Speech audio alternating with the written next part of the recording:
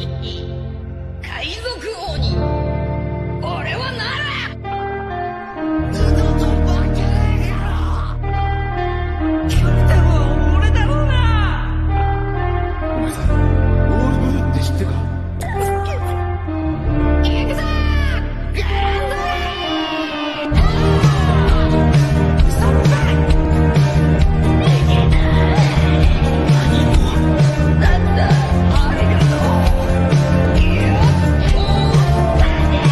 俺はモンキー D. Luffy. 20 years ago, a prisoner named the Golden Lion Shiki escapes from Impel Down by cutting off his own legs. When Magellan and some guards went to his cage, they were shocked that he had cut off his legs. Going forward in time, a large submarine with lots of people inside is seen. A worker announces Shiki has called, with the people appearing shocked. Kordo calls Shiki back and talks to him. At the same time, Luffy, Usopp, Chopper, and Brook were fishing and could not catch anything. Sanji told them that they shouldn't have had a banquet before arriving at the next island. Suddenly, Brook's fishing rod started to shake. At that same time, Frankie noticed a large beetle coming at the Thousand Sunny. As Brook caught the fish, the large beetle went right past them. The large beetle then came back and ate the large fish. Then a girl named Yoko looked at the pirate ship Thousand Sunny. She told Boss, the large beetle's name, to kill the Straw Hat Pirates. Boss then headed towards the ship, and Frankie attacks it. However, his attack did not work. Luffy then went to the top of the sail and battled Boss. Suddenly, Boss inhaled and exhaled fire, very similar to Frankie's fresh fire attack. Luffy, who was fine, rides Boss. Boss went down to the lawn deck and picked up Usopp. Zoro and Sanji grabbed Boss's legs and headed to an unknown island, where Yoko was. Boss got his nose stuck on the cliff, while the East Blue team except Nami went on ground. Then Yoko bit Luffy until Zoro, Sanji, and Usopp came up and people came out of the entrance of the cave.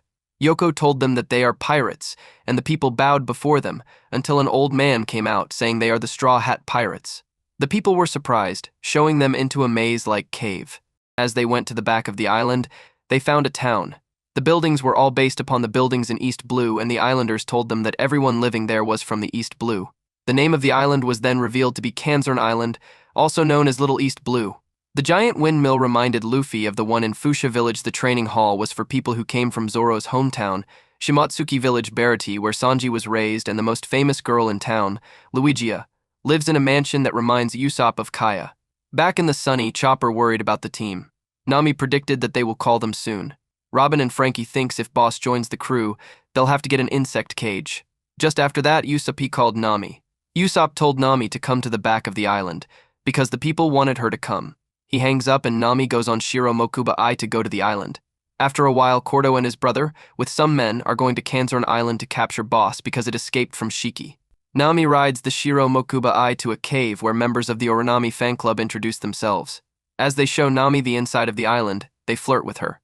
The rest of the crew are looking at the different places of the town that resemble their hometowns. Luffy rides on a windmill as the old man tells him that he should be familiar with them because he's from Fuchsia Village. Luffy replies that he is, but they do not have one that big. Zoro went to the training hall identical to the one from Shimotsuki Village. He sees the dummies and remembers the past when Kuina was practicing and battling with him when they were younger. Then, a teacher along with his students come out. As they see Zoro, the teacher tells his students to battle him, thinking that Zoro wants to battle them. But a man stops them and says that he is Pirate Hunter Zoro-san. The students and teacher want autographs from him. Yoko, who was spying on them, gets mad.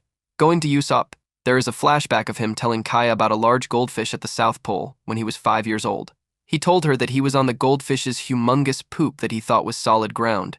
After the flashback ends, he is amazed by the mansion, and shocked at how thin it is. The man told him that Luigi used to live in a mansion like this. Usopp states that it wasn't like this. Then the door opens and Usopp stares at a girl sitting on a chair. At first he thinks she is Kaya, but realized he was wrong when he saw an old lady with purple hair. We then see the Barati where Sanji and a cook are in. As the cook prepares food, he asks if Sanji is a Straw Hat member, and learns that Sanji was a cook on the original Barati. The cook tells Sanji that he loved Zeph's food and tried to steal ideas when it opened. After both go downstairs to the dining area, Sanji is given a meal that looks, and to his amazement, tastes like one made by Zeph. It triggers a flashback where Sanji tries to learn how to cook by watching Zeph prepare food. As Sanji tastes it, he becomes excited while Zeph looks back at him and smiles. Sanji then runs out, crying, because he knows how Zeph made the dish. Back to the present. Sanji tells the cook that his dish tastes even better than Zeph's, which causes the cook to cry in joy. Yoko spies on them, still angry that the people are enjoying the presence of the pirates. Usopp shocked by the tiny size of the old lady. She appears to be mad at him and then asks Usopp if he is from Syrup Village, to which he replies yes. She also knows that he is the son of Yasopp. Then Usopp asks if she really lived in a mansion there. The old lady then chokes Usopp on the ground and tells him that it is everyone's dream to live there.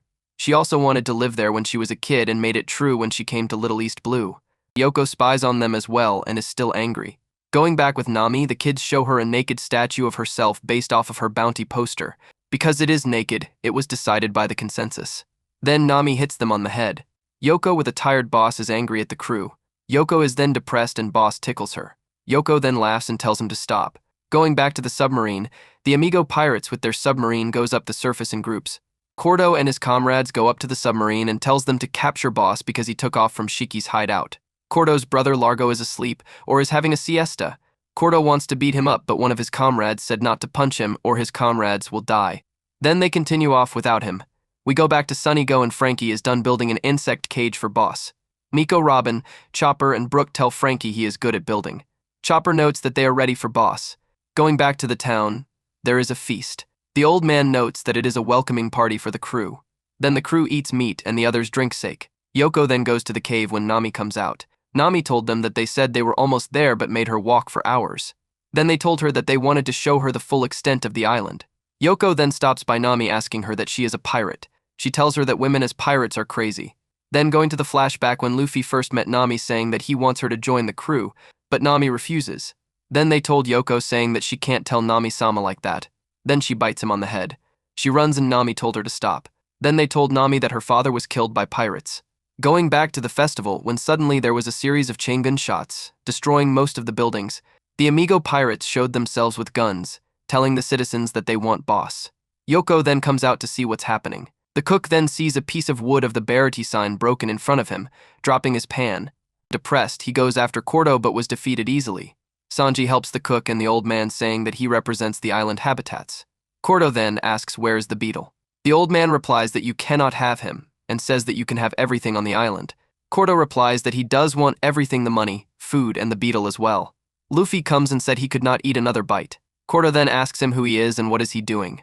Luffy then turns to Cordo, demanding him to go home. Cordo asks why, and because Boss does not want to join a pirate crew. Cordo gets mad and says he does not want the beetle to join them but to capture him.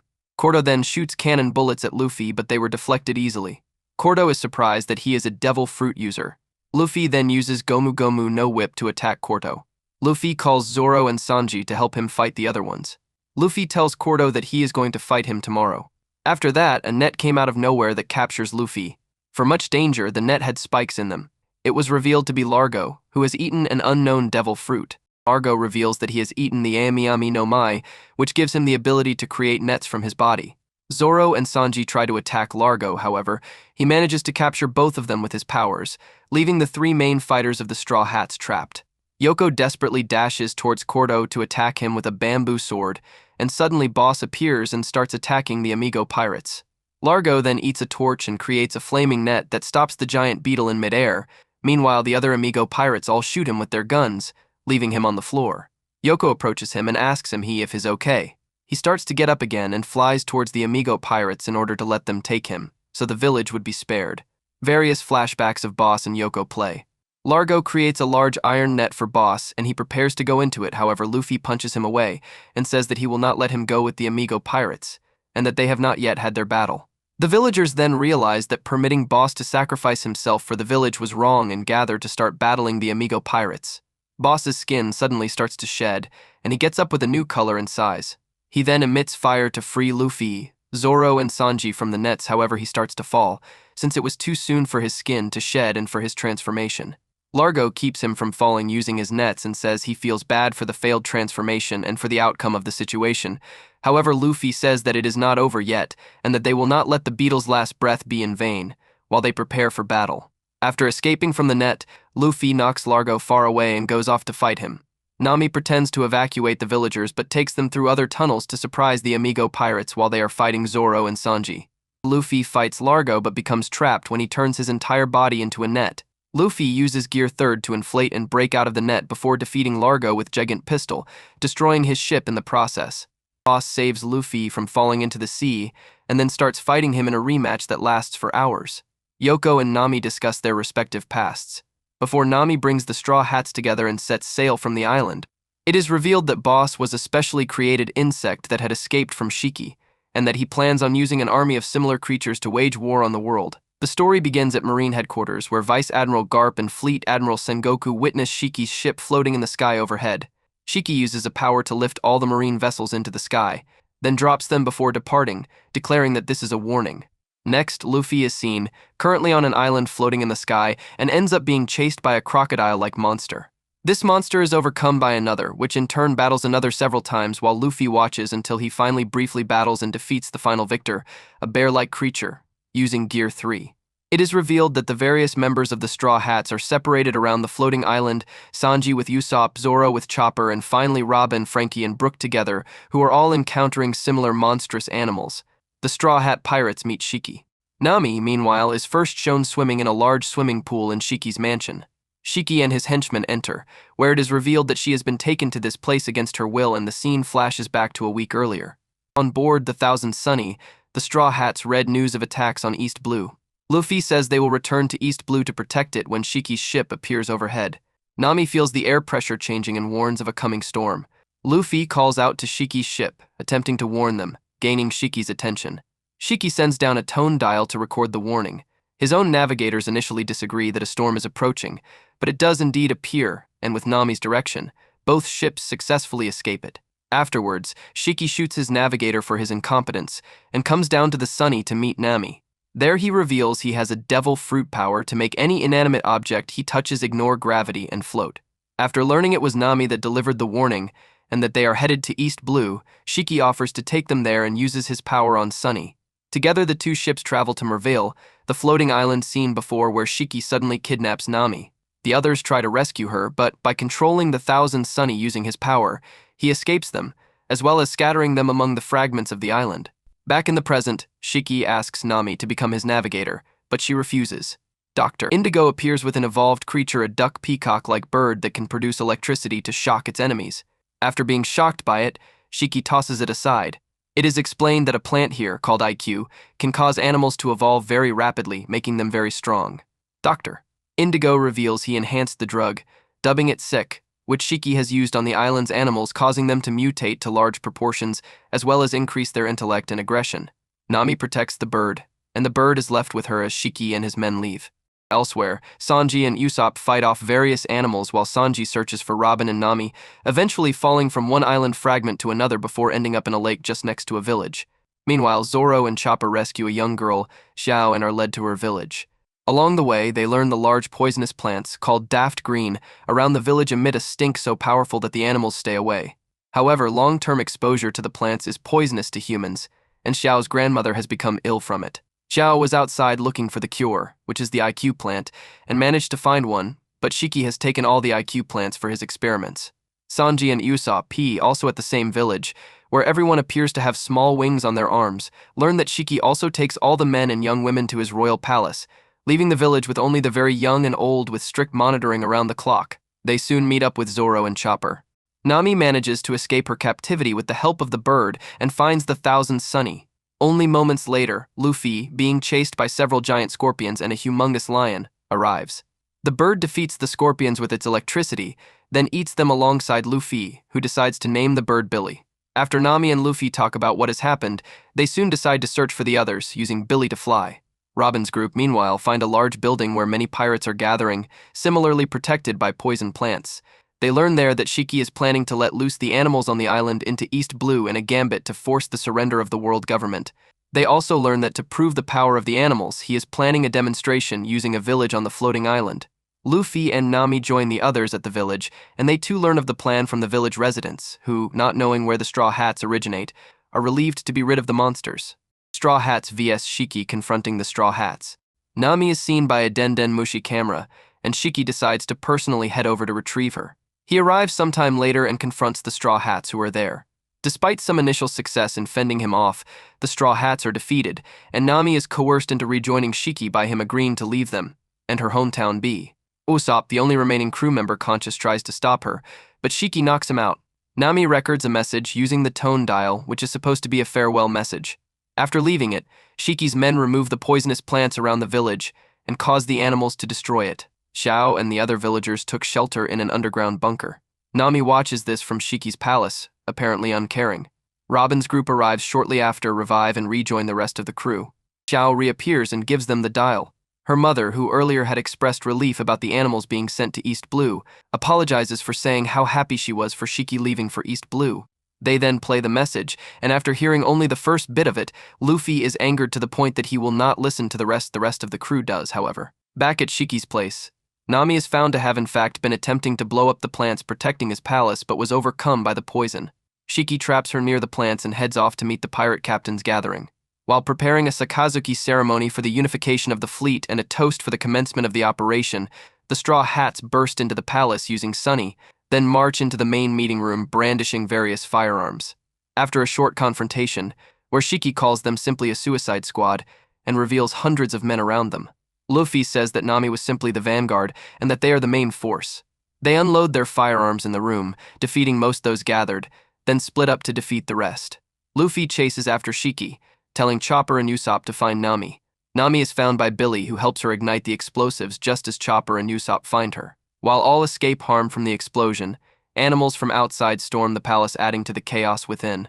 Chopper realizes the only way to save Nami is to find the IQ medicine, but Shiki attempts to stop them.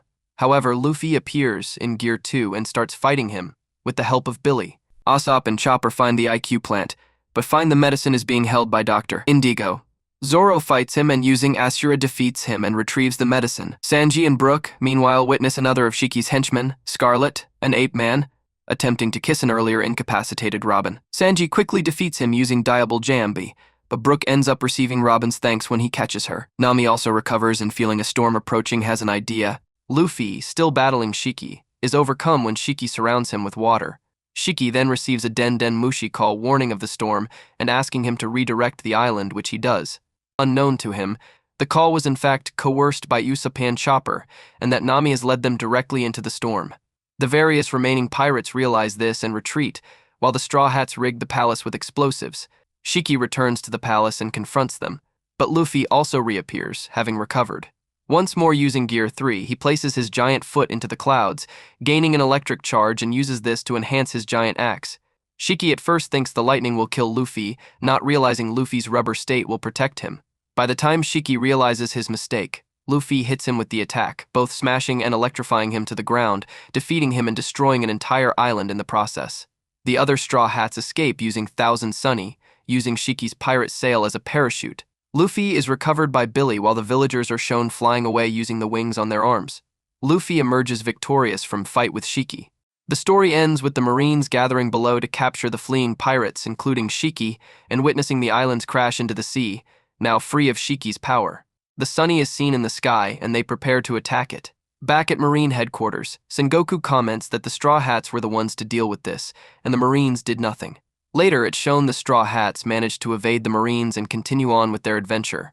Luffy confronts Nami about the message she left on the tone dial, angry that she did not have faith in them. When the others revealed he did not hear the whole message, Nami tries to stop Luffy from playing it, feeling embarrassed of its content. She, Luffy, and Usopp wrestle over the dial, Luffy wanting to hear the message, Nami trying to prevent him and throw the dial overboard, and Usopp wanting to keep the dial since it was valuable. As the tone dial is knocked off the ship, it is revealed that on the other half of the message Nami indeed asked them to save her. Later on the islands, it has gotten more peaceful as the animals have lost their aggressive savagery. Meanwhile, Billy is greeting the animals and the people of the village as he flies past them. He lands on a rock and greets Xiao, who is in a flower field, as she waves at the screen.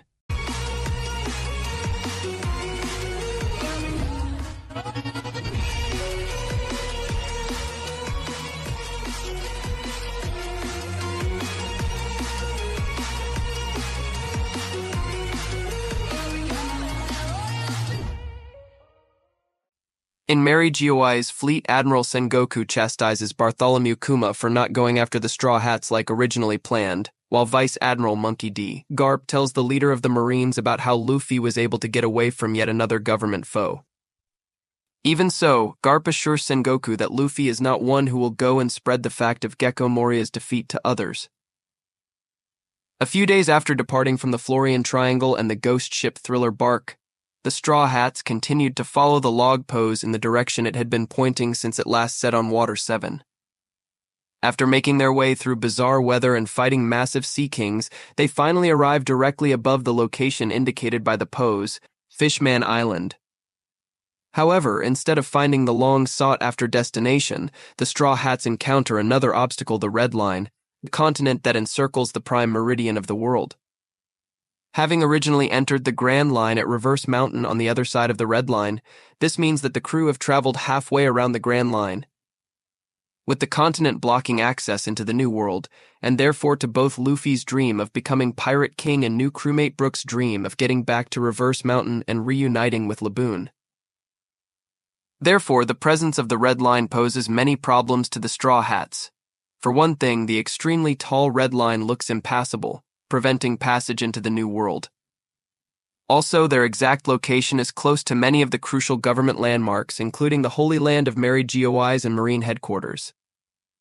With the log pose continuing to point downwards, Luffy, Robin, and Brook decide to use the ship's shark submerge to search for any signs of Fishman Island, only to find nothing after reaching the limit of 5,000 meters except an angry rabbit sea king. Chased to the surface by the creature, Luffy defeats it easily with his Gomu Gomu no rifle, which made it spit out a small mermaid who lands right on a super excited Sanji and a starfish. The mermaid, revealed to be named Kami, introduced herself by trying to sell the crew some takoyaki. Kami, after having introduced herself and her talking starfish, Papag, calls Hatchin, but is shocked when someone else answers his Denden Mushi. The macro pirates have caught Hatchin, intending to sell him into slavery.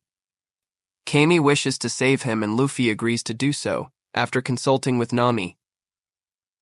Kami uses her ability to be able to speak with fish and navigates the ship towards Grove 44 of the Sabaody Archipelago, having been told that Hatchin is being held at the base of the Flying Fish Riders, which lies on this route.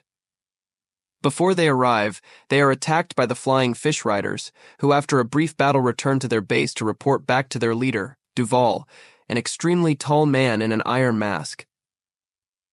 After hearing that the ship has been identified as belonging to the Straw Hat Pirates, the mysterious man states his intention to kill the man who destroyed my life. Meanwhile, the Straw Hats approach the base, attempting to figure out ways to defeat the flying fish, although Luffy really just wants to ride one. Kami is worried about Hatchin, although Papag assures her that he will be safe.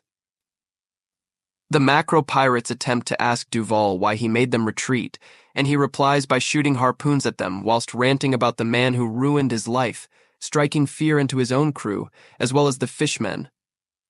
Macro himself tries to apologize to Duval for the stupidity of his own crew, but Duval congratulates them for revealing the Straw Hats to him.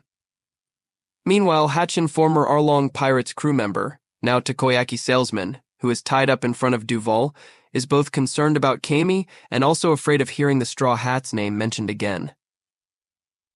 The Thousand Sunny is spotted near the base and Duval is informed that that man is aboard the ship, whilst Hatchin tries to bribe Macro with takoyaki to release him, however it does not work.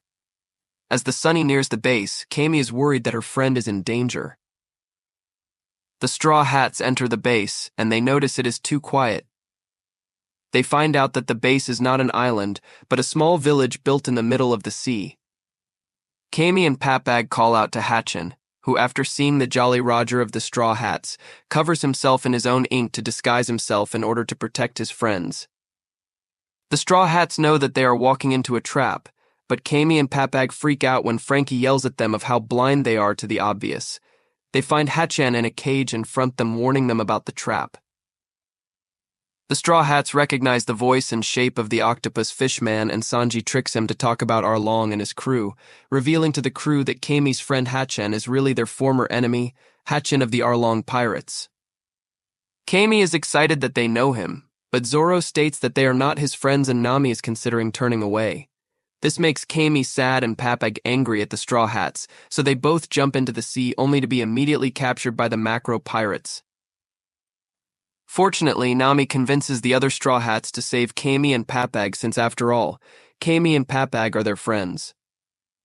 Duval orders the flying fish riders to attack whilst Luffy rescues Kami and Papag using his devil fruit abilities and orders Zoro to free Hatchin and the rest of the Straw Hats to battle.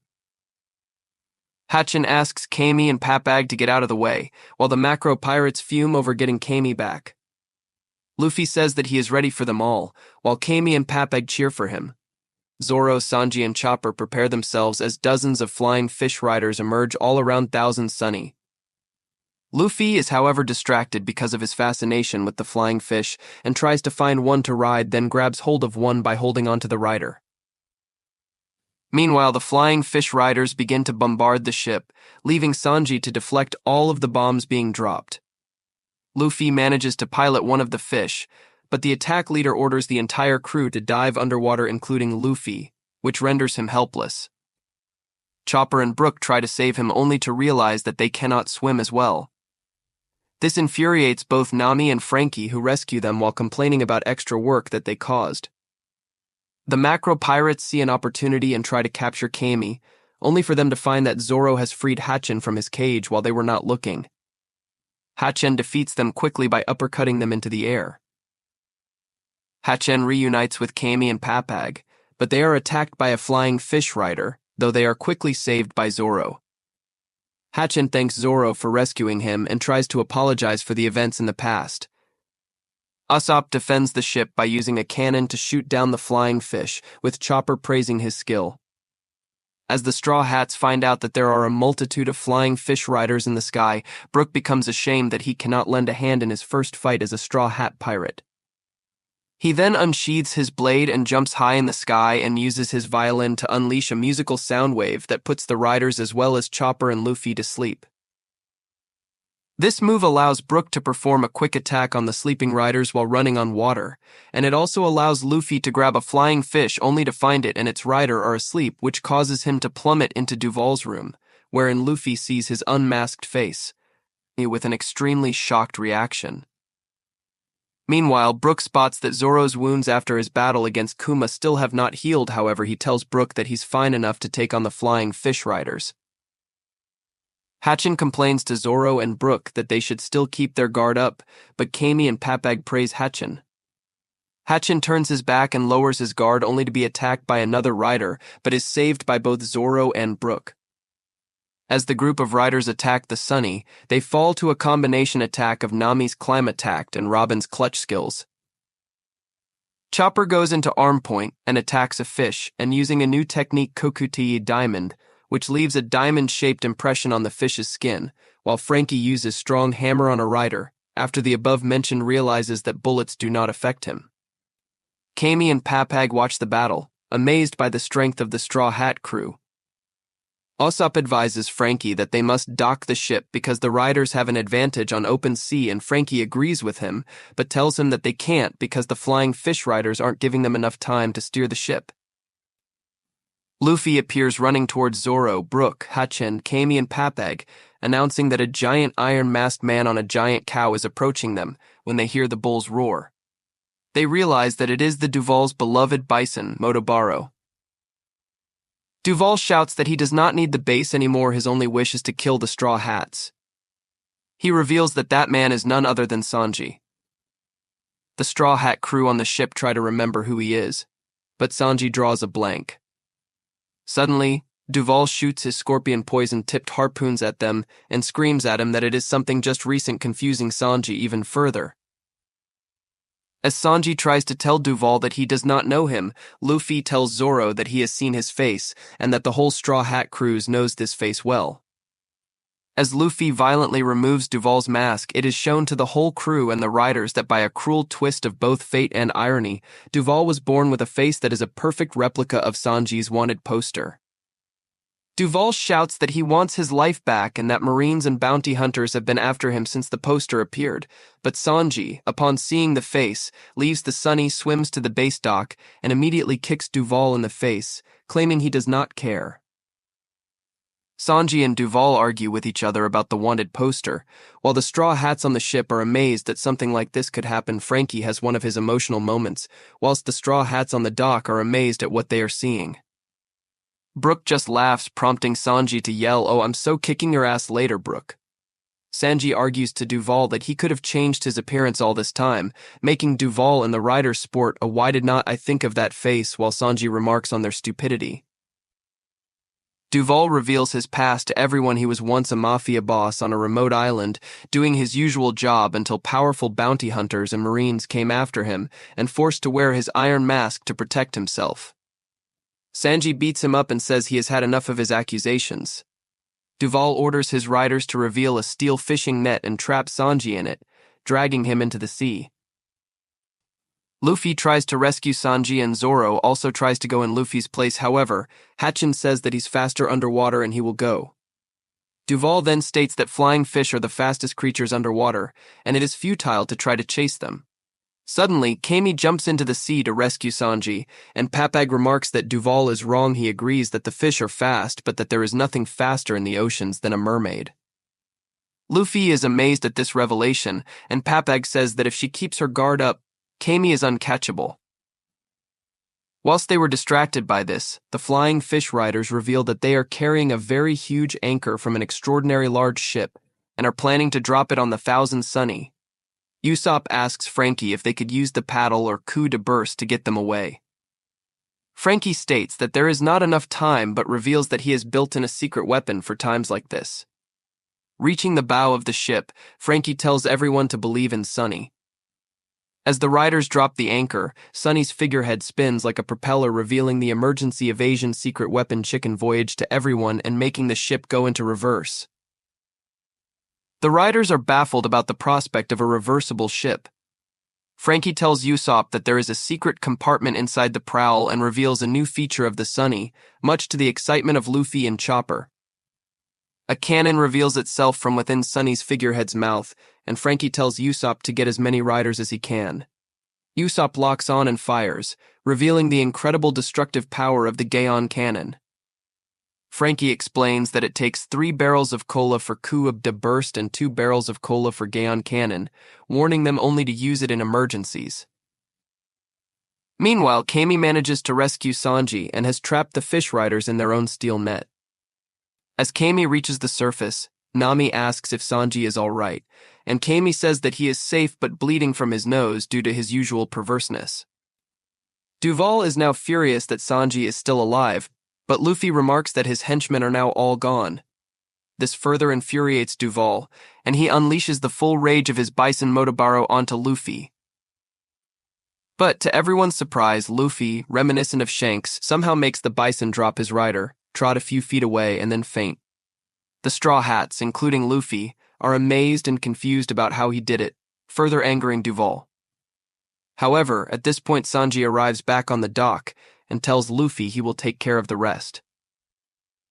Just as Duval is about to attack, Sanji performs the same face-bashing techniques that he did on Wands on the sea train.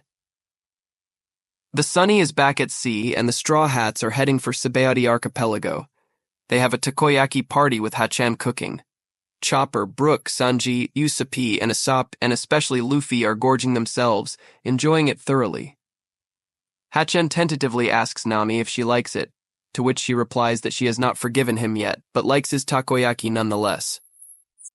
The entire crew enjoy the takoyaki, with even Sanji being amazed at the flavor, until the eating trio of Usopp, Luffy, and Chopper can continue no longer, just as well as Hachan collapses exhausted from trying to keep up with their servings. It is then that Duval, whose face has become handsome, finds them. He expresses his gratitude for the change and gets into fits about his own beauty, then gives the crew his Den Mushi number, saying if they need anything to just call him up before he and his gang, now renamed the Rosy Life Riders, depart. The crew arrive at Sabaody after Papag and Kami explain to them about the 2 ways of getting to the New World, requesting permission from the government and passing through Mary Geoise or going through Fishman Island, and are amazed at its structure, large trees, blowing bubbles. Hachan then says they will need a special coating to make sure the ship gets to Fishman Island all right. Hachan promises to take them to a mechanic he would bet his life on, but they have to promise not to oppose the world nobles, people who are allowed to live in Mary Geoise and are sometimes seen walking around Sabaody, even if someone were to be killed before their very eyes. Osapi, Frankie, and Sanji stay on the Sunny to fix the damages to the ship, or in Sanji's case, to look after the treasure at the behest of Nami, while the others explore the island. Zoro is the last to leave, much to the shock of the others, as they know of his lack of direction. But Zoro points out he just has to look at the numbers on the grove trees to remember where they are docked at and to ask directions if his gets lost. The three agree to this, though tell him not to trust himself while he remembers the number of the grove as 1. However, a bubble had floated in the way at the time, revealing the grove to actually be 41. Meanwhile, Luffy, Nami, Chopper, Robin, and Brook tour the island with Hachen, Kami, and Papag acting as guides. Hachen warning them not to draw attention to themselves, as even though pirates walk freely on the island, so do marines and bounty hunters. Plus, if they are captured and sold as slaves, the law will not help them. He also mentions to treat Kami and himself as regular people, claiming it'll be easier for them, even bandaging the mark on his forehead, something Luffy notices. After which, the fishman shows the Straw Hats the wonders of island and how they make use of the bubbles, from making bikes out of them and using them for transportation to holding their souvenirs and balloon-like bubbles to even creating hotels and shopping malls out of them, the latter of which Nami and Robin depart from the group. However, Robin cannot help but notice Kami acting reserved since they have reached the island. No sooner than they leave the group, a pirate captain runs through the town, begging the citizens to remove a collar from his neck. He pleads that he's given up on the new world and just wants to leave, even claiming he has a wife and child, the latter who's never even seen him since he was a baby. Hachen, however, tells the group not to help him as he is a slave of the world nobles. After mentioning this fact, the collar activates and blows up the captain, though he surprisingly survives, still feebly begging to leave, while a shadowed figure holding an axe and bounty poster identifies the captain from above a building. 2 nobles, Rosward and his daughter Shalria, show up afterwards, causing everyone to bow as they pass.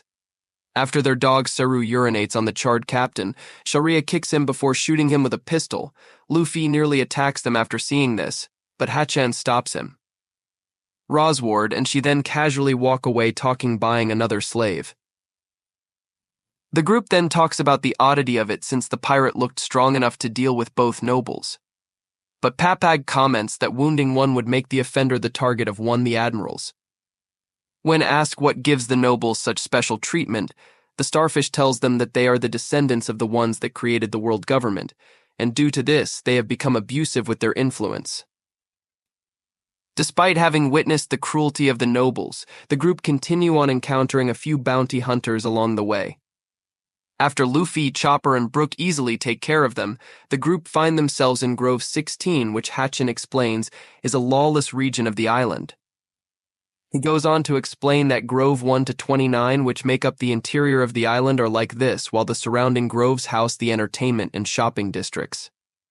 Finally, after a bit of traveling, they reach Grove 13 and a bar where the coding engineer is said to stay. Upon entering, they meet the owner of the bar, Shakuyaku Shaki for short, a former pirate and friend of Hachen.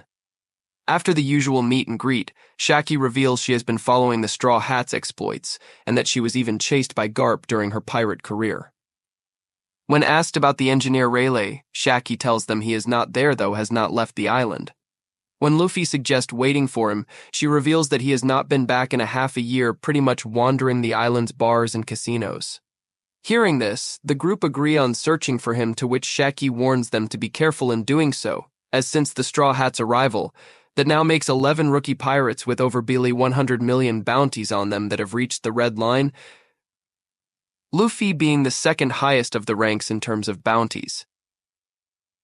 Most of the supernovas are staying in Grove 24. First off comes Capone Gang Beach Billy 138 million, a mafia-type pirate who is dining at a restaurant and complaining of the food. When one of his crew tries to warn him of the Marines, he attacks him with a fork. Then Big Eater Jewelry Bonnie Bully 140 million, who's in the same restaurant, is living up to her title by eating an enormous amount of food and demanding more of it, despite the cooks going as fast as they can. There is also the magician Basil Hawkins, Belay 249 million, who tells a pirate who got spaghetti spilled on him that it's an unlucky day for him. In another section of the grove, two of the rookies Eustace, Captain Kidd, belay 315 million and Roar of the Sea. Scratchman Apu belay 198 million are fighting against one another. Meanwhile, in Grove 21, two more pirates are doing the same. The Mad Monk Urush belay 108 million, a Burkan and a masked individual called Massacre Soldier Killer belay 162 million are about to go all out until Red Flag X Drake belay 222 million. A former Marine officer, breaks the two up. As Drake walks on, the last of the rookies, Surgeon of Death Trafalgar Law belay 200 million, asks him how many people he's killed. Shaki tells them all the pirates beyond this point are the best of the best. She also reveals that Kid only has a higher bounty than Luffy himself because he caused damage to civilians, and that she's rooting for the Straw Hats. Even after hearing this, Luffy responds that he will just relax for the time being but is a bit worried for the engineer. However, Sheki tells him Rayleigh will be fine because he's far stronger than the rookies. Finished at the bar, Luffy's group soon head out to look for Rayleigh. Sheki sees them off, informing them that although the Marines are aware of some of the big names on the island, they have their hands full with another matter and gives one last warning not to make a big scene before they head out. Meanwhile, in another section, another kidnapping group led by a large individual named Hound Pets Peterman has found out about Kami being a mermaid through the bounty hunters the Straw Hats encountered earlier and plans to kidnap her. Luffy's group reach Groves 32, 33, and 34, also known as Bubbles Island, which is the haven of Sabaody Park, the theme park of the island, and begin their search there. Though moreover spend their search riding the rides and having good time, even fulfilling Kami's dream of riding the Ferris wheel. However, unknown to them, they are being followed by Peterman. Meanwhile, in Grove 24, we meet another noble, Saint Charlos, who was left behind by Shalria and their father, which he blames on the pirate he was riding on like a horse by kicking him. Charlos then spots some doctors transporting a gravely injured man by stretcher and stops them.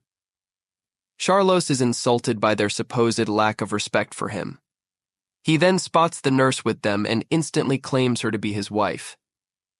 Both the nurse, named Marie, and one of the doctors, who incidentally is her fiancé, object to this, which Charlos responds by shooting the man with his pistol, much to Marie's horror. Charlos then has his servant take Marie away as she pleads for someone to help her lover. Zoro just happens to walk by, ignorant of the rules about nobles. He catches the attention of Charlos, who steps in his way. Zoro asks if he needs directions, which angers Charlos. The noble instantly pulls his pistol on Zoro and fires.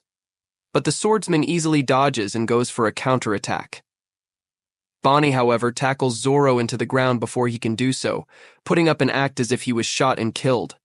Charlos, at first thinking Zoro dodged, shrugs it off and buys it before he and his subordinates go on their way. Once gone, Bonnie instantly chastises Zoro for his actions and almost bringing the admirals on them. Zoro, however, is clueless to the whole situation, while most of the supernovas, who are watching and commenting on everything, are impressed by his strength and murderous intent. Zoro then picks up the doctor that was shot and goes to locate a hospital, much to the confusion of Bonnie, since after all he is a pirate. Back on the Sunny, Frankie, Usopp, and Sanji are taking a break when Chopper calls them on their Den Mushi. He frantically informs them that Kami was kidnapped. Peterman's gang somehow got the drop on Luffy's group and managed to steal her away. Making matters worse is that they do not know which group took her and where she is, since the island is very big, and there are many human shops. Sanji tells them to stand by, since they are dealing with a kidnapping gang. They need experts in this field. Sanji then reveals he's calling the Flying Fish Riders. Duval and his gang soon reach the Thousand Sunny, but soon he and the Straw Hats get to the task at hand. Back at Sabaody Park, Luffy, Hachen, and Papag have split off to search for Kami, despite Sanji telling them to stay put, leaving Chopper and Brook behind. The Fish Riders reach them, and they set off to search. The Flying Fish Riders then split up to find kidnapping teams, while a few go off to collect the remaining Straw Hats. Meanwhile, in a human shop in Grove 22, Luffy's shaking down the owner on if they have Kami, but the shop does not. The three leave with Luffy and Papag shouting out for Kami and drawing attention to themselves. Papag cries, blaming himself for the mermaid kidnapping as it was when he went to go get ice cream for Kami when she was abducted. The starfish then goes on about how he shouldn't have brought her to the island in the first place, claiming it wasn't just kidnappers but the whole island is their enemy. In a shopping mall in Grove 30, Robin explains to Nami the history of the relationship between human, fish, and merman. 200 years ago, the fishmen race was classified as just that, fish, and were persecuted by humans.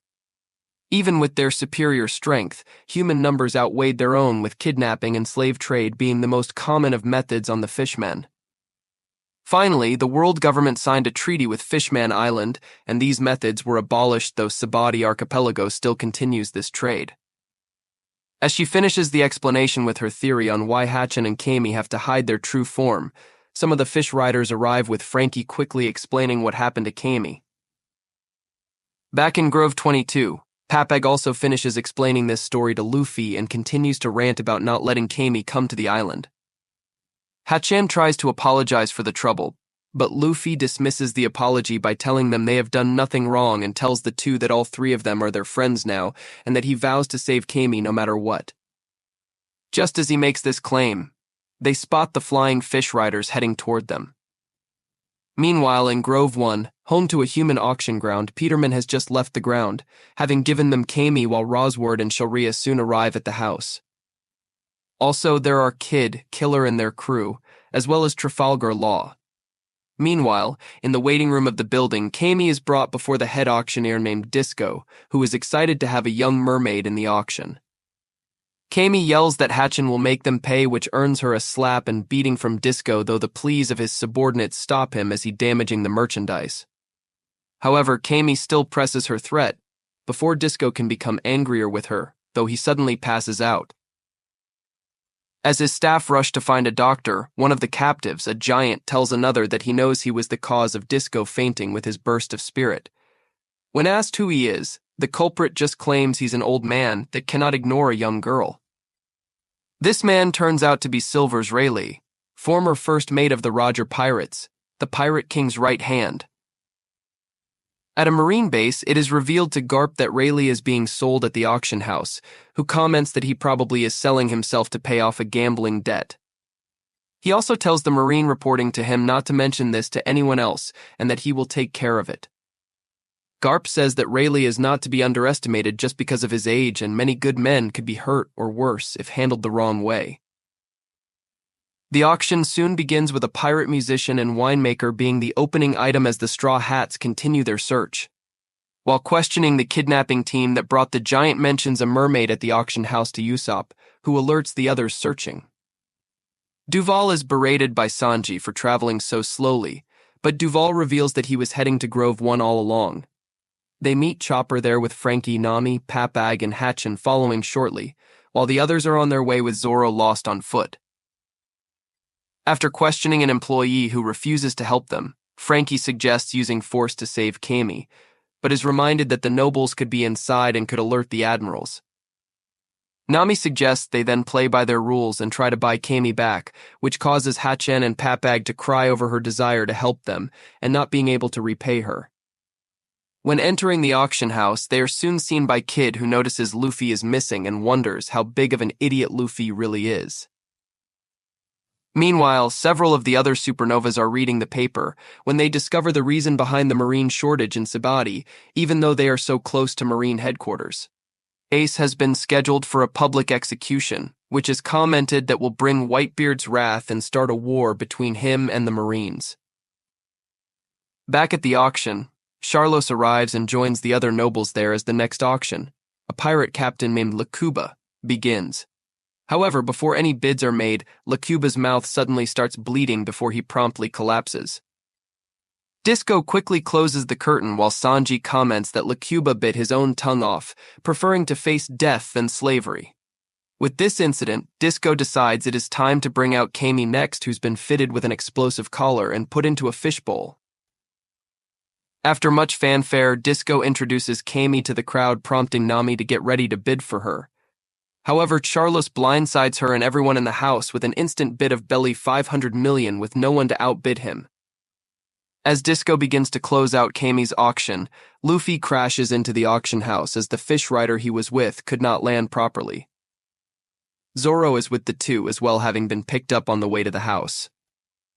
The Straw Hats themselves were astounded by the sudden arrival of their two most powerful members, as was everyone else in the auction.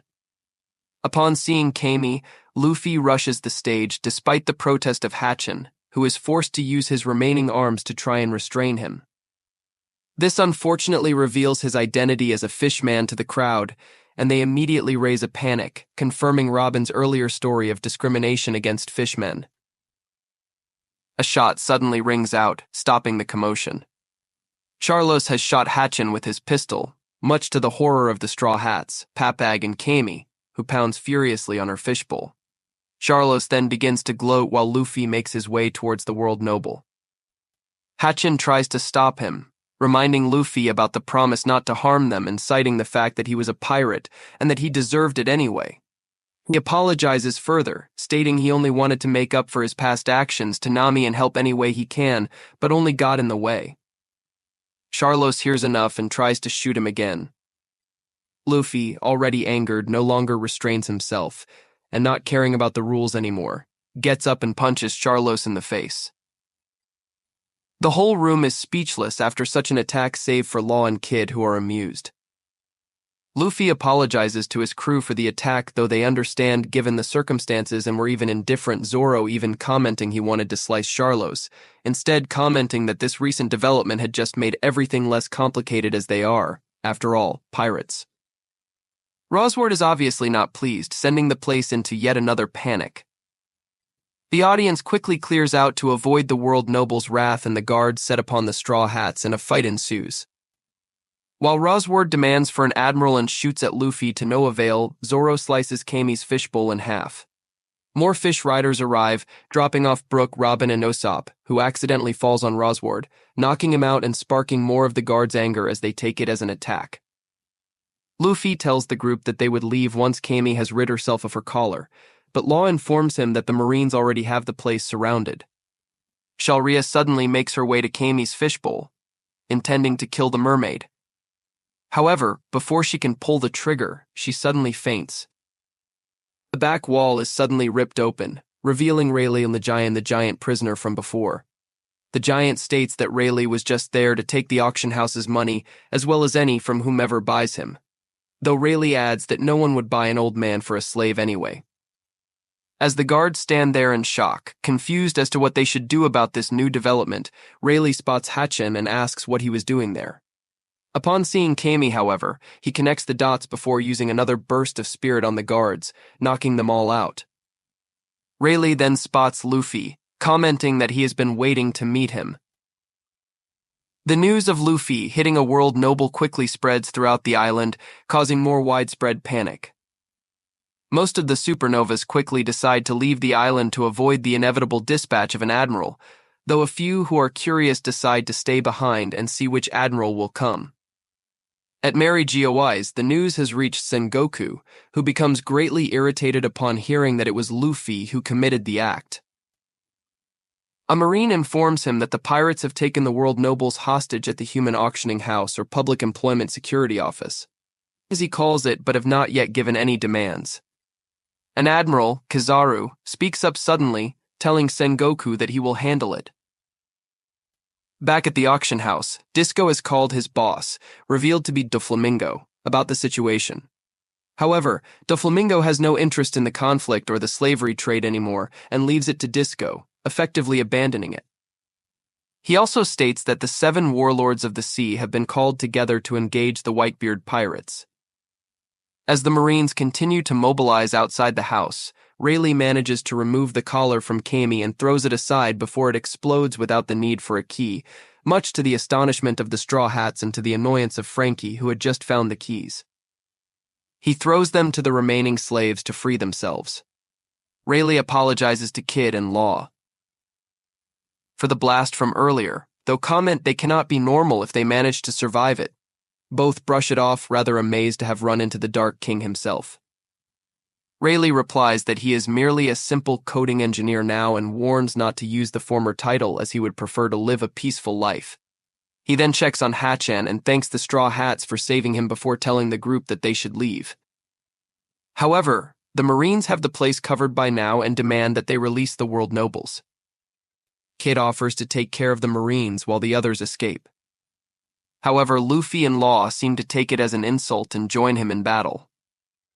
The Straw Hats ready themselves for a fight, and the giant slave from before offers to get the other slaves out while they thank the Straw Hats for freeing them. Back outside, the Marines open fire with mortars, but Luffy and Kid reflect them back, with Luffy doing so using his Gomu Gomu no Fusen move, and the latter repelling it using only his hand to do so. Law, meanwhile, covers an area with a spherical barrier using his ability and cuts off one of the Marines' heads within the sphere, though the action does not kill him. Instead, he replaces it with a cannonball that promptly explodes, hitting those that were near his decapitated body while Law holds the Marine's head in his hand. It now becomes clear that the two other captains alongside Luffy are no mere pirates, and the Marines realize that they are dealing with devil fruit users. Despite this revelation, the Marines continue to press the attack. Luffy, Kid, and Law easily destroy them all. Luffy uses his Gear 3 technique, Law his rune move as he chops up body parts and rearranges them on the Marines, and Kid his power over metal as he forms an arm of said material and strikes at the Marines with it. Soon, the Straw Hats arrive and see the damage caused by the three captains' rampage. Rayleigh delights in all the mayhem being caused. The Marines' reinforcements are deployed hoping to contain the offenders until Kizaru arrives. The pirates, however, have no intention of staying that long. Kid prepares to pull out and warns Luffy, stating that the next time they meet he will not be as merciful. Though Luffy replies that he will be the one to find the One Piece, which shocks Law and Kid. Kid then comments that anyone who makes that claim in the Grand Line would be laughed at, though in the New World anyone without the nerve to say something like that would be as good as dead. He then concludes by telling Luffy and Law that they should all meet in the New World again someday. With that, he and his crew bowl through the Marines and head out. Law decides to head back to the auction house as his bear, Bepo, defends him. The Straw Hats soon join the fray, spotting Duval and the Fish Riders. The Marines prepare to shoot him, but Robin saves Duval before they can do so. The others clear a path for Frankie and Rayleigh to get Kami, Hachan, and Papag out first before they follow. Nami covers their escape with a thunderbolt tempo. Law soon emerges from the house with a slave who was under the nobles, John Bart, a former pirate captain who joins his crew as thanks for freeing him, though Law states that half of his thanks should go to Luffy. Meanwhile, Kid's crew manages to clear the house and destroys a bridge to keep the Marines at bay. However, just when it seems they will get away, Kid is suddenly hit. To their horror, the culprit blocking their escape is one of the 7 warlords of the sea, Bartholomew Kuma. The Heart Pirates are still fighting off the remaining Marines at the auction house, tearing through them to escape. However, they come across the Kid Pirates, most of whom are already wounded due to Kuma. The warlord of the sea immediately identifies and attacks Law, but Law manages to dodge the attack. With the Marines starting to close in from behind, Kid and Law, despite their mutual dislike of the other, tell Kuma they are leaving and prepare to face him. In Grove 8, Peterman has been thrashed by the Straw Hats and the Rosy Life Riders for his earlier abduction of Kami. After giving back Kami's backpack, they depart, promising to aid them till they leave the island. The Straw Hats then head back to Sheiky's bar to treat Hachan's gun wound. As they do so, they talk with Rayleigh, where he reveals he was a member of Gold D, Roger's crew, and served as his first mate. Much to their surprise, Hachan apparently knew this too, but did not tell them since they just needed a coding engineer. Rayleigh also reveals how he met Hachan. The fishman had saved Rayleigh's life when he was a kid, and they had remained friends till Hachan joined Arlong's crew, then named the Sun Pirates. Sanji then questions how he could still be alive if Roger's crew were captured, to which Rayleigh reveals that Roger actually turned himself in. The government just made it seem that way to show their strength to the public. Rayleigh goes on to tell the reason why was because 4 years before he was executed, Roger came down with an incurable disease. His crew, however, came across Crocus at the entrance of the Grand Line and asked him to join Roger on his final journey to keep his disease in check. Finally, after 3 years, they had managed to conquer the Grand Line. This surprises the Straw Hats, Brook especially, since Crocus did reveal to them that he was a pirate doctor for a time. Rayleigh even tell them that the reason Crocus joined was to find a certain pirate crew, which the Straw Hats figure must have been the Rumbar pirates, bringing tears to Brook's eye sockets. Rayleigh continues, telling them that after they conquered the sea, Roger was dubbed the Pirate King. However, the title was meaningless since he was about to die. But Roger enjoyed it anyway through parties and fighting as a way to co-op with the future. Eventually, Roger disbanded his crew, who silently went their separate ways, fates unknown. 1 year later, Roger turned himself in to the Marines, who decided to make a public execution of him to throw fear into pirates around the world. However, Roger had other plans, his last words to Rayleigh being, "I ain't gonna die, partner." Then on the fateful day of his execution, Roger made his famous speech to the world, which in turn created the current age of piracy. The Straw Hats are astonished by the story. Rayleigh then tells the group about Buggy and Shank's apprenticeship aboard Roger's ship, the latter of which ran into Rayleigh 10 years afterward, who told Rayleigh about Luffy, claiming that had met a kid that said the same things as their captain did. The story suddenly shifts to a harbor at Grove 27, where a pirate crew is about to set off. Before they can do so, they spot a ship on the horizon that suddenly fires a cannonball with a person actually standing on top it. The ball lands in the harbor amidst the pirates, and the figure, revealed to be Kizaru, awaits orders from his Den Mushi. Back at Shaki's, Rayleigh congratulates Luffy for making it this far into the Grand Line and offers to do the coding job for free, much to the Straw Hats' pleasure. Robin then asks him about the Void Century, telling Rayleigh about a note written by Roger on the Poneglyph in Skypia. Rayleigh explains that the Roger pirates did indeed find out the whole history, though he advises her to continue looking for it on her own. Rayleigh says that maybe she could reach different conclusions than those that they reached. Still, he offers to reveal it to her, but Robin politely turns him down, agreeing with his earlier advice. Rayleigh also reveals that Roger could not decipher everything, like a genius such as Clover. Roger just could hear the voice of all things. Usopp then asks Robin if she would want to let an opportunity like this get away and start to question Rayleigh about the One Piece. However, Luffy stops him, demanding that the mystery of the treasure remain hidden, since countless pirates were risking their lives just to search for it. He then threatens to quit being a pirate if any of the crew asked Rayleigh about it, stating, "I don't want to go on a boring adventure like that." Usopp apologizes for his actions before Rayleigh asks Luffy if he can really conquer the Grand Line. Luffy replies that he does not really intend to conquer it, only that the person with the most freedom in the ocean would be the Pirate King, which brings a smile to Rayleigh and Shaki's faces. Rayleigh then tells the crew he will have their ship coded in 3 days, which until then, the crew will have to avoid trouble. Thus, the Straw Hats decide their best bet is to split up and draw attention away from the shop. Shaki gives each member a Beaver card so they can find their way back to Rayleigh once the coding is finished, who decides to move the Thousand Sunny to a safer location. With that, they bid Hachen, Kami, Papag, and Shaki farewell for the time being and head back into the groves. Luffy suggests hiding in the theme park, though the others, save for Chopper and Brook, reject this idea. In Grove 27, pirates are trying their best to distance themselves from Kizaru. One pirate tries to shoot the admiral, but the shot does not even seem to faze him. Kizaru then blurs in front of them, trying to ask them where he can find someone named Sentomaru, but the pirates run away in fear. Kizaru then attacks them with light coming from his foot, which he kicks outward. This not only hits the pirates, but also topples a mangrove in the process, much to the disapproval of his troops. However, Apu, who is nearby, does not seem impressed by his power. In another part of the area, a few of the Marines have been turned into either old men or children, the culprit of such being Bonnie, who laughs at them as she stuffs her face. A few more Marines encounter and surround Capone, but he informs them they have already lost. Kizaru then come across Hawkins, whose crew wish for him to run. He calmly tells them, though, that today is not his day to die.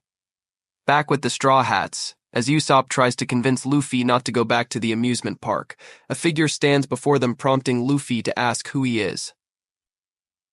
The Marines confronting Capone quickly find out, to their bewilderment, what he meant by his earlier statement as he reveals his ability and opens up compartments on his chest. Inside are his crew, now miniatures, who quickly attack the Marines with cannons before charging at them on horses.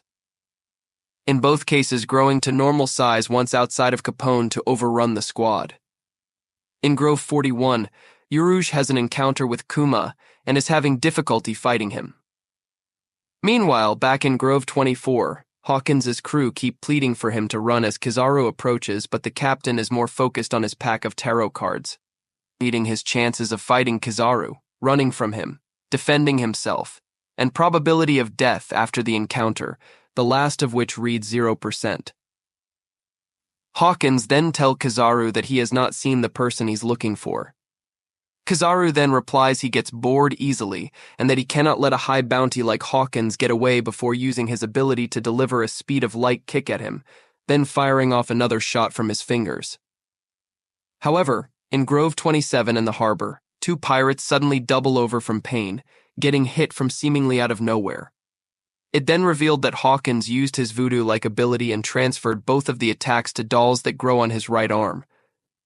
Urouge suddenly toppled by them, bruised badly and citing his bad luck at running into a warlord of the sea, and upon seeing Kizaru, an admiral as well. Hawkins informs him that the shadow of death is not upon him yet, though he takes this news as a joke. Drake suddenly appears and kicks Kuma aside. Kizaru instantly recognizes the pirate while Drake comments he wasn't trying to run into an admiral. Urouge then recovers and increases in size, becoming huge. Now ready for a counterattack while Apu continues to look on from a roof enjoying what's occurring before him. Back in Grove 12, the Straw Hats encounter yet another Kuma who fires a beam at Luffy, though he manages to dodge it as well as be amazed by it alongside Chopper. His crew then inform him of their encounter with Kuma on Thriller Bark before Frankie fires a coup de vent on the Warlord of the Sea in retaliation for that attack, knocking him back. Realizing that Kuma is very strong, Luffy goes into Gear 2 while Sanji and Zoro prepare to attack as well, though the latter realizes that this Kuma seems different from their previous encounter. Meanwhile, in Grove 49, the axe-wielding shadowed figure from before commenting Kizaru is late, and that if he does not hurry there will not be anything left. Back at Grove 12, Frankie, Usopp, and Brook just barely avoid a blast from the Kuma they are facing. As Kuma goes to fire again, Luffy, Sanji, and Zoro rush him and perform a combo attack, managing to knock him down. Luffy then questions on if the Kuma they're fighting is a fake, to which Sanji and Zoro question as well due to this Kuma's attack style not fitting the one that they faced before. The three then come to the conclusion that there's more than one Kuma running around. Meanwhile, Urouge is pounding away at the Kuma he's fighting but is shot in the shoulder in retaliation. Drake notes that Dr. Vegapunk has even managed to integrate Kizaru's light-based powers into the pacifista cyborgs. Kuma then attacks Drake, who retaliates with his rare ancient Zoan devil fruit and manages to injure Kuma, though he gets injured in the process as well. Urouge takes note of the Kuma's injury too, but is kicked from behind by Kizaru through 3 buildings. Seeing this, Hawkins transforms into a large voodoo doll-like creature and attacks Kizaru but is easily repelled. Just when it seems Kizaru will finish him off, he's saved by Apu, who severs Kizaru's right arm before exploding him with a blast of sound. Apu starts gloating and leaves the scene only for Kizaru to suddenly appear before Apu as a ray of blinding light and kick him straight through a building. Immediately afterwards, Kizaru sends Drake flying and defeats Hawkins by blasting him with a laser through his body. With all 4 of the supernovas defeated, he is contacted by the axe-wielding figure who yells at him. He decides to then go after either Law, Kid, or Luffy. Meanwhile, all the Straw Hats work together to bring down the Kuma clone Zoro, who is still hurt from his wounds on Thriller Bark, struggles to stand up, and Sanji tells Luffy to first bring down the clone before tending to Zoro's injuries, though the former notes that Zoro is still suffering from the aftermath of the events that occurred in Thriller Bark. Chopper uses Cloven Rosio Metel on Kuma, enraging him and causing him to try and blast Chopper only for Frankie to nail him with his strong hammer.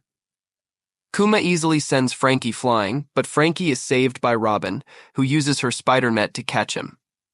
Brook tries to attack him from above only for Kuma to try and blast him, but he is saved by Usopp when he uses Atlas Suisi to distract Kuma. Suddenly, it seems like Usopp's attack managed to injure it badly. Frankie notes that the Kuma clone is like him, enhanced with weapons but still only human, and that one of Usopp's explosive projectiles must have gone inside his mouth and dealt severe internal damage. Kuma tries to blow them all away with a laser from his mouth, only for his mouth to be clamped shut by Robin, causing to shoot himself. Nami quickly strikes him with a Thunder Lance tempo. This, however, only causes Kuma to go berserk. Sanji uses Flambage Shot to knock him back. Zoro uses Kiki Kyutoryu Ashura and Ashura Makusen to damage Kuma before Luffy uses Gear 3 and Gomu Gomu no Gigant Rifle to finish him off. After the battle, the Straw Hats are completely wiped, having had to use all their strength just to fight the Kuma. They soon start to discuss what to do next when someone calls out to them. Out from the sky drops the axe-wielding figure, along with yet another Kuma cyborg, in the middle of the Straw Hats. The figure introduces himself as Sentomaru, and the Kuma clone known as a pacifista. PX-1, the one the Straw Hats defeated, was PX-4. PX-1 soon fires on the group, forcing the Straw Hats to dodge. This prompts Luffy to decide they must now split up and run. Sanji sticks with Nami, with Frankie tagging along.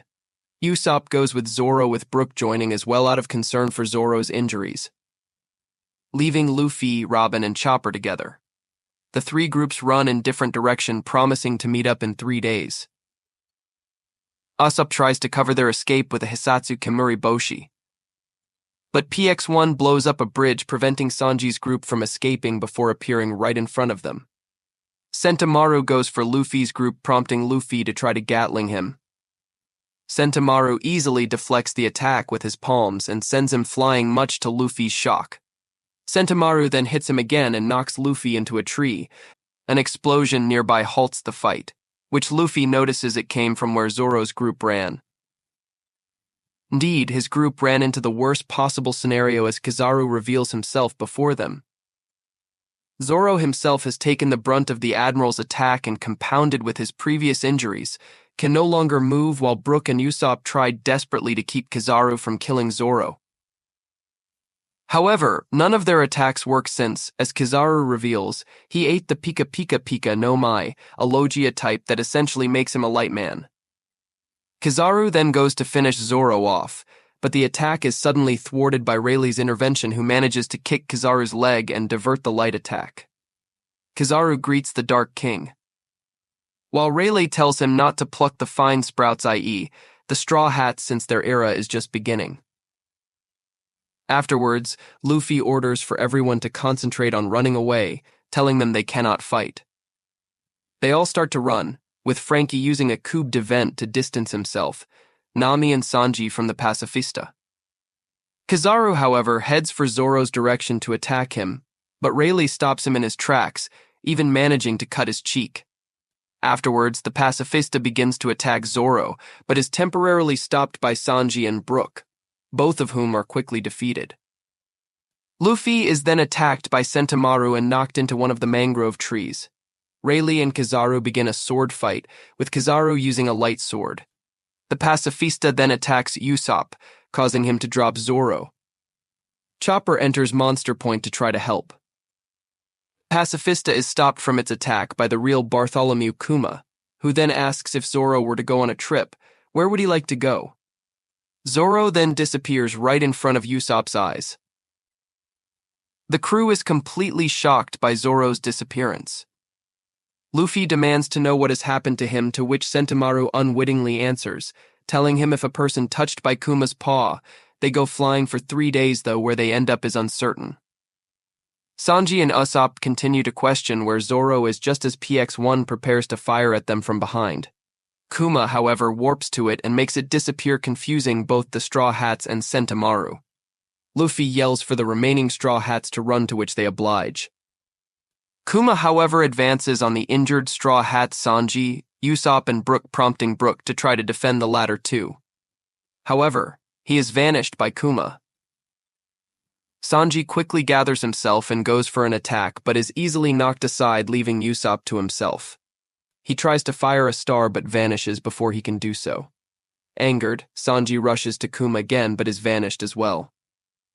Luffy is quickly losing his morale after seeing 4 of crew disappear right before his eyes while Rayleigh continues to battle Kizaru. Kuma passes by them and whispers something to Rayleigh, prompting him to question what he is doing. Kizaru inquires as well, but Kuma brushes him off. Luffy then enters Gear 2. Kuma ignores him and goes for Frankie and Nami. Frankie launches a strong right, striking Kuma directly in his face, but showed no sign of harm to him. Luffy launches himself at Kuma in Gear 2 with a strong punch, but Kuma catches his fist easily and tosses him side.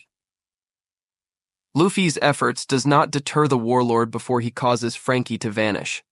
Nami is next to go as she is in the midst of calling Luffy for help. Luffy again tries to attack Kuma, but he warps to Robin and Monster Chopper, causing them both to vanish despite Luffy's pleas for him to stop. Now alone, Luffy loses any remaining will to fight and collapses to the ground in despair, berating himself for not being able to save even one of his friends. Kuma then appears before Luffy. Paw raised, he tells the captain they will not meet each other again before Luffy too disappears at his touch. A caption then comes up saying that on this day in Grove 12 of the Sabaody Archipelago, the Straw Hats were completely and utterly defeated. 俺の財宝だ。欲しけりゃくれてやる。探せ。ワンピースは。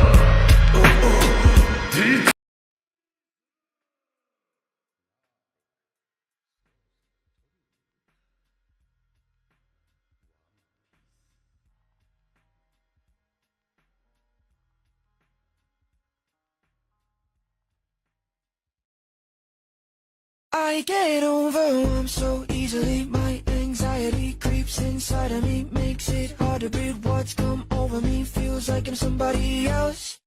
In Grove 41, Duval and his Rosy Life Riders, despite worrying about the Straw Hats, decide to watch over the Thousand Sunny until it can be coated so it can travel to Fishman Island. In Grove 1, at the auction house, St. Sharia is complaining to the Marines about their lack of seriousness towards the Straw Hat pirates, and also why they haven't been captured yet. It is also seen that she vows to show them hell on earth. At Sheki's Rip-Off Bar, Kami is also worried about the Straw Hats, though Papag and Hetchin think otherwise. Sheki remains neutral about commenting on them facing an admiral, before remarking that this pirate age is slowly beginning to move. Then there's Luffy, who's flying over the ocean due to Kuma's power, asking aloud on where his crew had vanished to, and also worrying about landing in the ocean. Presumably after 3 days of flight, he lands on an island in a paw-shaped crater. After recovering from the impact, Luffy sets about heading back to Sabaody Archipelago with the help of the Viver card. He makes good headway until he reaches a mountain and tries to plow through it with a giant pistol, but is too weak to do so. He notices a wild boar near him, which he defeats, and cooks it over a campfire. He eats it with a slight remembrance to the training Garp put him through with some fondness. He notices a mushroom known as a laughing mushroom growing nearby and eats it to cheer himself up. He then notices more and eats them too, though they seem to have different effects on him. Sometime later, a trio of women named Marguerite, Sweet Pea, and Aphalandra happen upon his unconscious body, which is covered in mushrooms. Marguerite identifies it as mushrooms growing out of your body mushroom, which can suck the life force out of its victim should they remain. They take Luffy back to their village, where another woman named Belladonna helps them in ridding Luffy of the fungus by plucking and burning them off his skin, though overdoing it on the latter, knocking him unconscious just as he was starting to wake up. The group then proceed to wash him while others in the village, all women, look on. Sweet Pea notices there another mushroom in between Luffy's legs that they cannot seem to pull off despite numerous attempts. At this point, their elder Nyan comes across the scene, immediately identifying Luffy as a man, which sends the whole village into a state of panic. Up until that point, they'd thought he was a girl. We're then informed that this island is the home of the Kuja, a tribe of female warriors, and the island is called Amazon Lily, a place said one should never set foot on if you value your life. The island's culture is finally explained. Amazon Lily is a land of all women, though on occasion a few set sail and give birth before coming back. Oddly enough, all of the residents' children have all been girls and are raised from birth to become strong fighters and workers. However, if any man were to set foot on the island, they would be eliminated on the spot. In a huge hole at the top of the island's mountain is where the central village lays, and thus is where we find Luffy, who's been put into a jail cell after the Amazons had discovered his gender. Now conscious, he finds himself being stared at by most of the residents, who comment on his habits, as most have never seen a man before, misinterpreting them as how a normal man acts. Luffy especially shocks them when he takes back his straw hat from Sweet Pea, using his stretching powers. After revealing his name, as well as answering a question on what's between his legs, referring to his genitals, which Luffy answers as Kintama balls of gold, they are amazed and ask to give his genitals to them so that they can see. This makes Luffy freak out, claiming that they're trying to kill him. The Amazons then give him some new clothes due to his old ones being worn out. However, his new ones are rather girly looking, and he freaks out. The outburst leads to some of the Amazons becoming defensive, thinking Luffy was becoming vicious. One of the Amazons, Kikyo, takes initiative by aiming her snake bow and arrow at him, while the other women follow suit.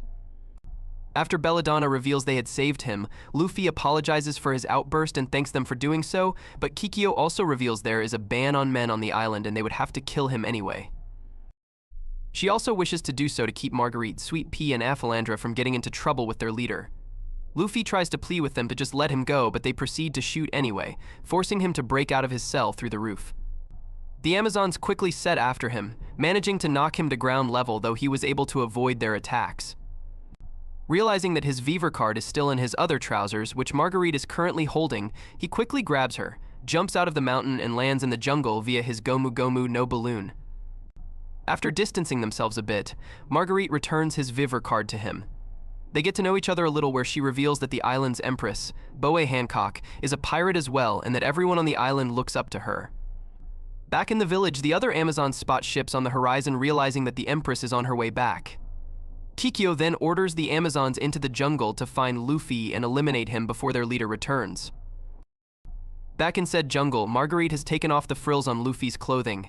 He thanks her, then heads off to find a way to leave the island and find his crew, still miffed about his defeat against Kizaru, Sentomaru, and Kuma. He asks Marguerite for a boat, but she tells him there are none on the island, as Amazon Lily is within the calm belt, which means no winds to move the ship and sea monsters roaming the waters.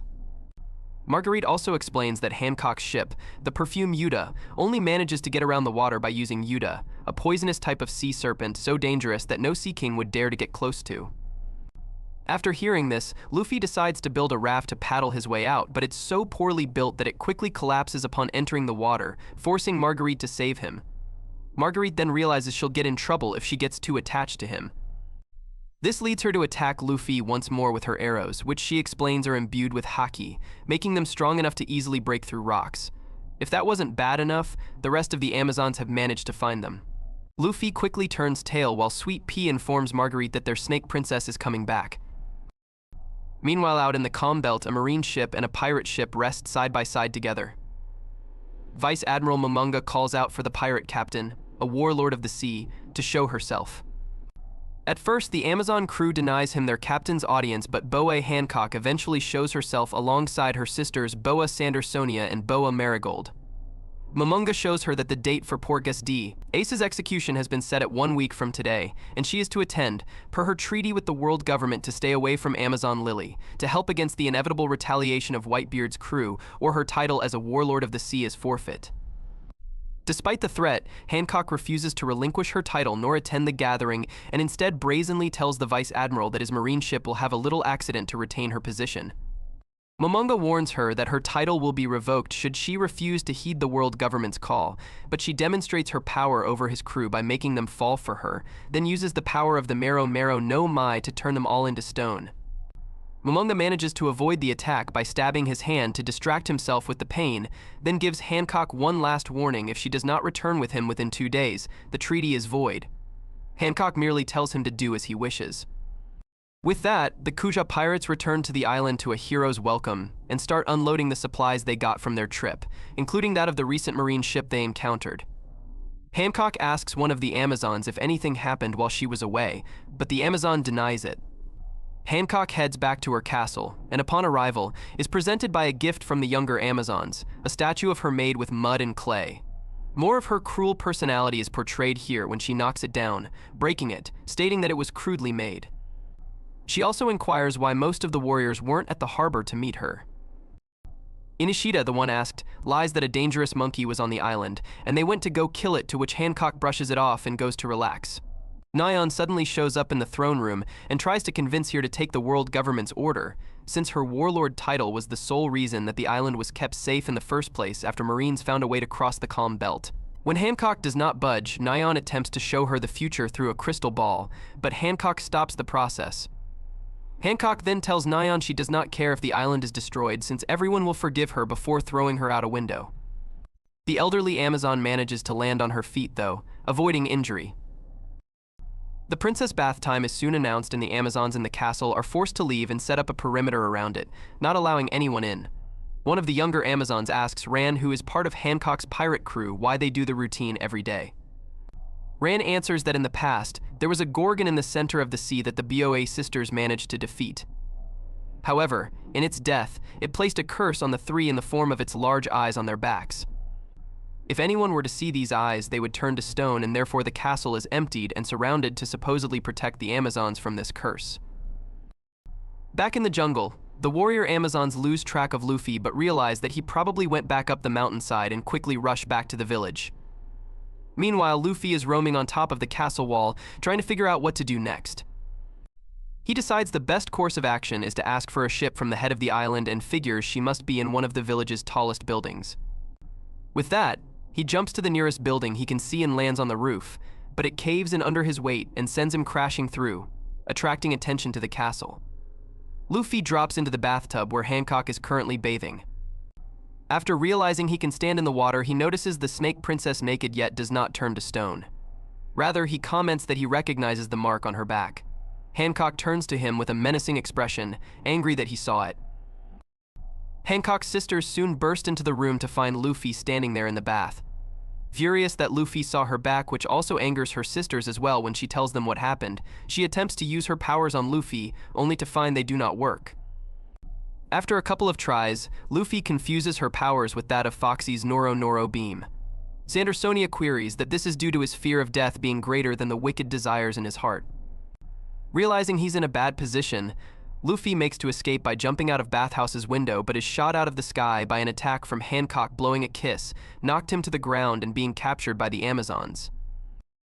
He's brought to their arena for his execution, where he's questioned before his death as to why he is there. Luffy tries to explain the events with Kuma to her, but she does not believe him, and even pleading for a boat to simply just leave does not change her mind either. Suddenly, Marguerite speaks out, begging for her to spare Luffy and revealing that she was the one to bring him to the village, with Sweet Pea and Aphalandra soon trying to take the blame as well. Hancock approaches the warriors and proceeds to turn them to stone. Luffy demands why they have been turned to stone, which Hancock claims they were punished accordingly, and then orders to bring Bakura to the arena to fight Luffy. Bakura is soon revealed to be a giant black panther who has served the Empress of Amazon Lily for generations and leaves not even the bones of his victims. To the warriors' surprise, Luffy is able to defeat Bakura in one blow. Many begin questioning how he could without the use of haki, and with just brute strength alone. Angered, Luffy demands to know how everyone could just sit there and laugh as Hancock turned the three warriors into stone for simply helping him. They claim they do feel sorry for them, but it was their own fault for breaking the laws, and Hancock states she will be forgiven since she is beautiful. She asks if Luffy too will forgive her, which he answers that she annoys him. Unable to understand how any man can resist her, Hancock demands that Luffy is executed right away. As the crowd shouts for death, Hancock orders Marigold and Sandersonia to take Luffy's head for her. Luffy asks if the sisters are devil fruit users, as the crowd comments that they are able to use the Gorgon's curse and begin the Saragi dance, revealing the sisters appear in a more snake-like forms as they surround Luffy.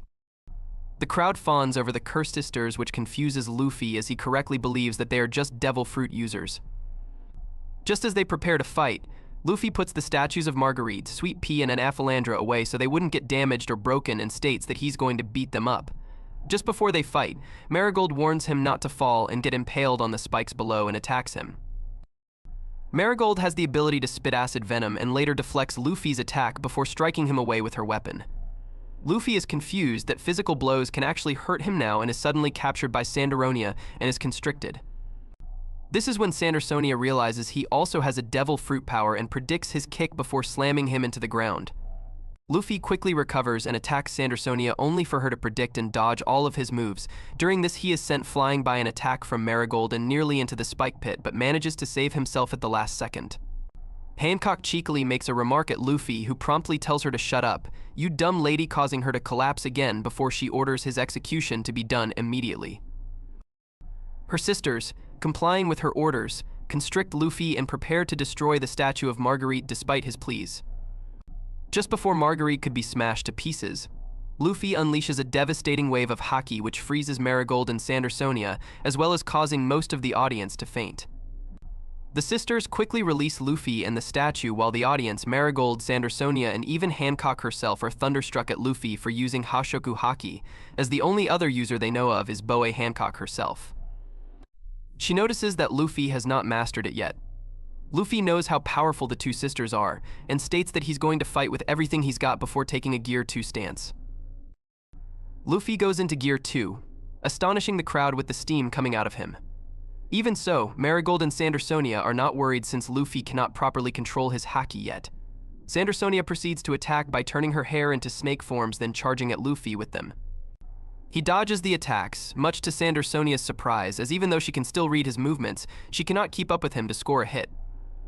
Luffy manages to get an arm around her neck before smashing her into the ground. Marigold tries to swipe at him with her spear again, but he dodges, gets behind her, and preforms Gomu Gomu no Bazooka. She reminds Luffy that she will just deflect the attack again, but it hits straight on. The impact nearly knocks Marigold out of the arena and breaks her spear in the process. The Kuja are speechless at seeing their two top warriors being handled so easily. Hancock is obviously not amused, asking her sisters what they are playing at. The two recover, nervously telling Hancock they'll deal with Luffy straight away. Marigold then lights a match and sets herself on fire, but oddly does not feel it much to Luffy's surprise. Rather, she creates salamanders from the flames while Sandersonia forms her snake hair once more, the two effectively surrounding Luffy on all sides. The Kuja cheer, proclaiming that it's the sisters' ultimate attack and Luffy has no way out. However, Luffy aims upward and performs his Gomu Gomu no Gatling move on the hair and fire alike, stopping their attack. He then split kicks the sisters' underbellies, causing their upper halves to collide into each other. As Marigold is still on fire, Sandersonia is burned as a result. The two try to separate from one another but find that Luffy tied their tails together. Luffy flashes the victory sign while Sandersonia is in agony over being burned. In desperation, she leans backwards too far, nearly going into the spike pit. Luckily, she manages to grab onto the audience stand to save herself. Luffy suddenly jumps on her back, which the audience and Sandersonia think he is trying to finish her off. Sandersonia calls to Marigold to attack him, but she cannot. As she explains, he's the only thing protecting them. The Kuja realize that Sandersonia's clothes were burned off in the last attack and her position is exposing her back, and thus the Gorgon's eyes to them.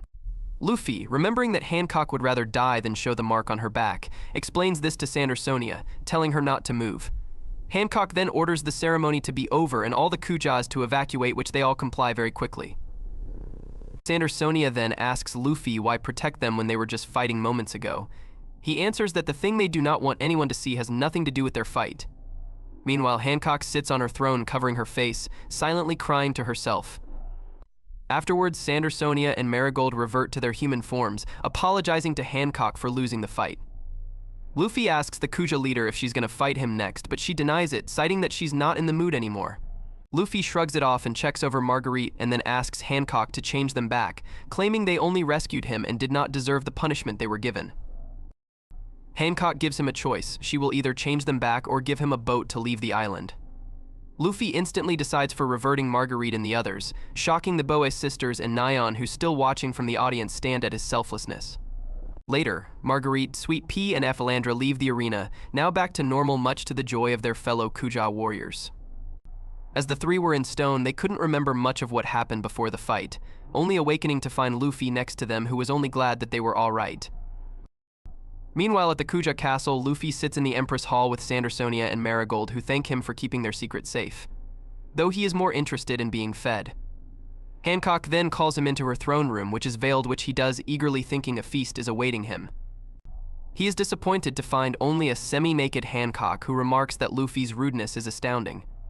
She turns her back and shows him the mark once more. asking if he recognizes it, and after a closer observation, Luffy realizes that the mark he was thinking of was the one Hatchin had on his forehead, which was more sun-shaped. They looked similar, so he had mistaken the one on her back for it. Nyan suddenly shows up and convinces Hancock to tell him what the symbol means. She also tells Hancock of Luffy's actions on Sabaody, which she found out from the newspaper Rand gave her. When asked if it was true, Luffy confirms it, stating he did not regret hitting one of the world nobles, despite it being taboo. Hancock breaks down at that, surprised there was still someone else who was willing to stand up to them. She begins her story. At the age of 12, she and her sisters were kidnapped from a Kuja ship by slave traders and sold into slavery. The world nobles branded a mark on their backs called Claw of the Celestial Dragon, which was meant to signify they were less than human. For 4 years, they were treated cruelly and faced many hardships and horrors. Sandersonia cries out from the memories of it as Hancock continues the tale. One night, a fishman named Fisher Tiger, who climbed the red line with his bare hands, raided Mary Geoise and set fire to it, seeking to free all fishmen who were sold into slavery. While he hated humans, he did not discriminate the slaves that were there and freed them as well. The Boa sisters quickly escaped, claiming to owe him a debt for their freedom that they can never repay.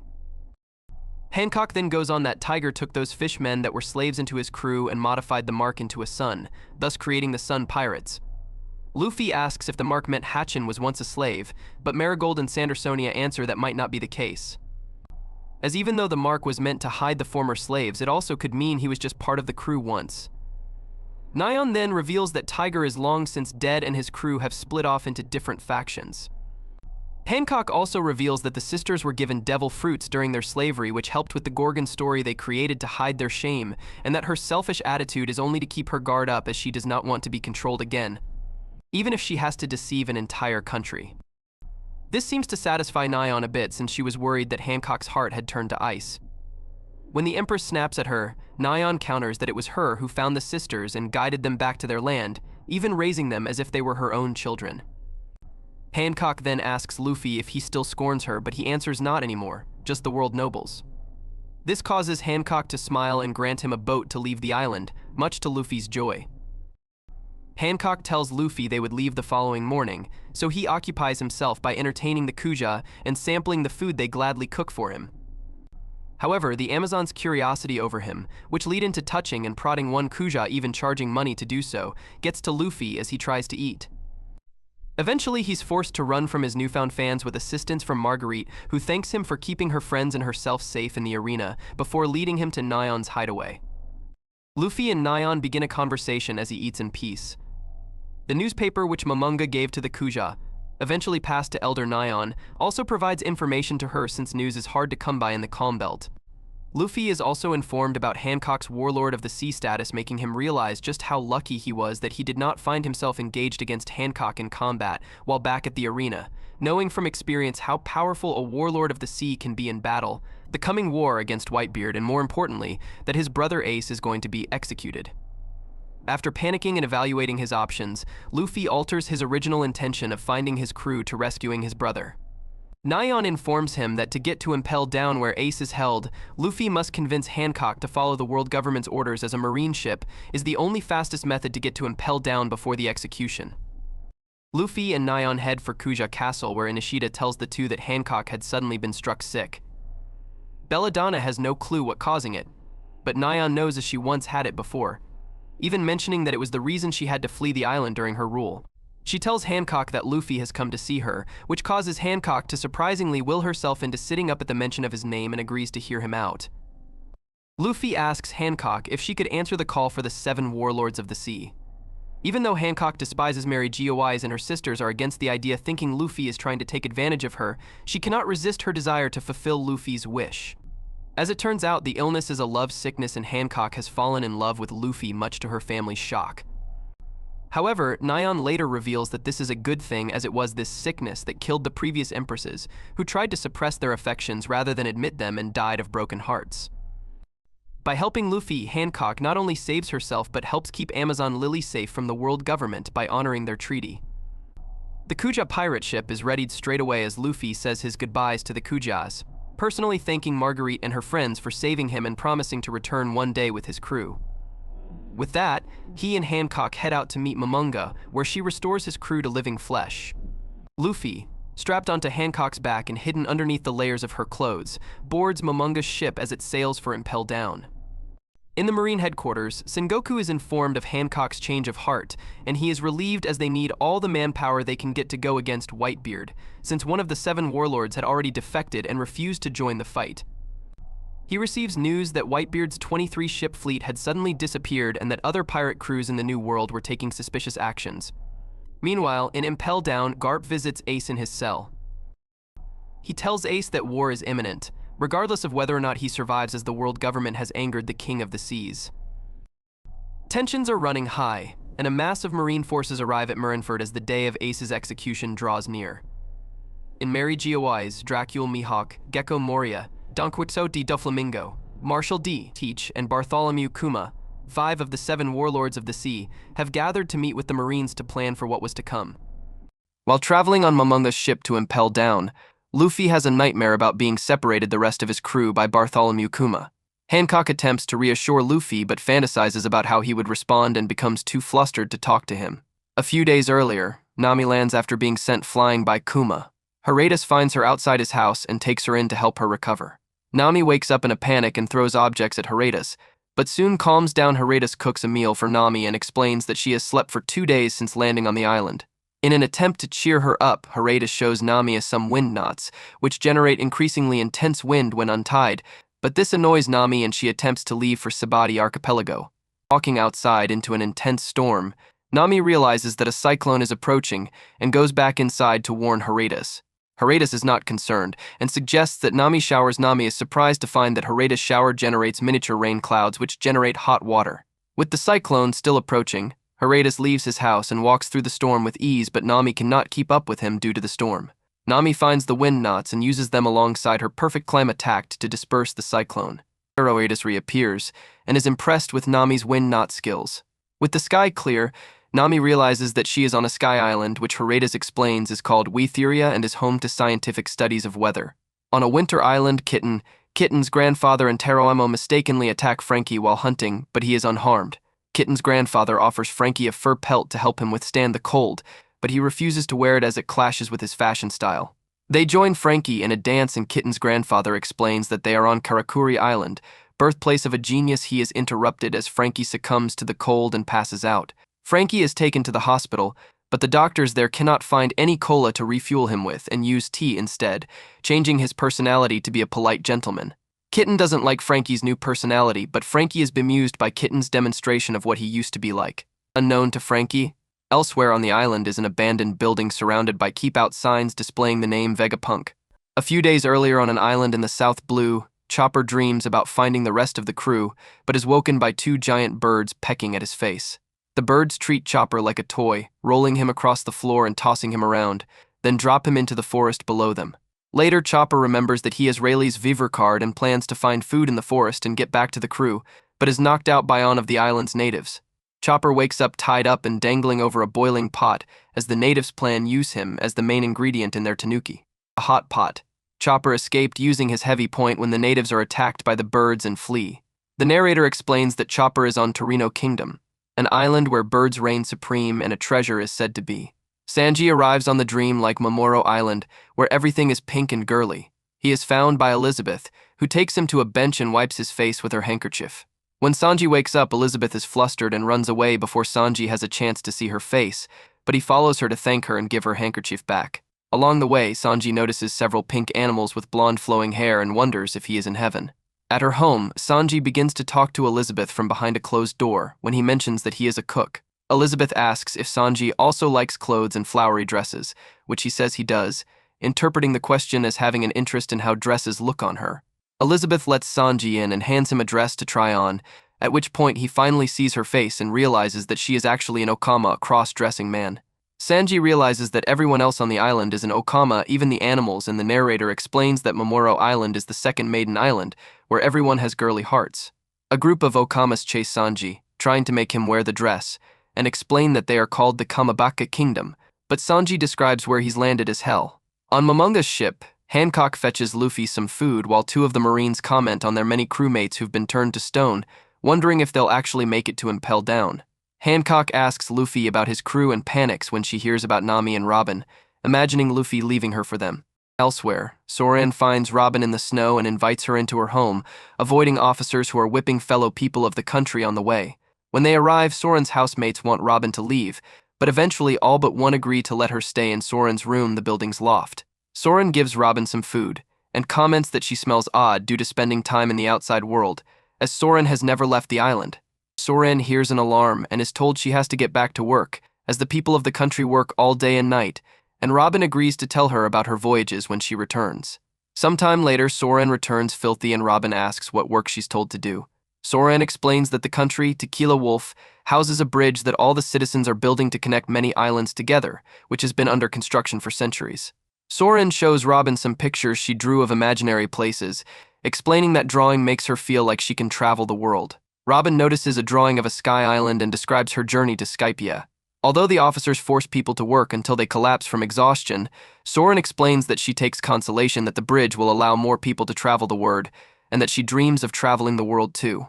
The rest of Soren's house notices the conversation and asks if they can listen too, but the woman who didn't want to keep Robin tells the officers about her in exchange for being able to leave the country. Soren's group hides Robin on the roof as a captain enters and questions them, destroying Soren's pictures in an attempt to make her talk. When this doesn't work, he decides to torture them instead and specifies that they show no mercy to Soren. Outside, Robin attacks the officers using clutch, but she eventually surrenders herself. With Robin handcuffed, the officers explain that Tequila Wolf is made up of criminals and citizens of countries that refuse to ally with the world government that are forced into labor as slaves, and that they have been building the bridge for over 700 years. Robin is then told that she is now one of the slaves. On an island in the Boyne Archipelago, Usopp explores a jungle and is attacked by a giant beetle. He is saved by Heracles, who kills and eats it before introducing himself to Usopp. Usopp attempts to eat one of the island's fruits, but a man eating plants sneaks up on him and attacks him. Usopp is swarmed by several plants which Heracles fends off easily. Heracles tells Usopp that he is on the swindling forest Greenstone. On Momonga's ship, Hancock continues to worry about Luffy leaving her for Nami and Robin, while Luffy loudly burps and comments on how delicious his food is.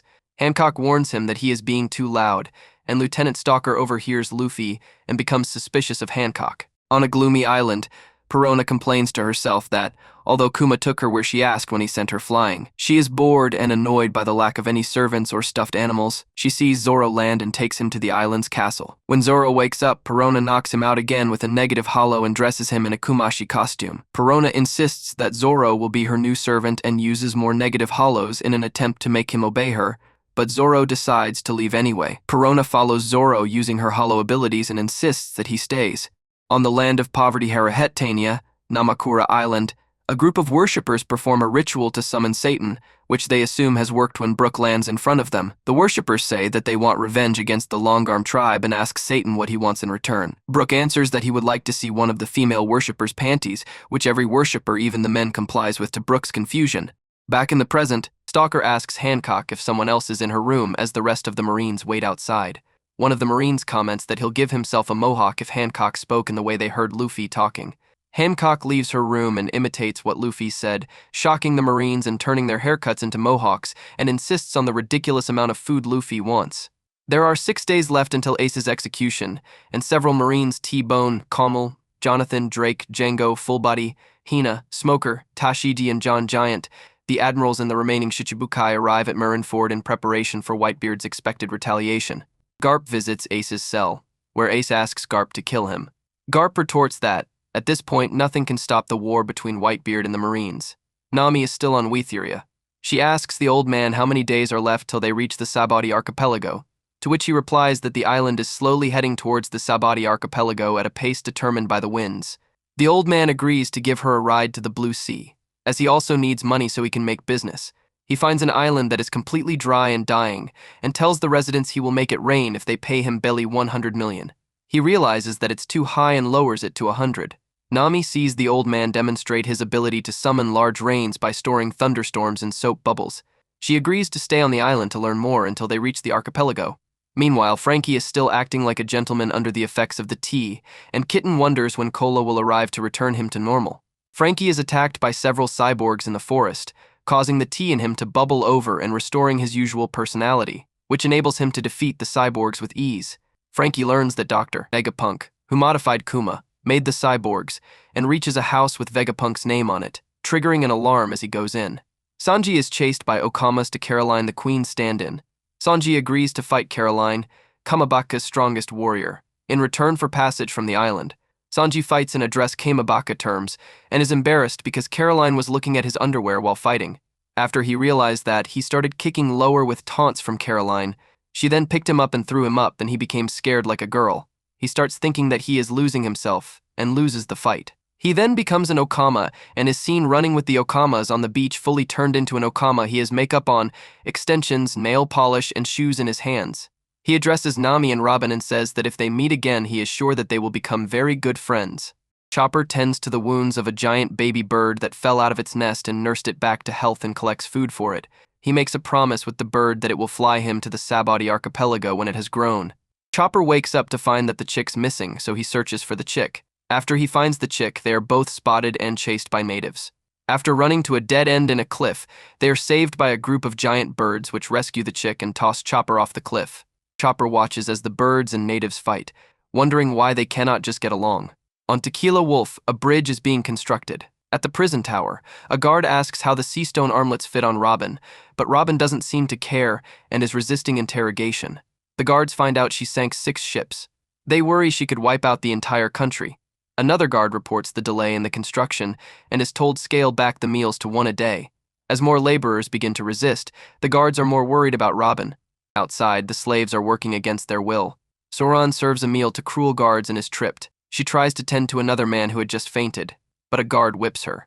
When the slaves begin to resist, the Tequila Wolf guards threaten to send them to the prison tower, where Robin is being held. At the tower, Robin is served warm seawater, and later, the guards would turn her over to the world government. At dinner, the female slaves spot the informant had turned Robin in. Soran realizes the lady snitched Robin to save them. Soran confronts the slave who won't share the present the guard gave her, not feeling sorry for her actions. But she gives the chocolate bar to Soran anyway and gives into tears. The blonde little slave hopes to give the chocolate bar to Robin.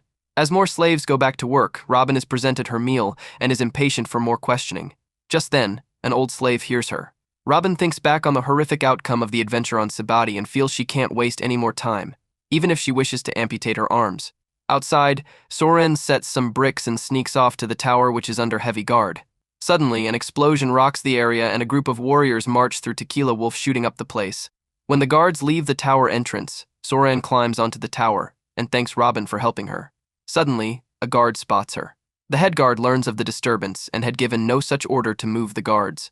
In the tower, Soren meets up with Robin. The guard reveals himself as a member of the Revolutionary Army. The elderly prisoner is freed and asks for Robin to be freed. The guards head back to the tower and try to gun Robin down, but she uses multiple arms and clutch to break their bones. The elder finally recognizes Robin, and she owes the slaves a debt to them. As Robin walks off, Soren realizes the former has a nice name. On Greenstone Island, Usopp runs from a large walking sunflower and Heracles announces his name. Usopp begs for help, but the armored hero is tired. After some talking, Heracles stands up and winds up punching the Straw Hat Sniper right into the large flower monster. Heracles also takes the blunt, and all three go flying. The two recover while Usopp senses the flowers are targeting only him. Suddenly, huge insects appear, and the armored warrior knocks them out. Heracles then suggests that Usopp eat up.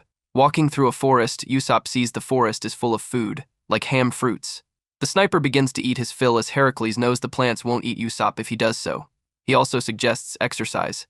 The armored hero hears more eating and Usopp can't control his appetite. By the time they meet up, Usopp has become morbidly obese and Heracles tells he needs to burn the calories.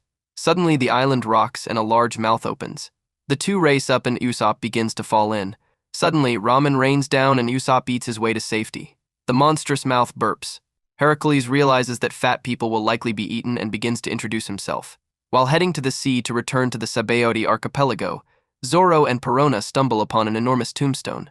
Brook decides he has to wait to find Luffy and the others until he can fulfill his debt to the people of Harahitania. Garp visits Ace at Impel Down and expresses his disappointment that both Luffy and Ace turned to piracy when he wished for them to be Marines. Ace counters it would not have mattered anyway since they have the blood of world-class criminals in them. He goes on further explaining that he took his mother's name Portgas out of love for her and does not care in the slightest of his father, claiming Whitebeard to be his only true father. Meanwhile, Vice Admiral Momonga's ship reaches one of the gates, spotting a pirate ship as they near it. Manga leaves it alone, trying to keep to his schedule of reaching Impel Down. The pirate ship turns out to be Buggy the Clowns as his crew tries to reach Impel Down to save their captain who has been captured. They are stopped as they get dangerously close to the calm belt. The crew argues with Alvida on whether to continue their mission or not, though she reminds them of the impossible nature of it all and seems more interested in taking Buggy's ship for herself. Upon realizing she is right, the crew wishes Buggy good luck and sails on. We then go to the underwater prison and are given a glimpse inside its horrific structure. Prisoners are being tortured viciously. One new prisoner gets into a fight with another after other prisoners try to tell him how things work there.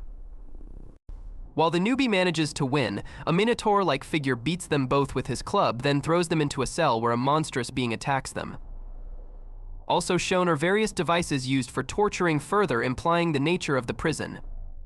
Meanwhile, 4 days have passed since Luffy and Hancock left Amazon Lily, and Momonga's ship has finally reached the prison. As they go past the gate, Luffy notices the strict security around the place. Hancock and Luffy, who is hiding in her robe, leave the ship to the main entrance. Momonga informs her that precautions will be made since she is a former pirate to prevent chaos from happening within the prison. Among such being seastone handcuffs to nullify her power and a body search. The latter of which worries Hancock, though Luffy tells her that he will take care of it. With that, Hancock and Luffy enter Impel Down while an official receives news that Buggy has escaped from his cell. 33 hours remain before Ace's execution. The group reaches the front gate where they are greeted by the vice warden of Impel Down, Hannibal, who introduces himself, and the vice head jailer, Domino. Hancock is taken to be searched, and along the way she is told of the prisoner entrance process as well who they are currently holding. Eventually Hancock is taken to a room to be searched by Domino. Before Domino can do so, however, Hancock freezes her, as well as the surveillance Den Mushi, allowing Luffy to come out of her robe undiscovered. She tells him that this is as far as she can go and apologizes for not being able to help him further. But Luffy disagrees, thanking her for getting him that far, even calling her by her name, which causes her to swoon. Before he leaves, Hancock makes him promise not to cause a ruckus as she does not wish to see him get caught, to which he agrees. Hancock leaves the room, restoring Domino in the process, who has no memory of being turned to stone. The group then proceeds downward to Ace's cell, but before they go, Hancock sees Luffy ahead of them hiding in the ceiling, mouthing "thank you" to her, though she misinterprets this as "I love you," and faints, much to the prison staff's surprise. Meanwhile, out in the sea, a few rather deformed beings called Blagori slice up some sea kings. The pieces are sucked into a compartment in the building. They re-enter the prison from an underwater opening as an officer praises them for refilling the prison's food supply. On level 1, Luffy begins his search for Ace, noting the vastness of the prison and the screaming being heard nearby constantly.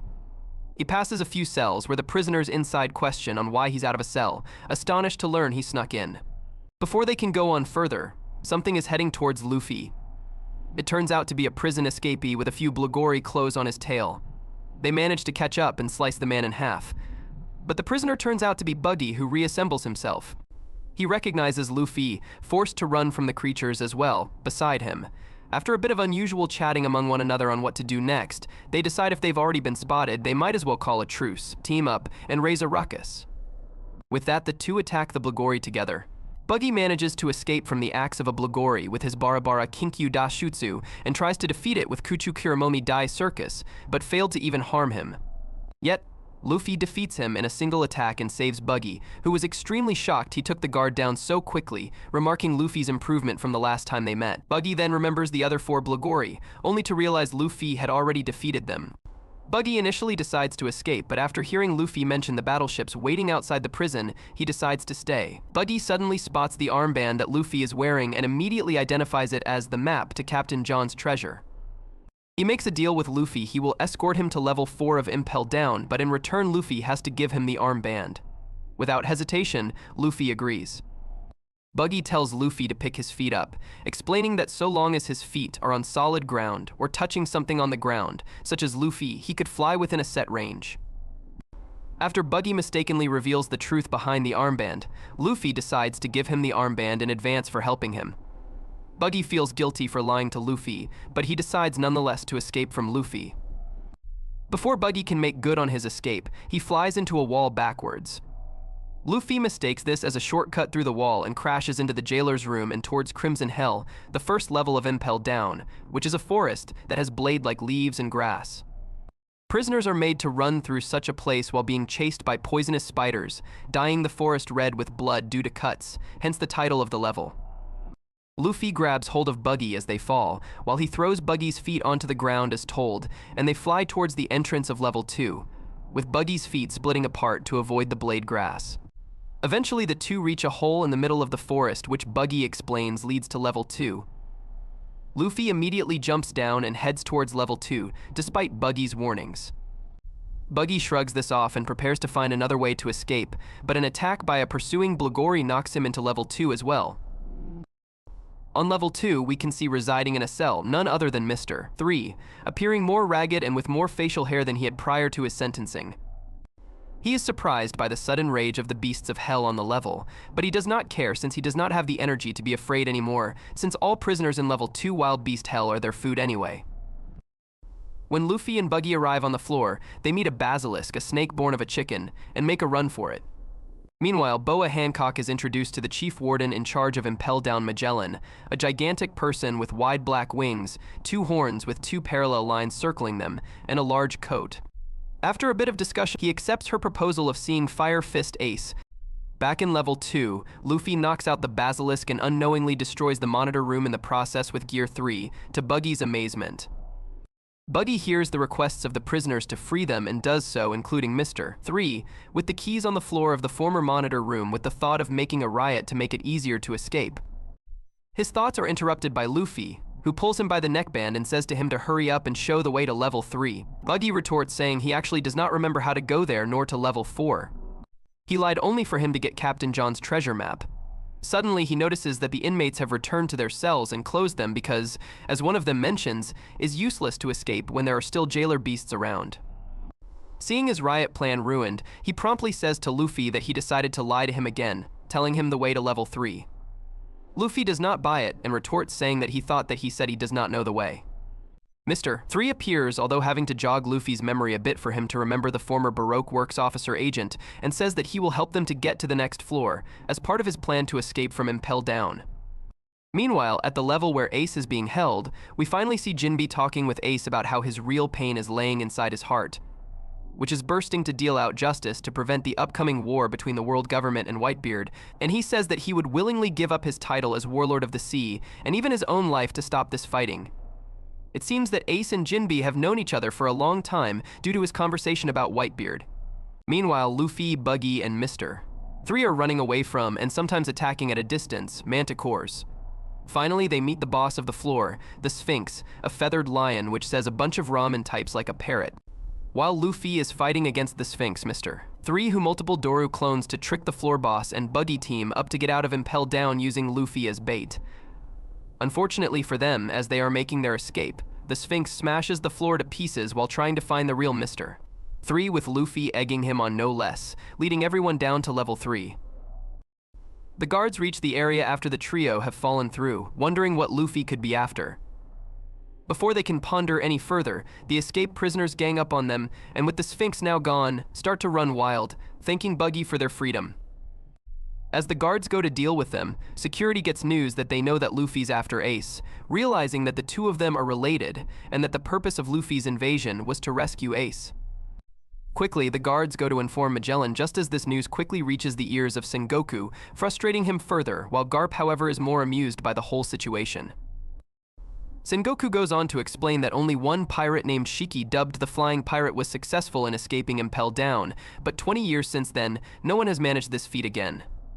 He goes on to scold Garp about it being his grandson who may tarnish the record, as well Kuma's failure to kill the Straw Hats, though Garp realized that was a lie right off the bat, and expressing his temptation to let Garp take all the responsibility for his family's actions, but cannot due to his reputation. Garp, through all the ranting, simply laughs it off. Meanwhile, Luffy, Buggy, and Mr. 3 have landed in level 3, which Luffy realizes is much hotter than the previous floors. Mr. 3, however, points out the nature of the level. The prisoners in the cells who look starved and emaciated were once people who held a bounty of belly 50 million and over. However, in this level, there's very little food or water given to them, and they are made to suffer the heat from the bottom floor until they are near death, thus earning the level the title of Starvation Hell. As the three try to figure a way out of the level and squabble with Luffy on helping him, the security on the level spring a net made of sea stone from under them, hoisting the trio into the air. The guards quickly gather under the bunch, headed by the chief guard and commander of the Blogori, Saldeth, who prepares to secure them while mentioning the 4 jailer beasts below should they have continued. Before the guards can do so, however, the Sphinx, which was also caught in the net, suddenly wakes up, swings around in the net, and eventually breaks it, freeing Luffy, Buggy, and Mr. 3 in the process. Luffy quickly takes advantage of the situation and runs for it, though the Blogori set after him, only to be felled by Luffy's Gomu Gomu no Gatling. He notices Buggy and Mr. 3 climbing the net onto a rafter of the level. The two mock Luffy, but he just shouts his thanks for their help, much to their bewilderment. Saldeth rallies his security force to go after Luffy, forcing him to fight a few until the Sphinx recovers and comes after him as well. Seeing this, Luffy hops across the guards' heads and runs down the hall with security forces in pursuit. Buggy and Mr. 3 take their time to rest for the moment as they try to figure out a way back to level 2. The two suddenly hear singing coming from a cell whose voice Mr. 3 recognizes. The two follow it, leading to a cell containing none other than Bon Kurai, who is doing ballet with the prisoners in his cell, though they collapse shortly after. As he spins, he does a double take once he sees Mr. 3, who asks Buggy if they could not let him out, while Buggy himself is shocked at Bon Kurai's appearance, asking, "What strange creature is this?" Topside of the prison, the Marines have mobilized and prepared to enter Impel Down to capture Luffy. Before they can enter, they are stopped by the chief guard Sabaody, who implores them to stay outside to fortify the entrance since they do not have any knowledge of the structure of the prison. She reminds them that the pride of Impel Down is at stake, so she and the staff inside will handle it. Sabaody proceeds to raise the drawbridges of the prison, keeping anyone from getting in or out. All the while, a giant koala peeping out from the prison's entrance gets the attention of the Marines. Back inside, Hancock's group have finally reached Ace's cell, allowing the warlord to meet Luffy's brother face to face. As the two talk, the prisoners of the floor begin to leer and make cat calls toward her. This drives on the nerves of Magellan until he suddenly unveils the full extent of his devil fruit powers, literally dripping himself with poison and forming a hydra from the globs. One of the prisoners tries to calm him down, to which Magellan responds by covering the prisoner with poison. Magellan reminds the prisoners that he can and will kill them anytime if they get out of line. Hancock then concludes her business of delivering the news to Ace that Luffy has come to rescue him, much to his surprise, by using Magellan as a distraction. Meanwhile, Luffy is trying to find his way to level 4 on his own. He runs into guards that fire sea stone nets his way. He manages to dodge them, but is suddenly pinned down by the Sphinx. Before the beast can bite into him, a voice catches its attention. The person apparently being Zoro, who proceeds to beat up the Sphinx with his kicks. Luffy, however, realizes that that's not Zoro's fighting style before the person changes into Bon Kuri, much to Luffy's joy after some initial disappointment that it wasn't his swordsman. The two team up to beat the guards and take down the Sphinx before tearfully weeping and hugging at being reunited. As Saldeth prepares to send his remaining Blogori after them, Bon Kuri happily agrees to help Luffy reach level 5 since he wishes to meet someone on that level as well. The Marines identify Buggy, Mr. 3, whose real name is Galdino, and Bon Kurai, real name Bentham, as the ones aiding Luffy, also noticing that Luffy and Bon Kurai are heading for level 4 after defeating the Blogori. A few inmates, who manage to get their hands on a black Den Den Mushi, comment on their progress, though agree in the end that they'll be captured. Meanwhile, in the Chief Warden's office, Magellan has just recently received this news, along with Sabaody and 3 of the jailer beasts. The fourth one, Minotaurus, who looks like his namesake but not as intimidating, just happens to confront Luffy and Bon Kurai on level 3. It smacks Bon Kurai into a wall in an instant before the two can react, and does the same to Luffy, despite the latter managing to dodge its first blow. Bon recovers and saves Luffy before Minotaurus can strike again, but is quickly pinned down. Luffy enters Gear 2 and hits it with a Gomu Gomu no Bazooka, knocking it back up the level. After which, Luffy and Bon locate the entrance to level 4 Blazing Hell, which they notice has hot air and smoke billowing out of it. Bon Kurai explains that the heat is from a boiling kettle filled with blood and flames. He also mentions to watch where they jump, otherwise the two will be getting more than a couple of burns if they are not careful. Luffy asks about the person who Bon is trying to meet, which Bon answers is the Queen of Kamabaka Kingdom and idol of Okama, Emporio Iva Eva Ivankov, who was supposedly captured and sent to Impel Down. Bond states if that's the case, he will try to rescue him. Their talk is suddenly interrupted by something coming their way, which happens to be Buggy and Mr. 3 being chased by the recovered Minotaurus, who landed near their hiding place after Luffy sent it flying. Luffy and Bond rejoin them, causing all 4 to be pursued. Buggy mentions to Luffy the buggy balls he used back in Orange Town, which Luffy does not remember to Buggy's chagrin, only he's now condensed it small enough to hide on his person, renaming it the Muggy Ball. He throws it at the Minotaurus, where it explodes on contact in its face, greatly wounding it though not knocking it out. Luffy quickly asks Mr. 3 to fit his arm with wax like he did on Little Garden, despite, given the setting, that it'll quickly melt in 3 seconds. Bond buys them time by hitting the jailer beast with a spinning kick, knocking it down. Mr. 3 quickly fits Luffy with a candle lock on his arm, and Luffy finishes Minotaurus with Gomu Gomu no Tonkachi rifle. The 4 celebrate their victory at downing a jailer beast before pressing onward. Meanwhile, Ace begs to Luffy not to come, while the rest of Impel Down's forces assemble on level 4. Outside, Boei Hancock and Manga have left the prison and are heading back to their marine ship via a ferry. 29 hours remain before Ace's execution. As she looks on at the prison, Hancock prays for Luffy's safety. The 2 eventually reach the ship, where Momonga receives urgent news. Kaido, one of the 4 emperors, took off to try and take down Whitebeard, but Shanks intercepted him, and the 2 are currently in a dispute. This news unnerves Momonga, as he knows what could happen if 2 emperors fight, not to mention the coming threat of Whitebeard on top of everything. He quickly has his ship sail off for Marineford. Back inside the prison, Buggy and Mr. 3 get into an argument with Luffy and Bond over escaping rather than heading further into Impel Down. Before they can continue, however, part of the floor they are on breaks off due to the strength of their attacks, which causes the 4 to get into an argument over whose was more powerful and sends them plummeting to level 4. On level 4, in an area known as the Lake of Blood, inmates are forced into the cauldron Bond previously described, while a few are made to bring firewood to keep it heated. One prisoner tries to escape but runs right into Daz Bones, who headbutts him into the cauldron. Meanwhile, in a passageway that connects levels 3 and 4, Magellan has gathered the guards and Impel Down staff to intercept Luffy's group. It's here we're introduced to the rest of the jailer beasts, Minor Rhinoceros, Minokoala, and Minozebra, all of whom, like Minotaurus, do not look as threatening as their name suggests. Husadi is in charge of commenting that they're growing restless and thirsting for blood. One of the guards reports Luffy having reached level 4 and avoided the pool by the debris he and his group fell on. He also reports Minotaurus' defeat, which shocks Sadi. Upon hearing this, Magellan stations Hannibal at the level 3 stairs and Sadi at the level 5 entrance to keep the group from proceeding or heading back, while Magellan sends the rest of his guards to pursue the group, giving them permission to kill them, though Sadi wants them kept alive for torture purposes. Meanwhile, Luffy's group are on a bridge near the Lake of Blood. Luffy suddenly heads in another direction from the group, which Bond realizes is where the kitchen is, undoubtedly the smell of which has attracted Luffy. Guards spot him and rush his way, but Luffy easily takes care of them. In the sidelines, Mr. 3 talks to Buggy, noticing the guards' formation and fearing that they'll be locked on the level with Impel Down's All-Stars.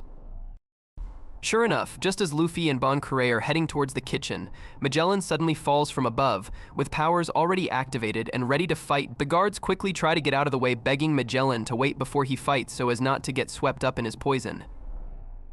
Luffy notices this, but moans at not being able to get any food as he faces down the chief warden. Bon yells at Luffy not to fight him, telling him of his poison powers and that they should forget the food and escape, but Magellan counters, telling them that he has the guards and staff blocking the exits, effectively trapping the group on the level, just as Mr. 3 predicted. He also reveals he intends to make Luffy tell him how he got in Impel Down. Luffy, knowing Hancock will be in trouble if that happens, yells he will not tell even if he dies. Thus, the fighting begins with Magellan using his poison Hydra and sending it after the 2, forcing Luffy and Bond to run away while a few lingering guards are caught in the wave. Seeing this, Bond tells Luffy that the poison attacks the nervous system and induces pain until it eventually kills the unfortunate victim, as the guards clearly show, and beg for antidotes. Magellan scolds the guards not to get into his combat range, while Luffy jumps off the bridge and grabs onto a hanging spike platform, swinging himself onto it and burning himself in the process since he swung over flames. However, he does manage to destroy one of the Hydras, who plunges into the Lake of Blood, while the rest are out of range to attack Luffy. Magellan counters this, however, by blowing a poison bubble toward Luffy called Chloro Ball that explodes once it reaches the platform. Luffy manages to jump to another one to avoid the explosion, but gas suddenly appears from it. The guards quickly put on masks, commenting that it's the sneezing tear gas, causing Luffy's and the unfortunate inmates on the level eyes to water and sneeze uncontrollably. Magellan has the Hydra stretch to Luffy's location, to which he swims to the straw hat through it, dubbing the move Venom Road. The Chief Warden takes off his horns, fits them over his hands, and tries to stab at Luffy with them. The horns are also coated with poison, evident when Luffy dodges a strike and sees the rocks it hits instantly melt, similar to Crocodile's poison hook. Magellan strikes again, but Luffy redirects the attack with his foot onto the platform, causing it to break and sending him falling toward the flames. Though Luffy saves himself by using his Gomu Gomu no stamp to knock himself back onto the main bridge. Throughout this, Bon has hidden himself, convinced that Luffy cannot win, as Magellan is known to silence even the most ultimate of prisoners. With a heavy heart, he forces himself to run away, asking Luffy to forgive him. Meanwhile, Buggy and Mr. 3 argue over trying to escape due to the number of guards below and Magellan distracted. Mr. 3, however, manages to convince Buggy that they do not know anything about Hannibal and might be able to take him on. With that, they make their way to the level 3 entrance. Back to Luffy, who finds himself fatigued as Magellan stands over him, asks him if he still wants to continue fighting. Luffy, however, states his determination on saving his brother, and that if he was going to lose, since Magellan is made of poison and he can't touch him, then he will just have to sacrifice his arm so he can win. Luffy instantly activates Gear 2 and proceeds to hit Magellan head-on with a Gomu Gomu no Bazooka, hurting the Chief Warden, but at the same time getting poison on his hands. Over at the level 3 tunnel, Hannibal is expressing his annoyance at Mr. 3 and Buggy, who lay on the floor with bumps and bruises all over them, apparently beaten quickly when trying to fight against the Vice Warden. Hannibal, however, is more annoyed with the fact that he was willing to let them pass, but they instead chose to fight against him, though a few of the guards were injured in the process. The guards report their capture to the monitor room. Meanwhile, Bon Curé continues to run, sobbing to himself as he knocks out any guards in his way. Back to Luffy and the Chief Warden, Magellan is surprised he actually took a hit from Luffy. However, Luffy is worse off as the poison corrodes his hands. Regardless, he strikes at the Chief Warden with a Gomu Gomu Gomu Trife, just as the Chief Warden puffs up and shoots out multiple Chloro Balls. Luffy dodges and goes for a Gomu Gomu no Jet Pistol, however Magellan counters with his Hydra, nullifying the attack and dripping Luffy with more poison. Luffy tries to get some distance, but Magellan breathes out a mist into air which the Chief Warden calls Poison Cloud, making Luffy's vision hazy and causing him to lose his hearing. Magellan states that not even Luffy's hands will respond to him, as the cloud will eventually rob him of everything, to which Luffy starts to double over. On level 6, Ace demands to know what's happening upstairs, but the guards tell him nothing. Luffy tries to attack Magellan again, but the attack does not even come close to hitting the Chief Warden, as the poison continues to affect him. Still, Magellan is astonished by his mental strength. Luffy tries again, but kicks into the flames of the bridge, burning himself once more. Magellan finally decides to end it and completely covers Luffy with his Hydra. Luffy is defeated, covered from head to toe in poison as it melts away at him. Magellan cites it as a punishment for invading Impel Down and explaining that in 24 hours, Luffy will go to the real Hell, i.e., the poison will kill him in that time. Magellan orders the guards to throw Luffy into level 5, despite the fact that he will die anyway, while Luffy weakly calls out Ace's name. Magellan suddenly receives news that something has happened at the level 3 entrance. On level 5 Freezing Hell, a floor which is covered completely in ice, so much so that prisoners freeze to death, and the food so frozen it's inedible, Luffy is carried in by the guards. One of the prisoners calls out to Luffy to try and find out his bounty, but notices he took the poison baptism already. Back on level 4, Magellan finds all the guards knocked out and the level 3 door open. After waking up Hannibal, he explains that Bon Curé plowed through and headed back up to level 3. Magellan orders the guards to capture him and has the jailer beasts disperse, ordering the others to clean everything up as he goes to his sealed place, the bathroom. When asked what to do with the captured Buggy and Mr. 3, he leaves Hannibal to do as he wishes to them. Hannibal tells the guards to go help capture Bon Curé, which they comply. However, once they leave, Hannibal suddenly changes into Bon Curé himself, having somehow taken his place. He tells Buggy and Mr. 3 they have to hurry to save Luffy. The two of course are wary of the idea and ask why Bon would go back after all the trouble of escaping. Bon answers that Luffy is a friend, and that's all the reason he needs. He is later seen consulting a medical team as Hannibal somewhere within Impel Down, urging them to whip up an antidote that will cure Luffy of Magellan's poison. Unfortunately, they informed him that no one before Luffy has endured Magellan's Doku Doku no My powers to the extent that Luffy had, and with more than one type of poison now surging through his veins at the moment, attempting to treat him may only result in an even earlier demise. With his hope to find an antidote crushed, Bon retreats to Buggy and Mr. 3, who tells him that Luffy really has no hope for survival, and that it would take something miraculous if he were to survive the sentence Magellan gave him. This, however, made Bon remember about Iva, the person that he also wishes to meet and save down in level 5. He proceeds to head down to said level with his 2 cohorts, and, as he was still assuming Hannibal's form, was able to gain access to the keys meant for the cells in level 5.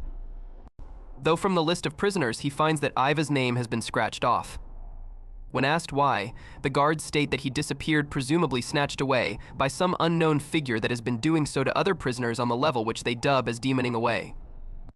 Interestingly, said prisoners were on the verge of freezing to death when they disappeared. Together, the trio entered the level, unfortunately without their winter gear, as Hannibal has a reputation of walking around the level in his regular clothes without freezing, and prisoners are forced to wear their regular prison garments as well. They are shortly confronted by wolves, which were originally stationed in level 2, but had to be placed on this level for their voracious appetites. Free and Buggy quickly run off no sooner than they see them, leaving Bon to fend for himself. Meanwhile, in one of the prison cells, prisoners watch as Luffy slowly suffers from the poison. Surprisingly, Luffy is still able to move, determined to save Ace, but is also very weakened. One of the prisoners tries to get him to give in, citing that it's every man for himself in Impel Down and that friendship has no meaning when it comes to survival. No sooner than he sprouts this, Bon suddenly appears, wounded from his encounter with the wolves but still standing. He apologizes to Luffy for running off during his bout with Magellan and proceeds to get him out of the cell, leaving the keys behind for the other prisoners. Bon goes around the level asking about Iva, and after a few dead ends, one prisoner tells him that he saw Iva head into the woods where Magellan's old office was. Bon heads that way, dragging Luffy along, but once he's out of earshot, another prisoner in the same cell mentions wolves roaming the forest, which gets a chuckle from the one who gave Bon the information, obviously having withheld this fact from the Okama. In the forest, Bon soldiers on, despite his body taking a beating from the cold, but determined not to let Luffy die. Wolves find and surround the two, prompting Bon to fight them off the best he can, but there are too many and a few manage to bite him. Luffy wakes up, bites one of the wolves, then yells for them to get away. The wolves are instantly struck by his haki and run away while Luffy faints. Bon is amazed at the feat Luffy just performed, but succumbs to his wounds and faints as well. However, as both men lose consciousness, a figure in an orange and white suit and hairstyle find them, while a caption comes up informing that 26 hours remain until Ace's execution. It is revealed that Hannibal is tied up and locked in the weapon storage room, having been seduced and tricked by Bon Kure posing as Nami. Meanwhile, Saldeth and Sadi are clearing up everything on level 3, and are also looking for Bon Kure, whom they believe is still on level 3. Later, Bon Kure is seen waking up in a strange place where everyone is partying and drinking. There, everyone welcomes him and tells him he's still inside Impel Down, despite the paradise-like atmosphere. The stranger who saved both Luffy and Bon Kure in the forest appears, introducing herself as Inazuma, and also remarks that Bon has slept for over 10 hours. The room suddenly darkens as the stage in the front of the room slowly reveals none other than the former queen of the Kamabaka Kingdom, Emporio Ivankov. He reveals that Bon Kure is in the prisoner's paradise, which is accessed through the sewers of Impel Down, through the road that cannot exist, and also reveals that the prisoners in the past who have supposedly been demoned away actually escaped into this prisoner's paradise in which he calls New Kama Land. Suddenly, a man steps up from the crowd and threatens Ivankov with a bazooka, claiming that his father, who was a king who traveled to the Kamabaka Kingdom and came back as an Okama, which tore their kingdom apart. He proceeds to fire the bazooka, in which Ivankov deflects the missile by winking, striking the man instead. He goes on to demonstrate his power by changing the man into a woman, in which she runs out of the room in embarrassment. After seeing his powers, Bon Kure begs Iva to save Luffy. Ivankov tells Bon that he was healed because Luffy begged them to help him despite being at death's door from Magellan's poison. He further tells Bon Kure that Luffy has been undergoing medical treatment for hours, which happened to be pretty rough, and has been screaming non-stop in a locked cave. He also remarks that he still has 2 days left of treatment with 16 hours before Ace's execution. The story shifts back a bit to the start of Luffy's treatment, which has him chained to a table and his shirt and shoes removed. Emporio tells Luffy that he will take 10 years from Luffy's life in the effort to save him, though warns the possibility of Luffy surviving are very slim and that it all rests entirely on his willpower. He injects Luffy with hormones, causing him to yell out in agony. 10 hours have passed since, with no change so far, and Bon is extremely worried about Luffy's condition. Ivankov explains that the combination of willpower and hormones create a vital force, basically using his power to boost the immune system so it can fight against the poison. Though doing so destroys and regenerates cells, which is the cause of Luffy's pain, hence the willpower part. If Luffy can hold out until then, his life will be saved. Iva allows Bon to see how Luffy's doing through a peephole into the locked room. It only takes a glance, however, to get Bon into a panic and beg Iva to help him. Ivankov slaps Bon to calm him down and explains that he already is saving Luffy. Iva explains that despite the title of being a miracle worker, he does not see himself as such even when helping nations, and that he never saved the life of anyone that purely relies on the help of others. To him, miracles are given to those that are willing to carry on and are not something to be taken lightly, a statement which shocks Bon. Iva goes on to explain that he has the power of the Horu no Mai, granting him the ability to shape anyone from within, as he sees fit, citing that the people on the level were either men or women once due to him. Bon's still in denial if the place really exists, which Iva convinces him it is after hitting him with a death wink. It turns out there are many entrances to New Kama Land on all levels of Impel Down, which a few prisoners just happen to stumble into. What's more, they also have monitoring equipment to see any level of the prison and keep up with news on the outside via discarded newspapers. It was through the former that they found out about Luffy breaking into the prison, which they thoroughly enjoyed from the monitors. Bon questions how they can have so much space, which is answered that the original founder, who had a tunneling devil fruit, created it in between levels 5 and 6. This news shocks Bon since he did not know level 6 existed, but Iva explains that it's due to sealing away prisoners that have either done something severe that the world government had to cover up or simply inconvenienced them.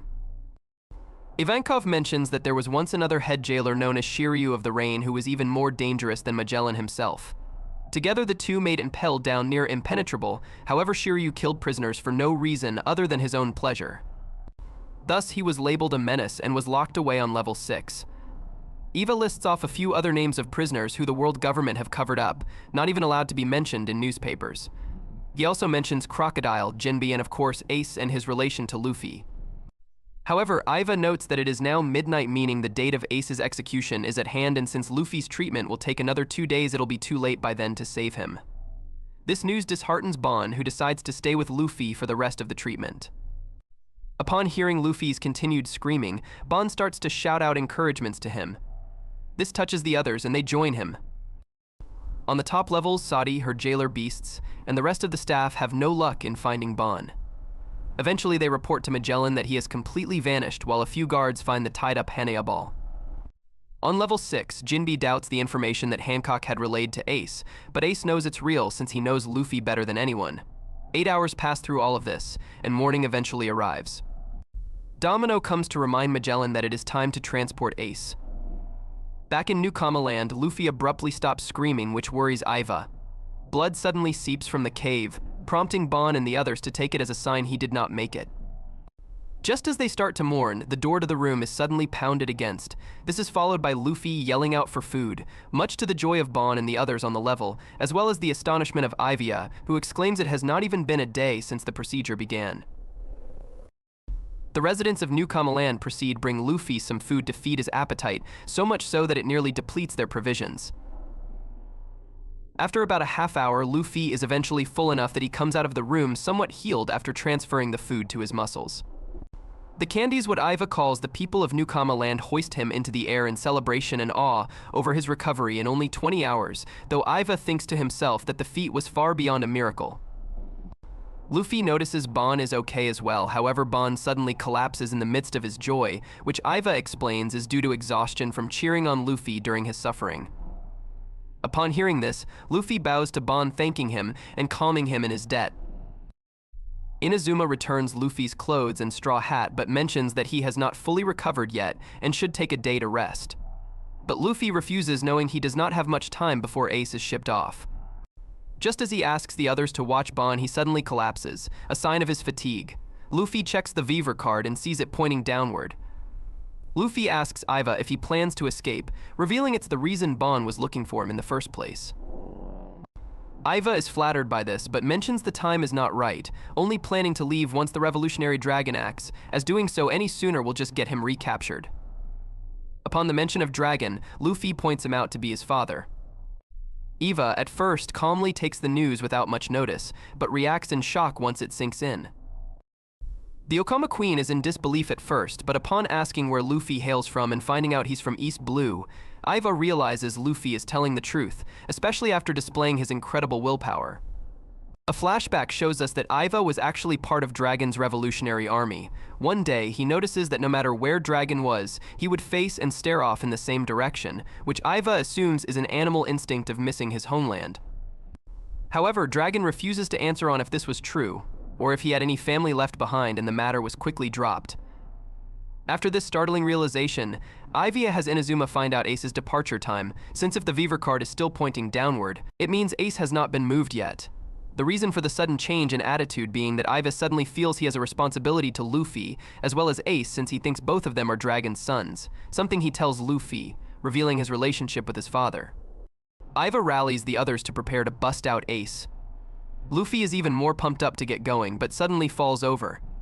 Iva checks his pulse and determines that it is strong, so he injects Luffy with tension hormones that boost his adrenaline. He tells Luffy that for the rest of the day, he will be able to ignore his fatigue, but the full brunt of the effects will kick in afterward. Back on level 5, Hannibal is informed of Bon's entry into the level with Buggy and Mr. 3. However, they only find Hannibal's bloodied headdress and assume the trio was eaten by the wolves. In a lift leading to level 6, Domino scolds Magellan for his delay and informs him that they will hand Ace over to the transport at 9 AM sharp, and that failure for such an important assignment will mean having a huge stain on their record. At the entrance topside, Onigumo and his Marine squad wait outside for the transfer. He reminds the Marines of their mission, revealing that 5 Marine ships are on hand along with 5 other Vice Admirals, and for everyone not to let their guard down for a second. Back on level 5, Luffy, Iva, and Inazuma charge out of New Kama Land, opting to not worry about being seen and rush through anything that comes their way. The wolves give chase to them, but the trio easily takes them out, while the prisoners on the level are surprised to see Iva as they believed he was dead. They reach the entrance to level 6 Eternal Hell and unlock the door to press on. In the monitor room, the guards spot them heading for level 6, shocked that the intruders are people whom they thought were dead, even pointing out that Inazuma is also a revolutionary. One of the guards mentions that the trio will run straight into Magellan and Domino, as they are headed to level 6 as well. Hannibal, suddenly getting very serious, orders the traps to be activated and the guards on the level to prepare for combat in the hope of stalling them until Sadi and the jailer beasts reach the level. As Luffy charges down the steps to Eternal Hell, Magellan is already at Ace's cell preparing to take Ace to his execution. Luffy's group plows through anyone and anything in their path until they reach level 6. Luffy instantly screams out for Ace, but once they reach the cell, they find him gone with only Jinbe remaining. The Fishman realizes who Luffy is and warns him that Ace has already been taken, though Luffy can still catch him. Luffy, Iva, and Inazuma make for the lift out of the level, but when Ivia tries the controls to bring the lift down, he finds it locked. Luffy opts to just climb out of the level, but notices a spike trap at the top of the lift which comes crashing down and would have hit him had he not jumped back. Eva quickly realizes their actions are being monitored from the Den Den Mushes, so of course security would have barred their way. The group heads back to the level 5 entrance, but a gate crashes down, stopping them and trapping them on the level.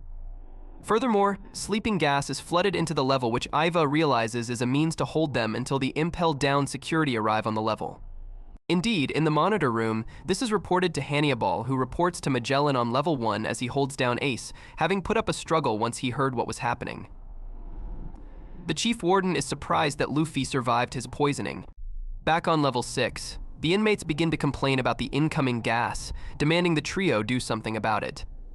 Inazuma complies, turning his hands into scissors, then cuts up the floor and wraps it around the vents to keep the gas from getting through. Iva reveals to the astonished group that Inazuma ate the Choki Choki no Mai and thus can cut anything as if it were paper. Luffy complains that they cannot get through if the stairways are blocked, but Inazuma counters that despite the simplicity of Impel Down staff's plan, it was enough to capture them, and there is now no escape. Iva manages to disable the monitor Den Mushes, but notes it's too late to save Ace, as he is already topside being transferred to the Marines. Luffy's Vivre card moving away from the prison also proves Iva's words. Despite this, Luffy states that if Ace is heading to Marine headquarters, then so will he. Iva tries to talk him out of it, but Luffy counters, saying that if he did not, he'd regret it for the rest of his life. Upon seeing Luffy's face, Iva compares it to facing Dragon. Suddenly a voice calls out to Luffy, offering to create a hole to get the group out of level 6. However, Luffy knows the voice all too well, as it belongs to none other than Crocodile. Crocodile had at first lost interest in the outside world, but hearing that Whitebeard was going to war with the Marines has caused him to reconsider, as it is a perfect chance to take down the legendary pirate. Luffy, however, wants nothing to do with him, the Arabasta incident still fresh in his mind. Iva, on the other hand, suggests freeing him, much to Luffy's shock, though reveals that he has long since known the former warlord of the sea as far back as when he was a rookie, and should Crocodile get out of line, he will take care of him himself since he knows of Crocodile's weakness. Iva states he is only willing to free him if Crocodile helps out, much to Crocodile's chagrin. Jinbe suddenly speaks out, begging to help, as he wants to save Ace as badly as Luffy, even willing to die a glorious death in doing so. Noting this, Luffy agrees to his wishes. Inazuma frees Crocodile and Jinbe of their chains, and the 5 prepare to break out of Impel Down. The security force reaches level 6 with gas masks on, prepared to fight against the devil fruit users. However, once they get past the gate, they find a spiral-shaped stairway leading to a hole in the ceiling. Shiryu calls out to the guards, informing them between mocking that the trio has released Crocodile and Jinbe, and with their help have escaped the level. Shiryu tells the guards to go tell Magellan that he'd be willing to help him. In the monitor room, news of this new development has reached Hannibal, who decides to deal with things himself and have all the Impel Down forces meet on level 4. Back on level 5, Iva and Inazuma have gathered the residents of Newcomb Land. They tell them to cause a riot throughout all of Impel Down, grabbing keys and unlocking cages as they go to keep the security forces occupied. Ivy calls out for Luffy to proceed, only to be informed by Inazuma that he, along with Crocodile and Jinbe, have already pressed on. Iva shrugs this off and tells the others to follow after him. Bon Curé is also among the group, having been injected with tension hormones, though they work a little too well since he cannot stop spinning. In a stairway leading to level 4 from level 5, Luffy, Crocodile, and Jinbe rush on. The latter mentions that the execution is set for 3 p.m. and that Whitebeard could make his move at any point while Ace is on the ocean. Luffy is content on the premise that Ace will not be executed before he is scheduled to. Crocodile gets ahead of the two and dries up the entrance to level 4, turning it to sand, only to find the security on that level are waiting for them. This does not stop the trio though, and they attack at full force. Crocodile uses his Barchin ability, Luffy uses his Gomu Gomu no Ame, and Jinbe uses his Fishman Karate, which is so powerful he does not even need to touch the guards to knock them back. It becomes evident to the guards that they cannot beat the trio. On level 2, Buggy and Mr. 3, running for 20 hours since the wolf incident, are hiding themselves in a camouflaged wax cell. Mr. 3 notices some commotion going on, which the duo realize is their best chance to escape. Buggy meets with a few inmates, asking if they are all set. It is revealed that the prisoners have keys made of wax to unlock the cells. The monitor room contacts Hannibal, informing him of strange people creeping around on level 2.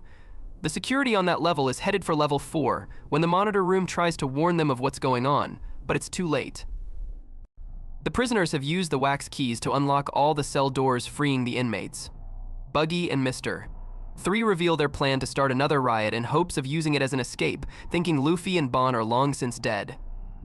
With that, they initiate their plan and a riot on level 2 commences.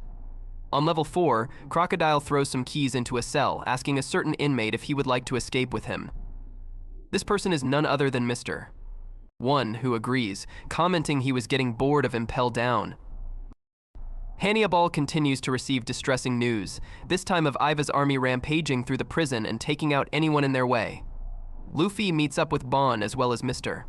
1. Luffy does not recognize the latter, so Bon tells him of Mr. 1's defeat against Zoro. Luffy just shrugs it off since he has never met him until now.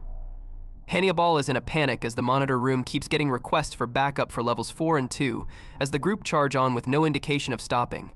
As they do, Luffy yells to everyone that it's time to head for Marine headquarters. Ace, meanwhile, is now on the sea aboard Onigumo's ship, chained to a chair.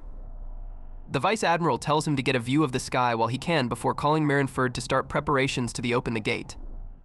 At Marine headquarters, a Marine frantically reports to Sengoku that Blackbeard has suddenly gone missing, which is bad as it's only 5 hours away from Ace's execution. Furthermore, a Marine ship with no authorization has suddenly entered Impel Down.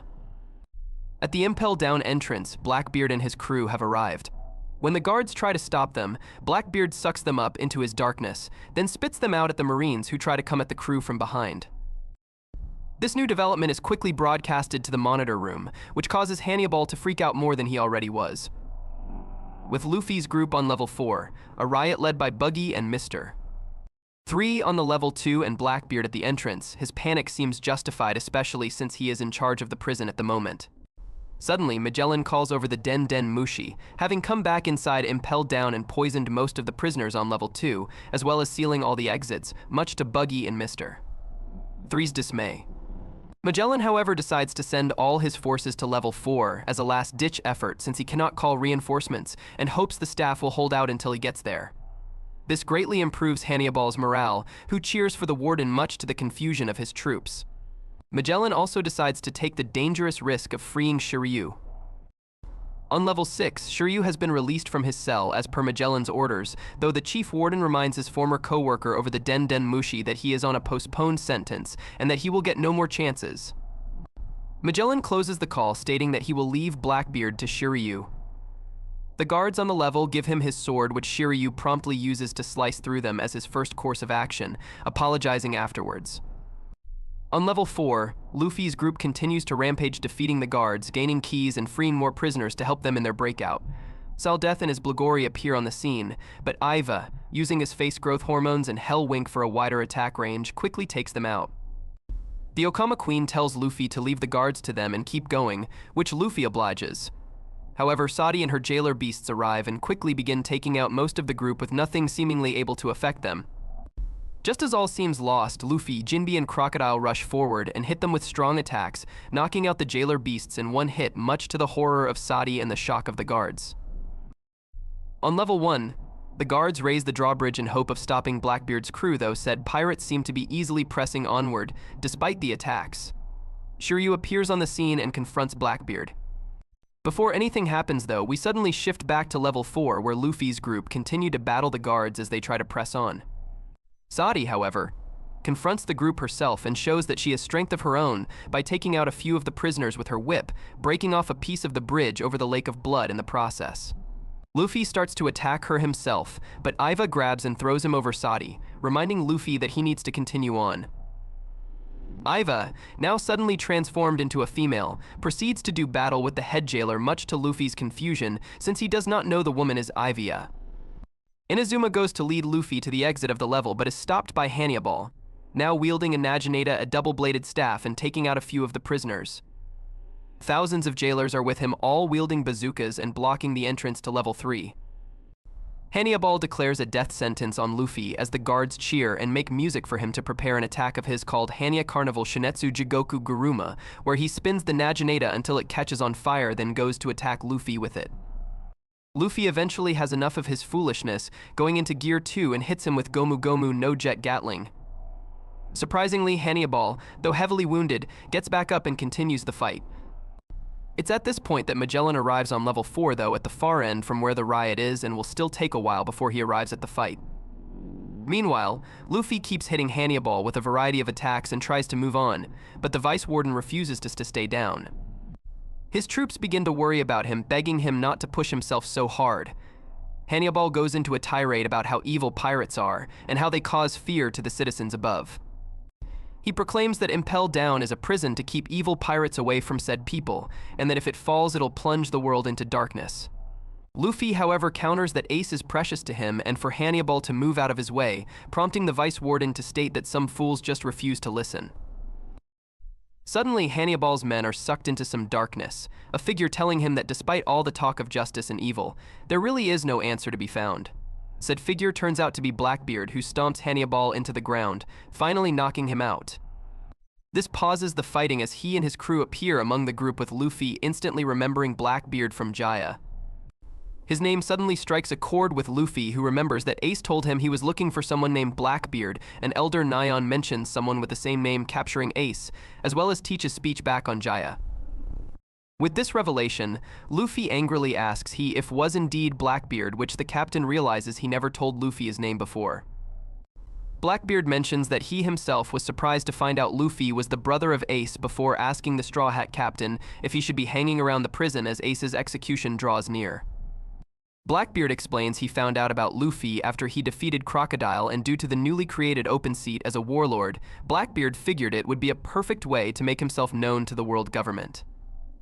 And what better way than to capture Luffy himself? However, Ace of course found out and fought to protect Luffy, leading to him being captured. Blackbeard, though, considers this fortunate for Luffy since Ace went in his place. As the rest of the Blackbeard pirates agree on this, a very angered Luffy charges Blackbeard and hits him with a Gomu Gomu no jet pistol, knocking him into a wall. Luffy proclaims he will not let Ace die and starts to attack again, but Blackbeard summons a black whirlpool, sucking Luffy toward him and slamming him into the ground. Crocodile is surprised that Luffy actually bled from the attack since he's made of rubber. Before the fight can continue, Jinbe stops Luffy, telling him that it is not the time and to think about his top priority, also adding that Blackbeard was even able to take down Ace. This calms Luffy, while Blackbeard is surprised at Luffy's strength and his increase in haki. Crocodile speaks out, asking that if Blackbeard is supposed to be a warlord, then why was he not at Marine headquarters, which Blackbeard answers this is all part of his plan. Crocodile shrugs this off, not really caring, before the other prisoners announce that Magellan is closing in on the area. One of his poison hydras managed to hit a few of the prisoners in the back, prompting the group to continue on, Iva warning Luffy that if he is poisoned again, he will not survive this time. As the group make for the level 3 entrance, Minotaurus suddenly appears and attacks most of the escapees, much to Bon's shock since he thought they already defeated him. Crocodile explains, however, that it as well as the rest of the jailer beasts are awakened Zoan types, meaning they're much tougher and faster at recovering. Even the 3 they've recently downed will be back on their feet as well, but Crocodile is more worried about Magellan than them.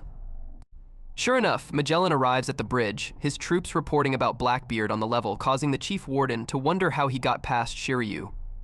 Suddenly, an urgent call comes in over the Den Den Mushi, revealing the monitor room, with their monitors having all been destroyed as well as their communications, meaning they cannot contact anyone on the outside. Before they can go on, they are suddenly stopped by Shiryu not wanting Magellan to come down there. Magellan sends one of his troops to check it out while he laments how everything has gone wrong just by one person sneaking in. On level 2, Buggy and Mr. 3 along with the inmates on that level continue on, as Blackbeard broke through Magellan's poison blocks on his way down, allowing them to escape. Back with Luffy, he states once more to Blackbeard that he will save Ace. Blackbeard does not doubt him since he does not believe anything is impossible in the world, saying that if Luffy found the Sky Island before, then the One Piece is out there as well. The Blackbeard pirates tells them that in a few hours they'll show them a show that'll shake the world. Luffy says nothing as he and his group head for level 3. Soon Magellan comes across a tied-up Saudi who lost her fight against Ivia. Magellan has his troops cut her down just as the Blackbeard pirates arrive. As Blackbeard introduces himself, Magellan hits him and his crew with his hydra, coating them with poison. As they reel in pain, Magellan continues on, coming across a bloodied Hannibal. The chief warden compliments him on holding out as long as he did before ordering him not to die, stating that Hannibal is the only successor that Magellan would ever accept to replace him. Magellan yells out to Luffy that he will not let the Straw Hat escape alive. Buggy, Mr. 3 in their bunch reach level 1, continuing the riot from there while Luffy's breakout has reached level 3. However, Magellan is closing in fast, taking out most of the rioters that were escaping with them and quickly reducing their numbers. Saudi recovers, angered over her loss to Iva. She wakes up the jailer beasts and sends them to level 1 via the lift. Back with our heroes, Jinbe tells Luffy that the prison is surrounded by marine ships which they can use to escape and hopefully reach the execution in time. 4 hours remain before the deadline of such. The group reaches the stairway to level 2, when Ivia suddenly stays behind and makes sure all those with them make it in.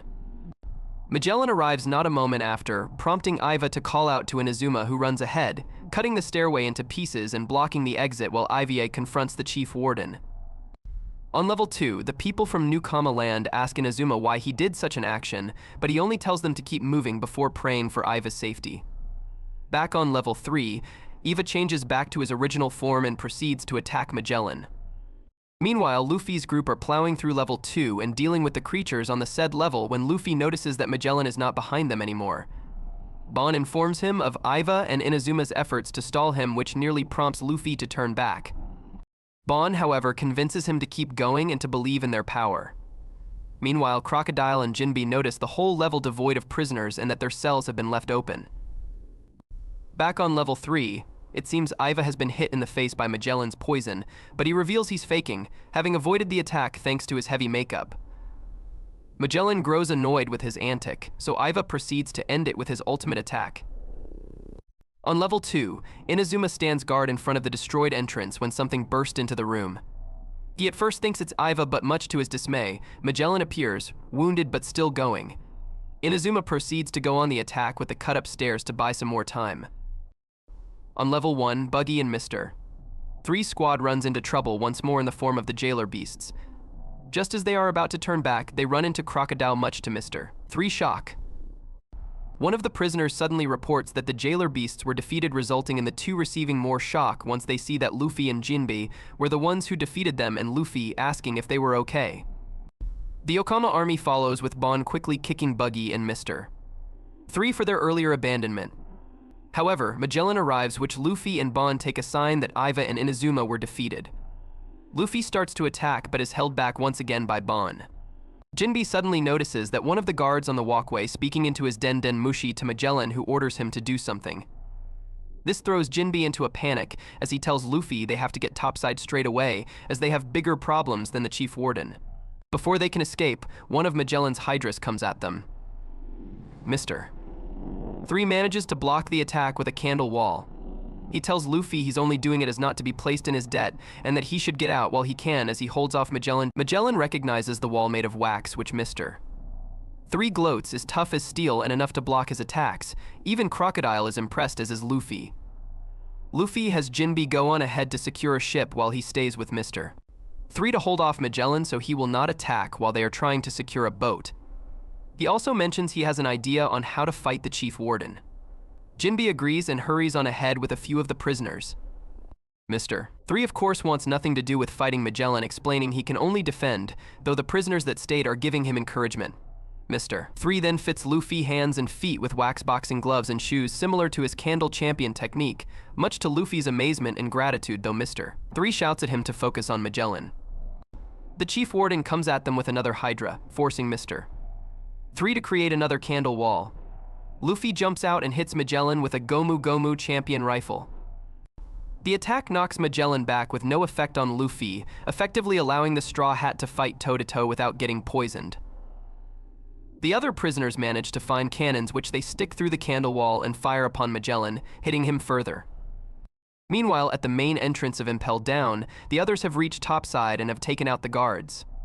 Bon thinks it is clear sailing from there, but Mr. 1 tells him otherwise, mentioning the battleships that await the group when they get outside. The other prisoners, however, are more than pumped for a fight and prepare for the worst as they open the gate. Much to their surprise, they find no guards waiting for them, and there are no ships as well, Crocodile realizing that Magellan sent the marine ships away to prevent the prisoners' escape. Just as the group begins to despair, Jinbe mentions that the order wasn't too long ago, so the ships have not gotten very far. He points out a ship just barely on the horizon. When asked how they'll reach it, Jinbe takes out one of the entrance doors, gives one of the prisoners a Den Den Mushi, then jumps into the water. Buggy, Mr. 1 and Crocodile jump onto the door before Jinbe carries it from under the water toward the ships. The prisoners more than enthusiastic at the sight of seeing 2 warlords of the sea on their side in action, as well as their savior Buggy along with them, though Buggy just jumped on to get away from the prison, so as not to face Magellan. Just as the 4 near the marine ships, the marines spot them and open fire. Jinbe dodges them and states that he is going to launch them onto the ship before going underwater. Buggy begins to freak out as their speed drops and the makeshift raft is on the verge of hitting the ships. Jinbe, meanwhile, gathers as much power as he can before sending it out into a strong ocean current that rockets Buggy, Crocodile, and Mr. One onto the deck of one of the ships. The Marines quickly point their guns at the bunch, but before they can, Jinbe hits the ship with a spear wave, much to Crocodile's annoyance. Jinbe apologizes, mentioning he got careless with the ship they were supposed to use. Back on level 1, Magellan suddenly shifts to a new type of poison called Kinjit, which he explains can destroy Impel Down itself.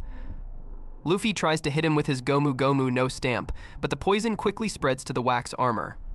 Mr. 3, seeing this, cancels the wax armor before it infects Luffy. Magellan unleashes the ultimate power of his devil fruit, Venom Demon Hell's Judgment, forming his poison globs into a giant skull-faced being. One of the escapees unfortunately gets hit by this and begs another to take him along. The poison on the man spreading to the one he grabbed and poisoning him too. Mr. 3 tells Luffy the poison now acts like an infection and that wax or stone is now useless on it, thus the group is forced to run away. Topside, the inmates, along with Bon Curry, continue to wait at the entrance for Jinbe and the others, noticing they hear cannon fire. Bon, however, worries that even if they grabbed a ship, the distance back would be too great, and Magellan could catch up to them by then. On the ship, the Marines attack Crocodile and Mr. 1 full force, but are easily decimated within seconds. One of the neighboring ships opt to sink the ship they are on, but Jinbe attacks them with more water currents, soaking the gunpowder. Back at the entrance, Luffy's group have finally made it topside with Magellan on their tail, and with nowhere left to run and a ship not yet procured, the group are trapped.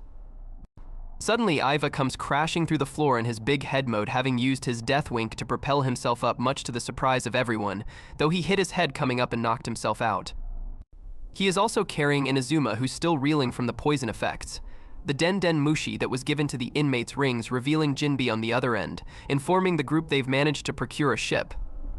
However, the distance is still a problem, especially with Magellan closing in fast. Jinbe informs the group to jump into the ocean and to leave the rest to him. The others argue on that since they are in the Calm Belt, which has Sea Kings swimming underwater, but Luffy decides to trust Jinbe since he a friend of Ace. Magellan closes in, ready to finish them with his Venom Demon. Hell's Judgment, but Luffy goes Gear 3 while Mr. 3 sets up another candle wall. Luffy kicks into it with his Gigant Stamp, pushing it into Venom Demon Hell's Judgment and knocking Magellan back. As the wall starts to crumble, Luffy quickly wakes up Iva and asks him to do his death wink, then tells everyone to grab onto Iva's face. Just as Magellan is about to attack again, the wink propels everyone out into the sea. As they are about to land in the water, something catches them, which the group finds, much to their amazement, is a school of whale sharks. Having been called into the Calm Belt by Jinbe, he has them brought towards the captured Marine ship. Luffy and the rest cheer that they successfully made it onto the battleship, but Jinbe tells them it's too early to celebrate while manning the wheel. After everyone thanks the departing whale sharks, Iva orders one of the candies to find all the medicine on board and start treating Inazuma immediately.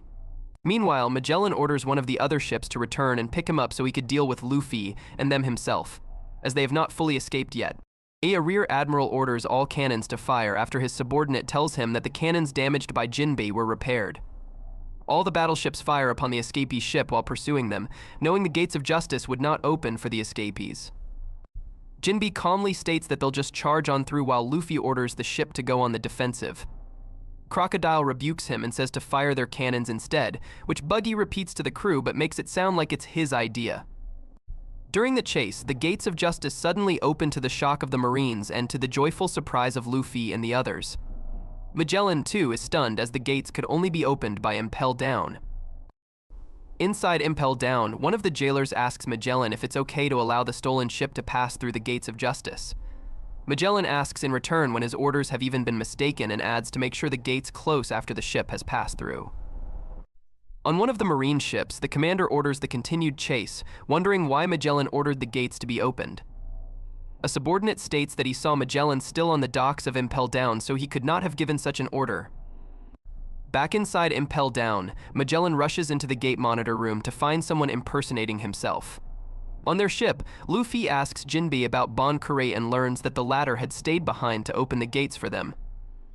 The Magellan that made the order was really Bon Curry using his devil fruit ability. Luffy wants to go back, but Jinbe asks how many allies they lost during their escape. If they went back, there would be more casualties and they'd lose more time. Jinbe recalls Bon telling him his idea and asked to not tell Luffy about it until after they lost communications with Impel Down. Jinbe hands Luffy the baby Den Den Mushi, but tells him to hurry as once they pass through the gates, they'd be out of range. Back inside Impel Down, Bentham reveals himself to everyone's shock and said that he copied Magellan while disguised as Hannibal.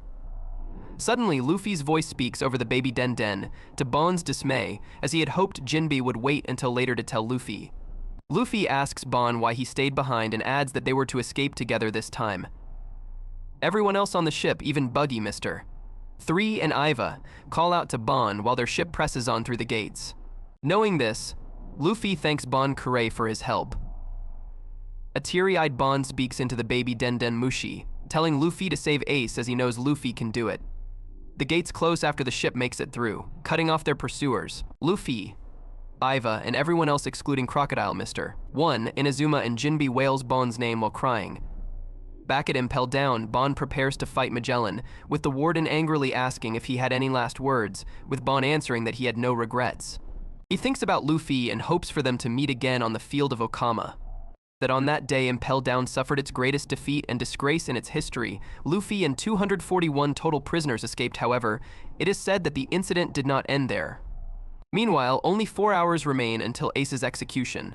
Back in Impel Down, the Blackbeard pirates are seen alive and well again, making their way through level 4, having been saved by Shiryu, who comments on their fight with Magellan. The Blackbeard pirates, however, praise their luck for getting the antidote to cure themselves from the poison and managing to survive another day. Blackbeard thanks Shiryu for saving them and invites the former head jailer of Impel Down to join them, which he accepts knowing what will happen if he stays in the prison. He also comments that he was waiting for a man like Blackbeard. Meanwhile, on sea, on the Tarai Current, which is the government's private route, Iva looks in on Inazuma, who is recovering from Magellan's poison. Surprisingly, Iva withheld using his healing hormone technique on him, as does not wish to cut Inazuma's lifespan, claiming him too important to the revolutionaries to use such a dangerous technique. Meanwhile, most of the others are still weeping over Bon's sacrifice. Buggy tries to cheer them up by throwing a party funeral in his honor, but Luffy punches him in the face, claiming Bon might still be alive. This prompts a fight between the two while Crocodile and Jinbe talk about Jinbe's ability to talk to fish, and one of the reasons why fishmen are so secluded. Luffy joins Jinbe, who thanks him for letting him join in the rescue attempt. He then formally introduces himself and reveals his Warlord of the Sea status in the process, much to Luffy's shock since he did not know about this. Buggy, however, is more worried about heading to Marineford, even saying he wants to go back to prison, to which Crocodile reveals that it is unavoidable since they are using the Marine's private route, which circles the Marine gates from Impel Down to the now defunct Enians, finally Marineford, not to mention the upcoming war of Whitebeard and the Marines. This news shocks most of the inmates since they did not know that was the whole goal of the breakout, and many begin to panic. Before this can go on further, the Den Den Mushi on the ship rings and Luffy picks it up to reveal Marine officer on the other end, bringing a report on the breakout before communication at Impel Down stopped. Luffy and, oddly, Buggy are labeled as the masterminds behind the breakout. The Marine officer goes on further, even revealing Buggy's brotherly relationship with red-haired Shanks and his past apprenticeship on Gold D. Roger's crew. Much to the shock of the inmates on board, although they found no connection between him and Ace, they still conclude that he is helping Luffy save him, although this was not the case. The Marine officer lastly mentions they will not open the gate for them, and that they will not be able to survive since they are on the Marine current. However, Luffy responds back that he will rescue his brother no matter what before hanging up. The prisoners begin to cheer on Buggy, saying that he is truly a pirate hero, while the stronger escapees on board talk about Buggy's past, each with their own opinion on how a person with such a history can be so weak. Buggy, though, is reluctant since he knows the Marines will watch his every move from now on. Luffy mentions Rayleigh to him, causing Buggy to ask how he's doing and causing his followers to marvel at him even further. As they begin to cheer, Buggy becomes more nervous but realizes he could take advantage of the situation. The escapees suddenly start suggesting of a mutiny and take over the ship, but Buggy calms them down and proclaims that the coming war is a once-in-a-lifetime opportunity to take down Whitebeard. Buggy's words move his followers, and they swear their loyalty to him, averting the mutiny. With that, the ship sails on for Marineford. Meanwhile, at Marine headquarters, noon has arrived, and 3 hours remain until Ace's execution. Ace is ordered to climb a set of stairs toward the gallows. As he does so, he remembers a promise he made to Luffy to live a life without regret, and to one day go out at sea to live a life with more freedom than anyone. Ace reaches a gate at the top of the stairs and head through further toward his execution. All around the world, people voice their opinions on the execution, and if Whitebeard will really show up. A few doubt his strength due to his old age and the number of the Marine forces. Others, who personally met Whitebeard and even retired from piracy just by being around him, think otherwise.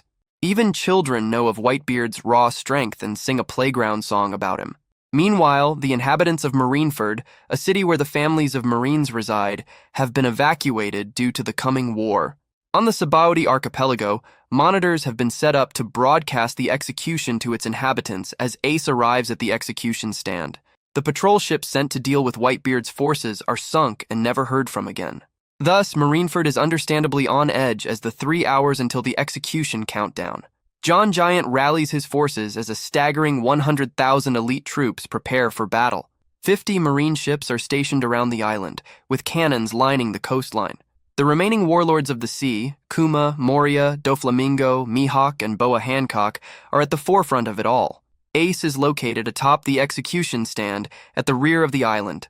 Watching over him are the 3 Marine admirals, Kizaru, Akainu, and Aokiji. With this, nearly every justice force imaginable is gathered, waiting for Whitebeard to make his move. On the Tarai Current, Luffy and the Impel Down escapees have finally reached the gate to Marineford. Jinbe tries to think of a way to penetrate it while Buggy rallies his followers. Back at the execution stand, Sengoku tells Garp that he is going to tell the audience everything, to which Garp replies that he can do as he wishes. Sengoku then takes the stage and orders the executioners to step back a moment before addressing the audience through a Den Mushi. He begins by stating there was something critical he needed to share about Ace before asking the 2nd Division commander who his father was. Ace replies that Whitebeard is his father, but Sengoku claims he is not. Sengoku then goes on to say that the Marines searched an island for the possibility that a certain man had borne a child. Newborns, children yet to be born, and even the mothers. But they did not find anything. However, there was a reason for it, and that was Ace's mother. Porgus D. Rouge, the mother of Ace, who was from the South Blue on an isle known as Badarila, performed a feat that even the Marines did not think was possible. She had kept Ace in her womb for 20 full months, far past the point of Ace's natural childbirth. When Ace was eventually born, Rouge died, having used up all her strength. This took place exactly 1 year and 3 months after the death of Ace's true father.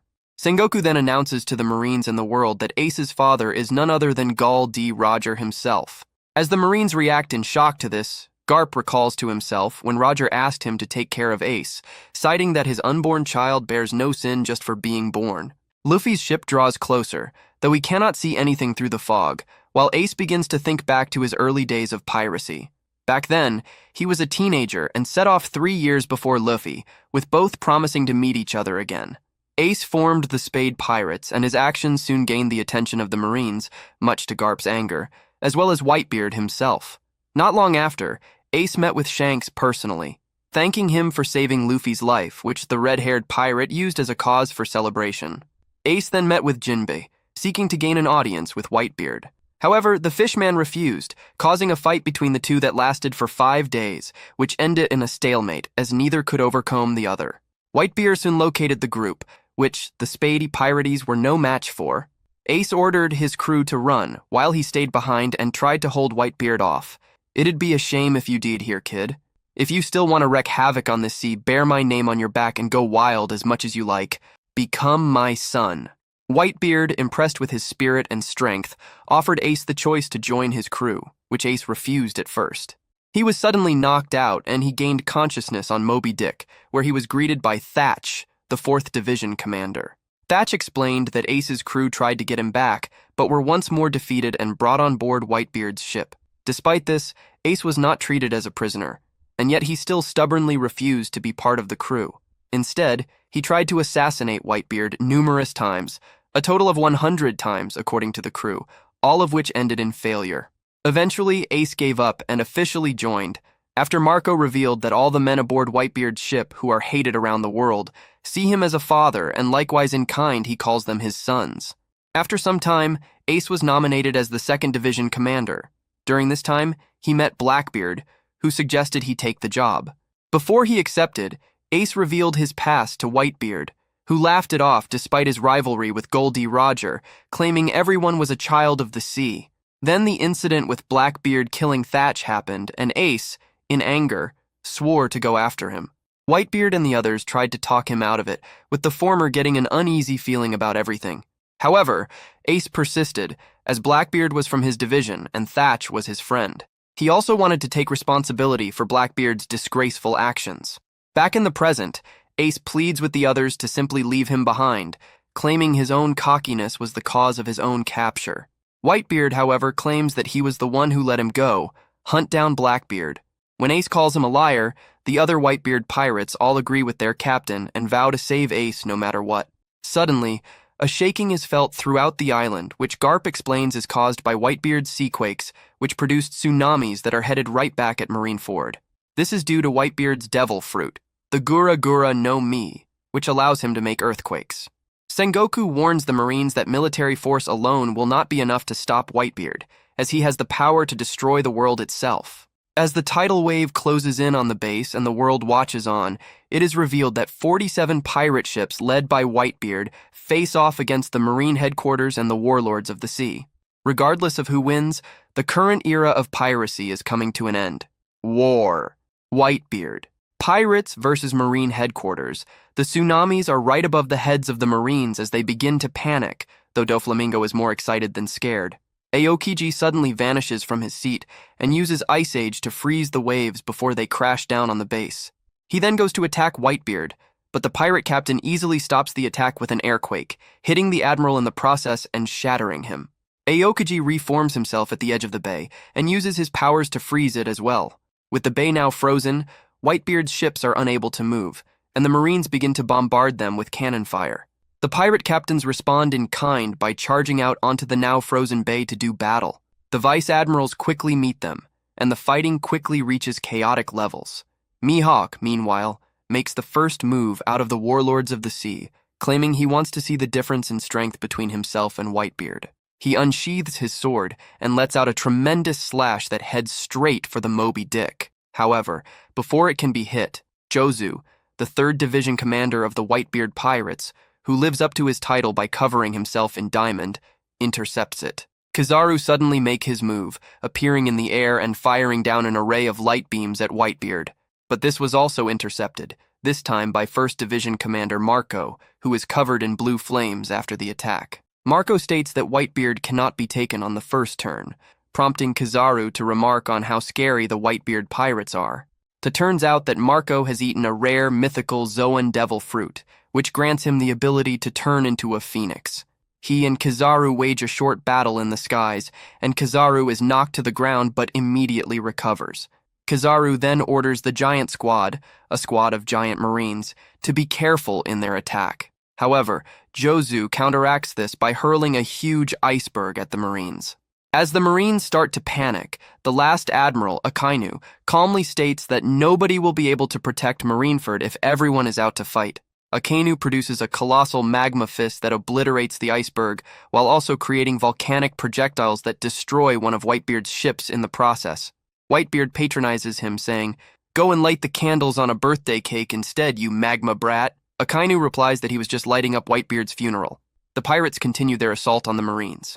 Meanwhile, the descendant of the land-pulling oars charges in. The Marines start to panic on account of Little Oars Jr.'s enormous size. Moria becomes excited at the thought of claiming Little Oars Jr.'s corpse, while Doflamingo comments on how the battle was getting interesting. Little Oars Jr. quickly begins to fight his way to the plaza where Ace is being held. He destroys one of the Marine battleships in the process, giving a path to his fellow pirates. The Marines are forced to fall back to strengthen their defenses. Whitebeard, however, disapproves of Little Oars Jr., recklessly charging in, but Little Oars Jr. begs him to let him do as he pleases to save Ace. Whitebeard relents and orders his men to back him up as Little Oars Jr. continues to get closer to the execution stand. Meanwhile, Hancock attacks a group of pirates with her Mero powers, managing to turn the body parts she hits to stone and breaking them off in the process with her amazing agility. However, she not only attacks pirates but Marines as well. When asked by a bewildered Marine, Hancock states that while she agreed to join the battle, she never allied herself with the Marines. To her, all men are alike, except for Luffy. She then tells the Marines that they must consider her promise to the Marines fulfilled by virtue of her beauty. Suddenly, Kuma lets loose an Ursa shock from his Nikyu powers, creating a tremendous explosion that wounds Little Oars Jr. greatly. Ace looks on in horror, begging him to stop, knowing that Little Oars Jr.'s size makes him an easy target and that he would never make it. As Little Oars Jr. reels from the damage, he remembers when Ace made him a conical straw hat to help keep his head shaded in the sun and his head dry during rainy and snowy weather. Oars Jr. is more than grateful for the gift, which is why he is determined to save Ace. Unfortunately, he gets hit hard by cannon fire and begins to double over. As he does, Little Oars Jr. notices Doflamingo and tries to take him out, slamming at him with his fist. Doflamingo manages to avoid the attack, flips over Oars, and uses his ability to cut off his right leg in the process, laughing all the while. Despite this, Little Oars Jr. desperately continues to advance towards Ace. Just as he is within inches of grabbing Ace, Moria sends his shadows at the giant, forming them into a spear and skewering him through the midsection. The Whitebeard pirates look on in horror as Little Oars Jr. falls, while the warlords of the sea give off different reactions, with Moria happy with his victory. Doflamingo continues to find the whole thing hilarious, which catches the attention of one of the division commanders. Whitebeard, meanwhile, looks on grimly at what just occurred, prompting one of the giant squad vice admirals, Lons, to take advantage of his distraction and attack him. Whitebeard, however, subdues him easily with one hand, using his earthquake power, much to the shock of the Marines, who are stunned that not even a giant can best the Emperor. Whitebeard then orders his troops to take advantage of the path Little Oars Jr. gave them and charge into the plaza, to which the pirates quickly comply. Meanwhile, Water Buffalo Atmos confronts Doflamingo, who quickly uses his power to take control of him and attack his own squad. As the sight of fallen Marines starts to get to him, Kobe flees from the battle. Helmeppo manages to stop him just in time, as they witness a Kainu confronting another officer who was also fleeing the battle. A Kainu attacks the Marine soldier as punishment for his cowardice. He then gets a report that the preparations are complete. Doflamingo still continues to cackle as he uses Atmos to attack his allies. He comments on their current state of affairs and how the winner of this battle will become the justice of the world. The pirates continue to press on to the bay, trying to keep the path that Little Oars Jr. opened up from being closed. Suddenly, Whitey Bay, the Ice Witch, crashes an icebreaker ship into another part of. With the bay breached on both sides, the pirates rush forward.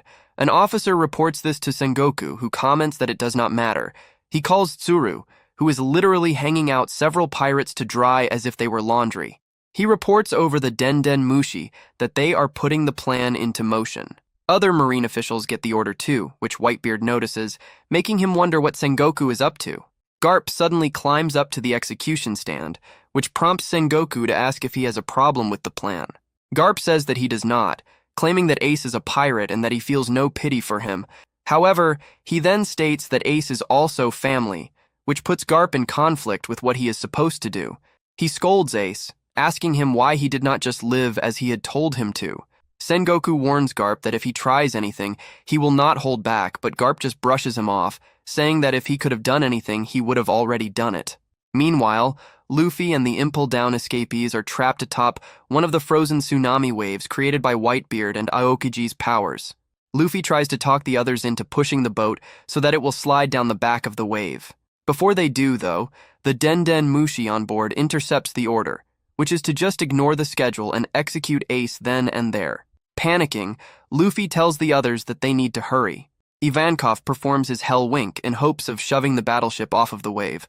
However, instead of sliding down, it is knocked forward, flipping upside down and sending all of the inmates plummeting towards the sea. Having also received the order, Kobe and Helmeppo start to panic, but before they can react, the two notice something falling from the sky. Ace and the Marines see it too. As the object plummets closer to the ground, it is revealed that it's none other than Luffy and the escapees descending from above. As they plummet down, Luffy exclaims that he is not worried since he is made of rubber, but the others are distressed, yelling at him to do something before they make impact with the ice beneath them. The bet on the New Age: Luffy and Whitebeard. By sheer luck, the battleship lands in one of the few spots of ocean that remain unfrozen. Although the impact splits the boat in two, those on board fall into the ocean unharmed. Jinbe dives underwater to rescue the Devil Fruit users, as the others make their way up onto the wreckage. As Luffy climbs higher on top of the wrecked battleship, he and Ace spot each other. Ace calls out to Luffy, who happily responds that he is happy to see him again. Onlookers are shocked that Crocodile, as well as the other prisoners, have arrived in the middle of the war. Sengoku becomes even more infuriated at Garp and his accursed family, while Garp remains in shock that Luffy has made his way to Marineford. The warlords of the sea, admirals, and others all look on at the odd group and comment. Mihawk shows subtle surprise, while Moria shows frothing rage. Fullbody and Django comment on how Luffy's normal crew is not with him. Boa Hancock blushes in relief, seeing that Luffy is all right. Kobe and Helmeppo are amazed at the fact that Luffy has broken out of Impel Down and arrived in Marineford. Aokiji states that Luffy has brought along tough allies, while Kuma remains silent. Kizaru remarks how he did not think that they would meet again so soon. Marco recalls that he is the one that Ace always talked about. Doflamingo remarks that all of the warlords, old and new, are together again, and he shows interest in Luffy as a famous troublemaker. Smoker and Tashigi wonder why Luffy and Crocodile are working together, and Akainu declares that Luffy must be disposed of, notably stating to himself that he is Dragon's son. Jinbei announces to Sengoku that he has resigned his position as Warlord of the Sea. As Ivankov looks around, he notices that Crocodile has vanished. Having made the first move, Crocodile appears behind Whitebeard, ready to impale him with his golden hook. Before he can, however, Luffy activates Gear 2 and intercepts the blow. Crocodile reminds Luffy that they had a deal, to which Luffy responds that because Whitebeard is important to Ace, he would not let Crocodile touch him. Marco remarks to himself that Ace's brother is not half bad. As Whitebeard observes Luffy, he recognizes the straw hat as the one that Shanks used to wear. When he tells Luffy that he had seen the hat with red hair, Luffy says that Shanks had let him borrow it. Whitebeard remembers the story that Shanks had told him about why his arm had gone missing, that he had placed it on a bet on the New Age. When asked if Luffy would still rescue his brother, even knowing the odds against him, Luffy not only emphatically responds that he will, but also that he, not Whitebeard, would be the Pirate King. This shocks all of the pirates and many Marines. Admiring Luffy's tenacity, Whitebeard merely tells Luffy to stay out of his way. Luffy states that he is going to rescue Ace on his own. Kizaru asks Sengoku if he can kill the intruders, which Sengoku allows.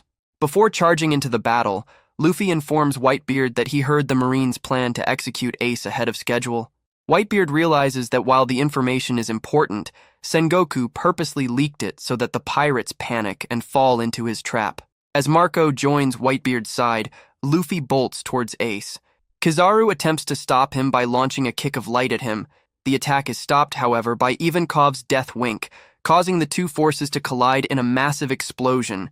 When Luffy thanks him, Ivankov states that it is his duty to make sure Luffy does not go and kill himself. Buggy and the inmates, meanwhile, watch on in horror, unwilling to join such a terrifying battle, yet acting as if Buggy is rallying them on. Kuma fires one of his beams from his mouth, hoping to incinerate Luffy and Ivankov. The two dodge the blow as Ivankov grabs onto Luffy and rolls out of the way. Ivankov is shocked that Kuma would attack him, remembering that the two used to be friends. As Luffy continues his assault, Hina reappears to capture Luffy, transforming her arms into long iron fences. Luffy manages to jump out of the ring using Gear 2, as it ensnares Hina's marine allies. Watching on with glee, Moria somehow manages to bring previously unseen zombies out of the earth to battle Luffy. Ace suddenly cries out to Luffy to stay away, berating his brother for getting involved in his own affairs. He states that he would be too humiliated if a weakling like Luffy were to rescue him. However, his true reason for wanting to keep Luffy at bay was so that he would not drag his brother down with him. Luffy answers by shouting out that they are brothers and that he does not care about any rules about pirates. As Moria sends his zombies after Luffy, they are drowned and purified in a burst of seawater fired by Jinbei. Much to the shock of the Marines, as well as Luffy's and Whitebeard's subordinate crews, Sengoku reveals that Luffy's father is none other than the revolutionary Dragon. While Moria, Buggy, and Galdino seem shocked at the news, Mihawk says that at that point, that fact was hardly surprising. Hancock feels that she loves him even if his father was the devil. Kuma continues to remain expressionless, while Jinbei and Doflamingo realize that Luffy's actions finally make sense. Smoker is now able to understand why the revolutionary saved Luffy in Logetown. Luffy remains unfazed by the fact that his lineage was revealed to everyone at Marineford, as well as the whole world. due to the reporters watching on. He smashes his way through more of the Marines with Gear 3, claiming that he does not care if Ace objects and that he would rescue Ace even if it killed him. Whitebeard, in even more awe than before, tells Marco that he will not forgive him if he lets Luffy die. Having seen the determination shown by both Whitebeard, his subordinate crews, and Luffy, Ace finally states that he cares not what fate has in store for him, whether he is to be saved or killed. As Luffy, Ivankov, and Jinbe break through the Marine forces, Whitebeard recognizes Buggy and asks if he wants to take his head. Whitebeard proposes that the two instead team up temporarily to fight the Marines before Buggy takes his head, which Buggy agrees to. When Marco asks why Whitebeard would deal with someone as insignificant as Buggy, Whitebeard explains that it would be troublesome if they had to fight the inmates alongside the Marines. Whitebeard then attempts to contact Squard, but he is nowhere to be found, having been seen only minutes ago. Brushing this off, Whitebeard instead cuts through to the Dekovan brothers, whom he commands to take command of all the pirates. All of Whitebeard's subordinate crews then begin to split up, attacking Marineford from the left and right sides. Seeing the battleships being attacked, Garp and Sengoku realize that Whitebeard saw through their plan. Meanwhile, Moriya, unable to form zombies in the presence of Jinbe, steals the shadows of Marine soldiers and inserts them into his body, increasing his size and strength. He then lunges towards Jinbe, hoping to steal his shadow, but the fishman retaliates with Samagawara Seiken, slamming his fist into Moria and critically wounding him. As Luffy continues to battle Marine soldiers, Smoker bursts towards him, intent on settling the score. Smoker manages to strike Luffy with his Sea Stone Jita, dealing more damage than Luffy would usually take. Luffy strikes back with Gomu Gomu no Jet Gatling, but the attacks slip right through Smoker's smoke. As Smoker and Luffy comment on how the other has grown stronger, the former pins the latter to the ground with his jitty.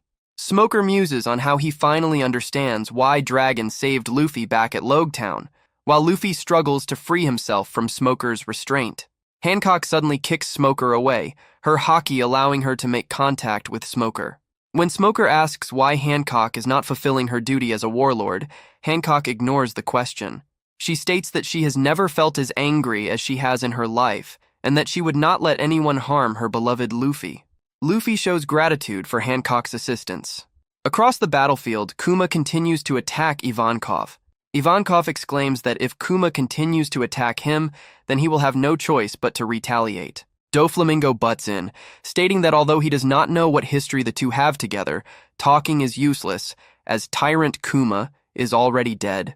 Hancock tells Luffy that she knew he would survive and make it to Marineford, and gives him the key to Ace's handcuffs, which she gained through unknown means.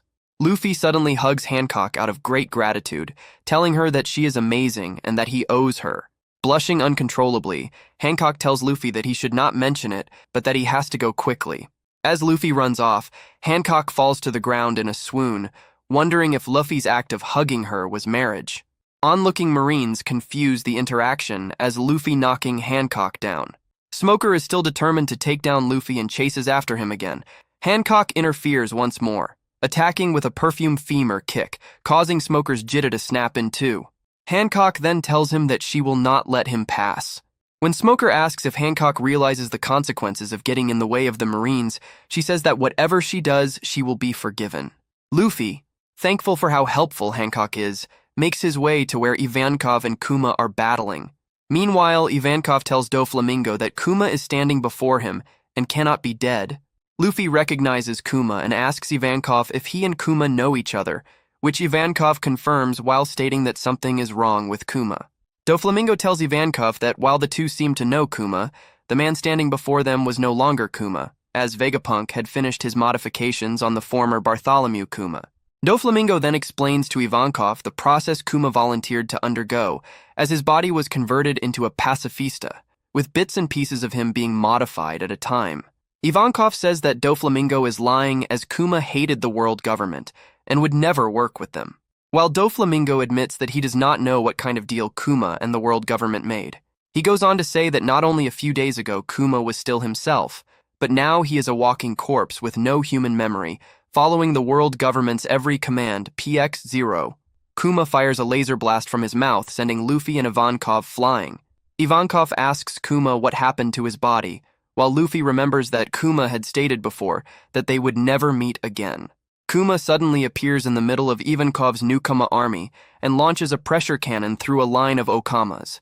Refusing to take any more of Kuma's actions, Ivankov spins his head around with face spectrum to make a mirage of dozens of faces and launches Death Wink from all of them with Galaxy Wink.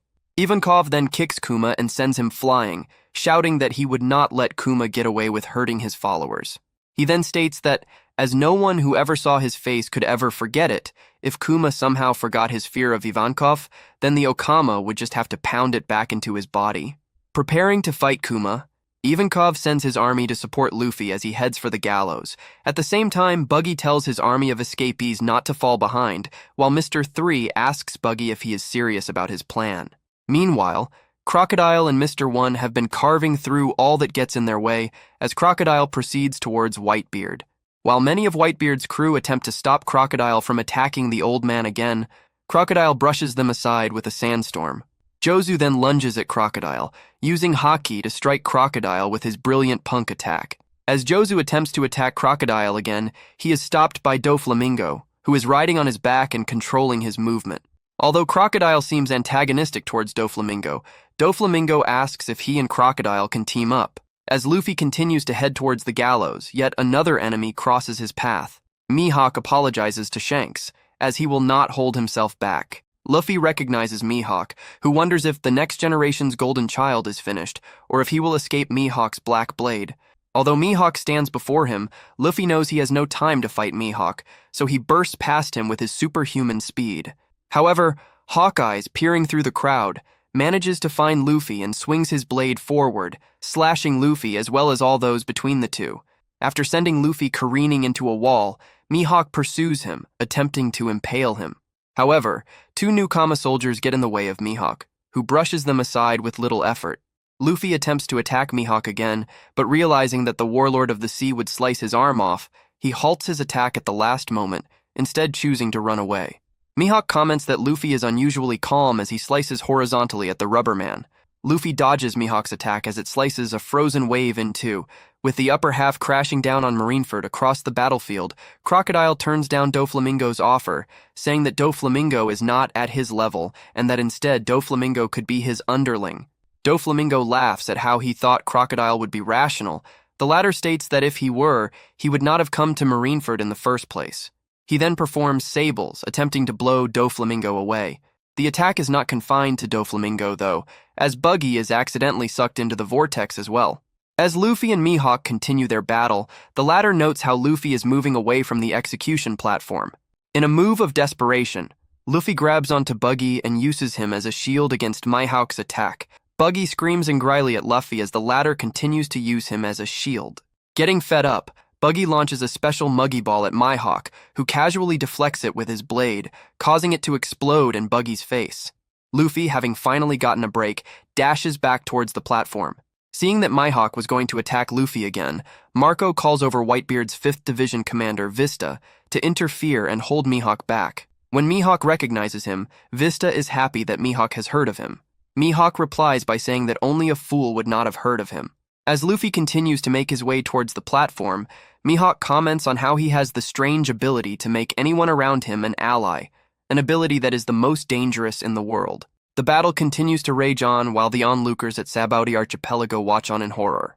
Sengoku demands that the feed be cut off so that the civilians will not lose faith in the Marines, as such a tragedy would be too much for them to witness. Sengoku justifies his actions by saying that all they needed to say to the world after the battle was over would be one word: victory. Suddenly, more battleships begin to appear from behind. The pirates note that the new arrivals are not allies, with Whitebeard, Luffy, and Ivankov recognizing those on board. Sentomaru arrives at the battle, backed up by an army of at least 20 pacifistas. The battle has gone on for an hour and a half, and it is about to enter its final phase. Sengoku's plan. The battle's final phase. Both pirates and civilians look on in horror as the pacifistas arrive, as the only knowledge the pirates had was rumors that Vegapunk had been using human corpses to develop a human weapon. However, they are mystified as to why they are all Kuma. Sentomaru tells Kizaru that things were not going according to plan, as the pirates were meant to be all driven into the bay instead of being scattered as they were. As the pirates listen on, They realize that Whitebeard knew that the Marines were going to pin them all into the bay and had saved their lives when he told his men to split up. Sengoku demands that they continue with the plan, attacking any stragglers that they can reach. Sentomaru asks Kizaru if it is okay if the pacifistas destroy some of the Marines' battleships as well, to which Kizaru simply replies that they should not destroy too many. As Sentomaru commands the pacifistas to begin their attack, a pirate tries to smash one with an enormous club which shatters on impact against the pacifista.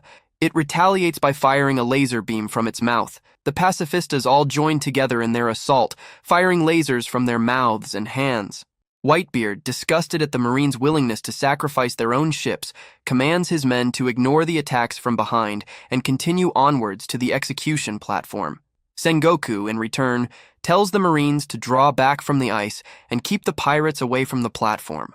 The onlookers at Sabaody are awestruck by how invincible the pacifista are.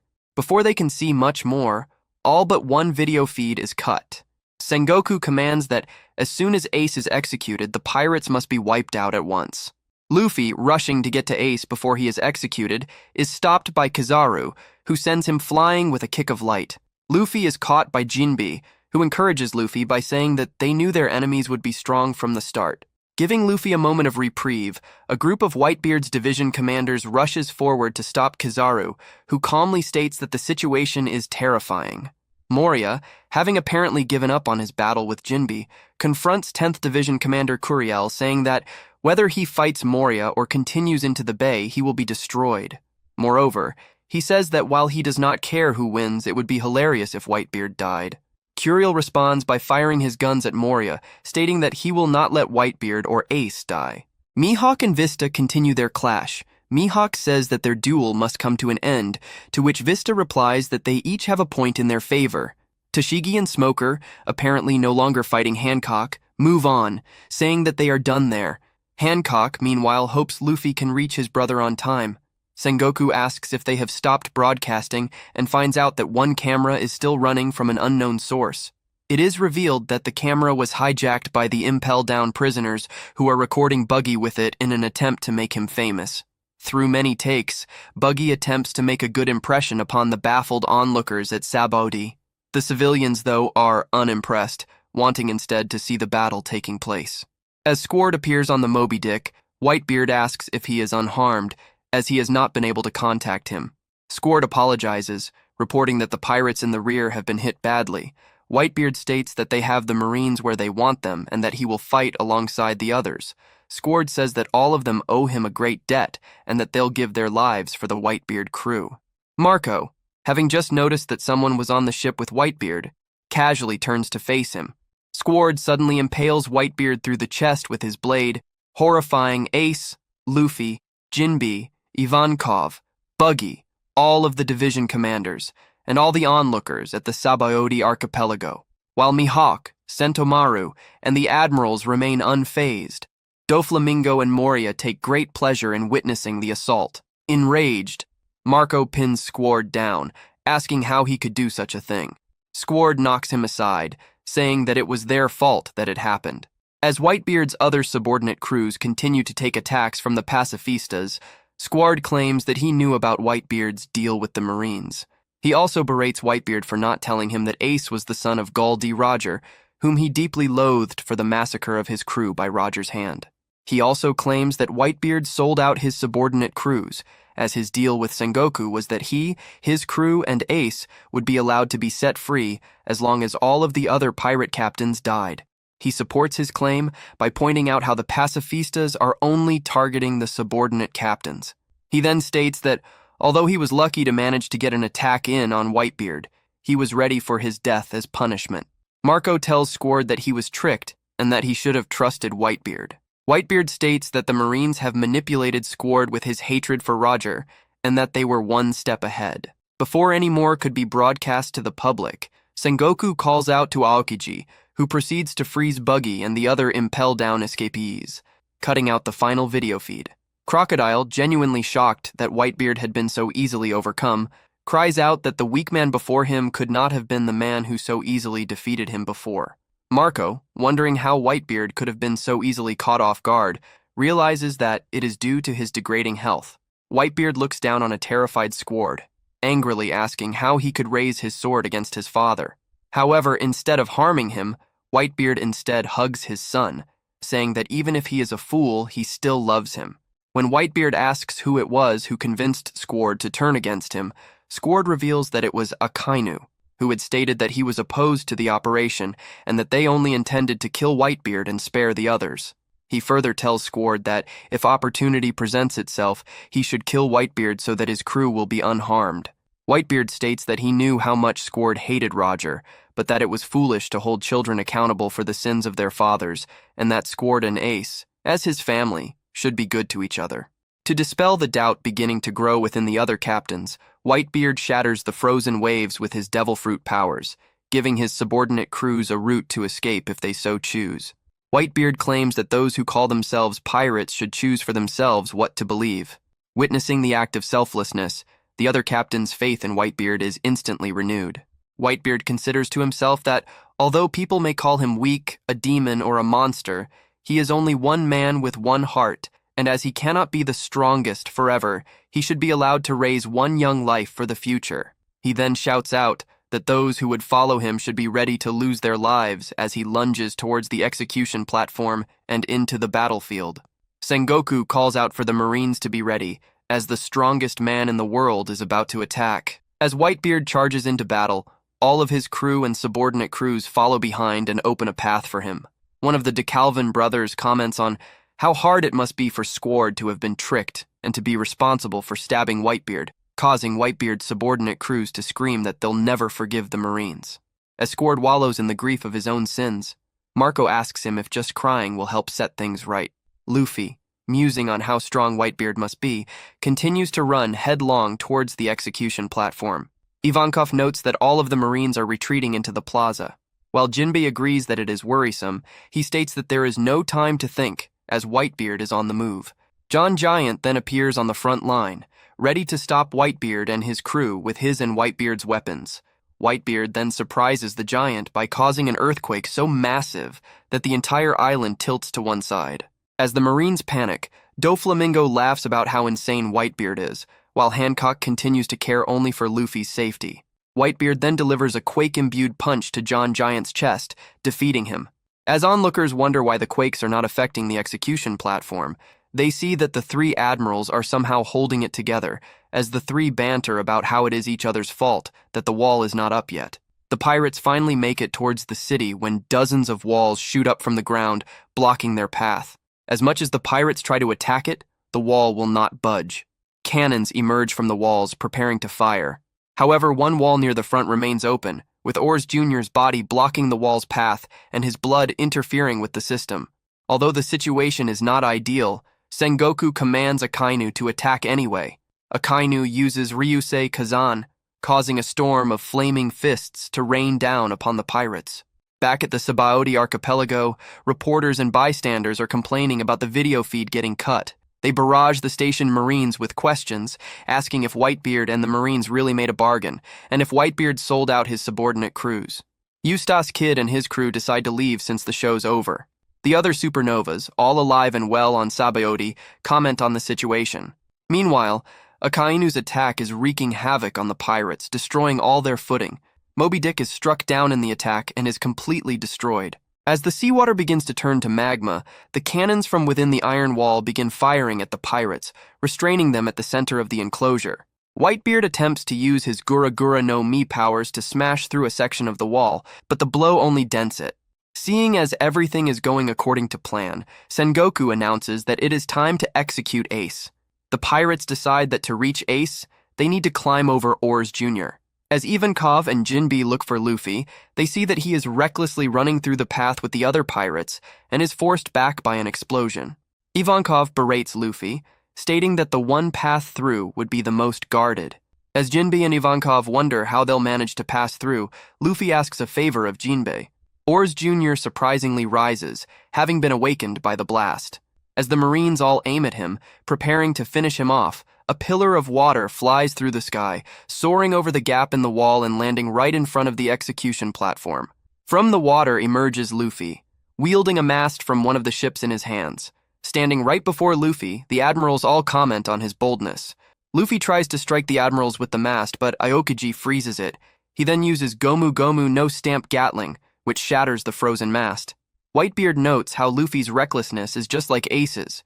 He orders Oars Jr. to stay where he is and commands Jozu to prepare their trump card, an ant in a storm. Luffy falters as the admirals dodge the projectiles formed from the frozen mast. Luffy activates Gear 2, hoping to make a straight dash for Ace. However, Kizaru easily catches up to him and knocks him aside with a kick of light. On the execution platform, the guards are about to execute Ace. However, they are blown back by an unknown force, which is revealed to be an attack by none other than Crocodile. While Sengoku wonders why Crocodile would aid his own enemy, the former warlord notes that he only did it because he did not want to see the Marines satisfied. Suddenly, taking everyone by surprise, Crocodile's head comes flying off of his body. Doflamingo, standing behind Crocodile, says that he is jealous that he has decided to side with Whitebeard instead of him. Forming his head back onto his body, Crocodile responds that he is not teaming up with anyone and attacks Doflamingo. Meanwhile, Luffy is knocked down after Aokiji stabs him with an ice saber. Hancock screams at Aokiji and prepares to interfere, but instead, Marco knocks Aokiji away. The pirates in the bay, attempting to make their way past the iron wall, all try to swim through the gateway made by Oars Jr. As the Marines prepare to fire upon the susceptible pirates, a coated ship suddenly emerges from beneath the sea, allowing most of those in the water to climb aboard. Whitebeard notes that he never said that all of his ships had surfaced. While the Marines are busy debating whether or not they should aim at Oars Jr. or the ship, Oars Jr. lifts the ship into the air and pulls it through the hole he created. As the pirates prepare to storm the stage, Oars takes cannon fire, causing him to collapse once more. Whitebeard then leaps into the plaza and, commanding his children to keep away, swings his naginata in a circle, knocking away all of the Marines in his path. With the only Marines still standing being the admirals, a few of the vice-admirals, and those upon the podium, the Whitebeard pirates prepare to make their final charge to save Ace. Sengoku then tells Garp that the two of them will be required to join the war. Whitebeard orders his men to clear a path for him as he once again makes a swing with his naginata to create another earthquake. Knowing the coming threat, Aokiji tries to attack the Emperor only to have his ice ball slice in two by Whitebeard's earthquakes. Whitebeard then impaled Aokiji with his naginata. However, the attack has no effect, as Aokiji made a hole in his chest so that the attack can pass through it. Just as Aokiji is about to try another attack, Yozu knocks him away and tells Whitebeard he will take care of him as Aokiji reforms himself. Meanwhile, Luffy once again tries to reach the execution platform, but is stopped by Manga and is forced to engage in a fight against him, as well as another vice-admiral with a Zoan Devil fruit. Despite his best efforts, he is easily overwhelmed. He is then suddenly shot by a light beam by Kizaru. As Luffy lays defeated, the Admiral reminds him that he lacks the proper strength to save Ace and that guts alone will not get him through. He then kicks him back, right into Whitebeard, who catches him. Kizaru is insulted that the Emperor sent in Luffy first. Ivankov, using his face growth, peers over the wall and sees the condition Luffy is in, scolding him for acting so recklessly. Whitebeard tosses Luffy to one of his men to tend to his wounds, but Luffy shouts that he is all right and must save Ace. However, his wounds get to him, and he collapses as Jinbei asks a nearby doctor to look him over. Whitebeard mentions that Luffy has heart, but agrees that he is too reckless, though he has a soft spot for people like him. Whitebeard once again attacks all the Marines in his way before being stopped by Akainu. He engages the Admiral in a battle of sheer power. Jinbei decides to join in as well, deciding that he will die in the battle. All around the plaza, pirates and Marines continue to battle, with neither side backing down. Marco attempts to reach Ace but is knocked back by Garp, who proclaims that if any of them want to get past him, it will have to be over his dead body. Whitebeard tells his subordinate crews not to be intimidated by Garp, as he is just an old man. Akainu reminds Whitebeard that they are of the same generation before proceeding to fire a hound made of magma at Whitebeard. He deflects the attack and causes more damage to Marineford. The pirates continue to cut a path through the Marines' forces, heavily damaging a pacifista in the process. Ace suddenly begins to cry as he recollects on his childhood.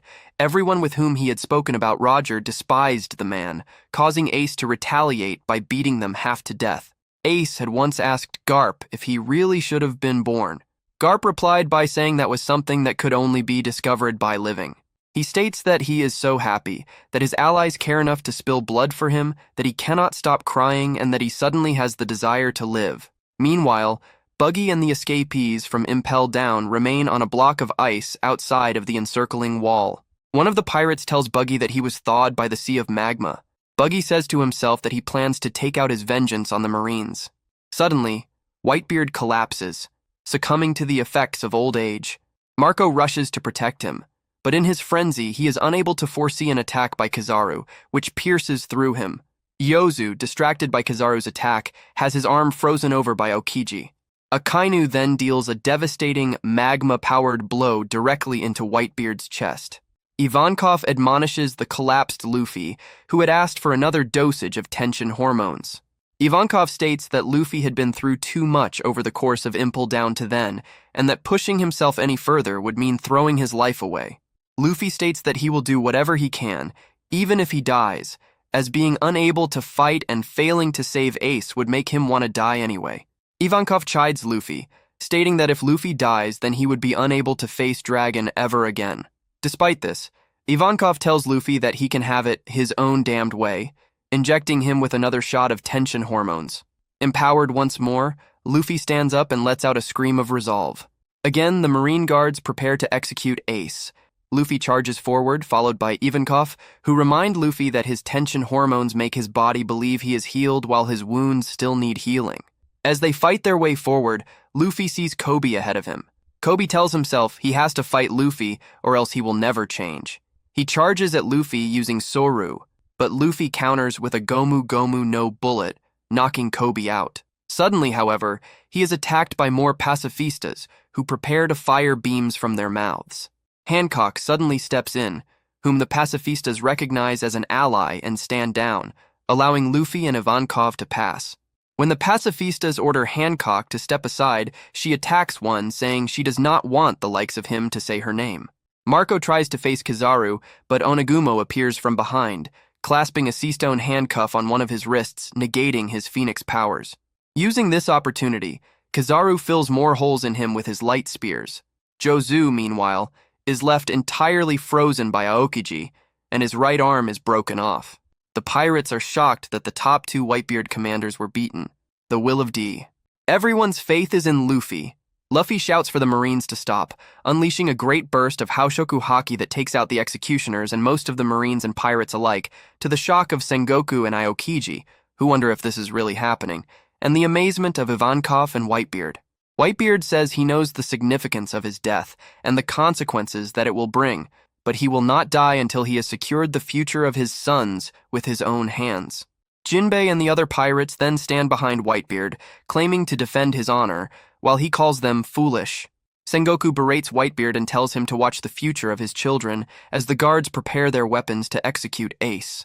The pirates call out to Ace, and while Whitebeard says that it is useless to try, he suddenly collapses due to his illness as he watches the guards about to execute Ace. Sengoku, telling the Marines not to lower their guard yet, orders them to take Whitebeard's head. As the Marines approach Whitebeard, the pirates try to reach him, but he orders them to stay back, saying he does not need their help just yet. He then defeats the oncoming Marines, shouting, "I am Whitebeard," sending multiple Marines flying and causing others to call him a monster. As everyone tries to recover from Luffy's massive burst of haki, Whitebeard's subordinate crews and the Marines alike all stand in awe of his power.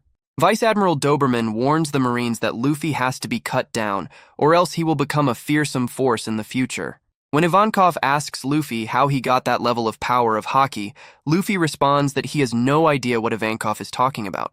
Ivankov lets Luffy be, but realizes that even if Luffy does not realize it, he attracts people because of his will to fight the unknown, the same as Dragon. The Marines convene around Whitebeard once more, who again brushes them aside. He then commands all of his forces to back up Luffy. Whitebeard thinks to himself that he wants Luffy to show him just what will come at the end of the Great Age of Pirates. As Luffy is about to be attacked, Whitebeard's subordinate crews jump in and protect him, telling him that he has to go on ahead while Whitebeard holds the Marines off. Ivankov tells Luffy that Whitebeard is putting all of his faith in him. Luffy responds that he does not care about Whitebeard and that he is only there to save Ace.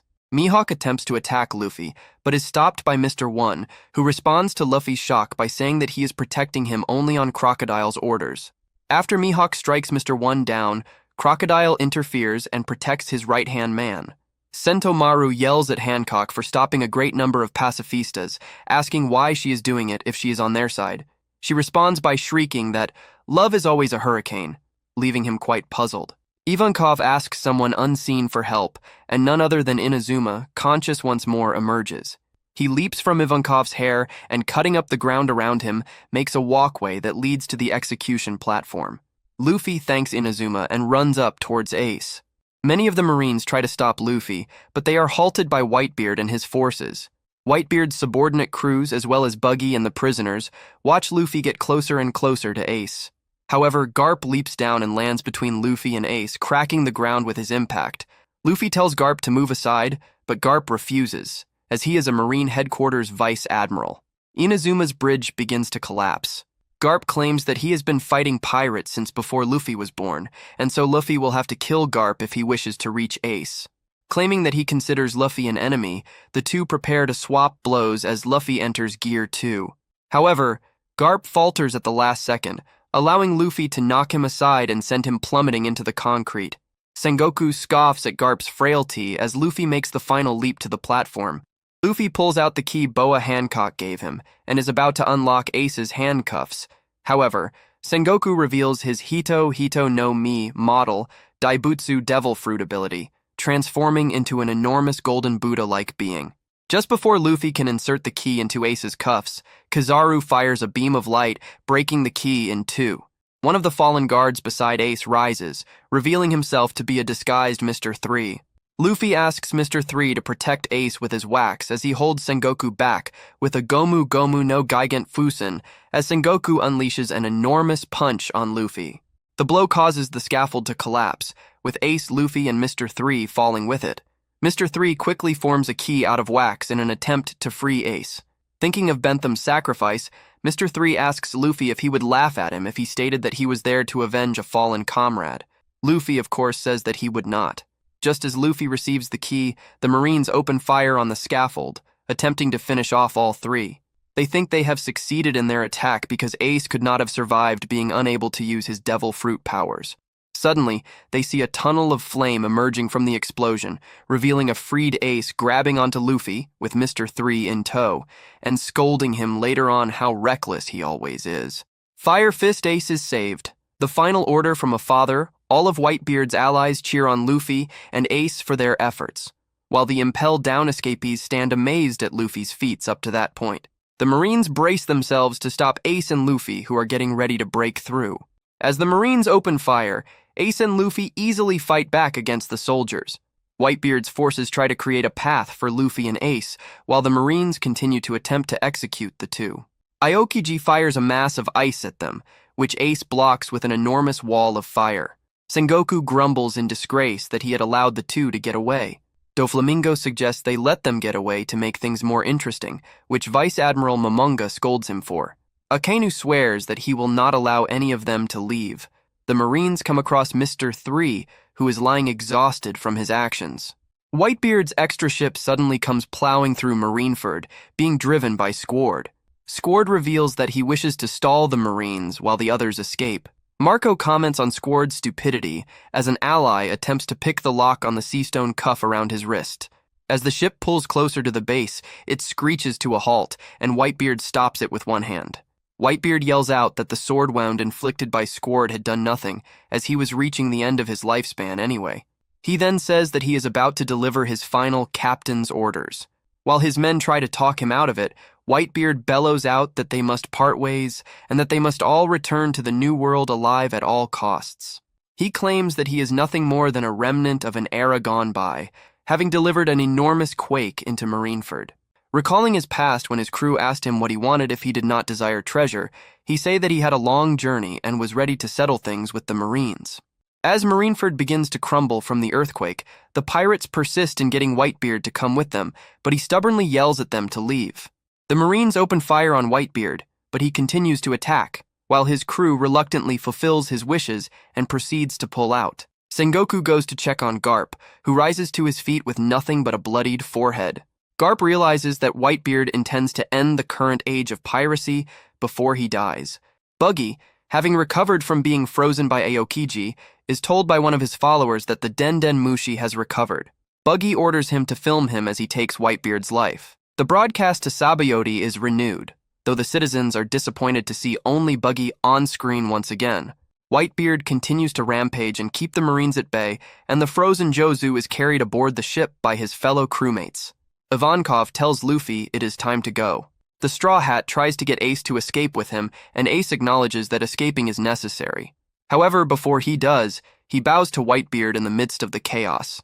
Seeing this, Whitebeard asks if he was a good father, to which Ace tearfully answers, "Of course." Whitebeard laughs heartily at the response. The rest of the pirates prepare to escape, but suddenly a Kainu attacks them with a huge molten fist. He mocks Whitebeard's crew as cowards for grabbing Ace and running away, and claims Whitebeard is nothing but a failure from a bygone era. This strikes a chord with Ace, who turns to face him.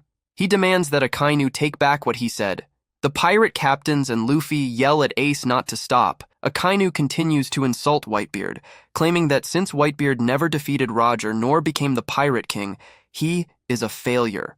The rest of the pirates urge Ace not to get provoked by the Admiral, but Akainu's continuing mockery eventually sets off Ace's temper. He attacks Akainu in fury, proclaiming that the name of this era is called Whitebeard.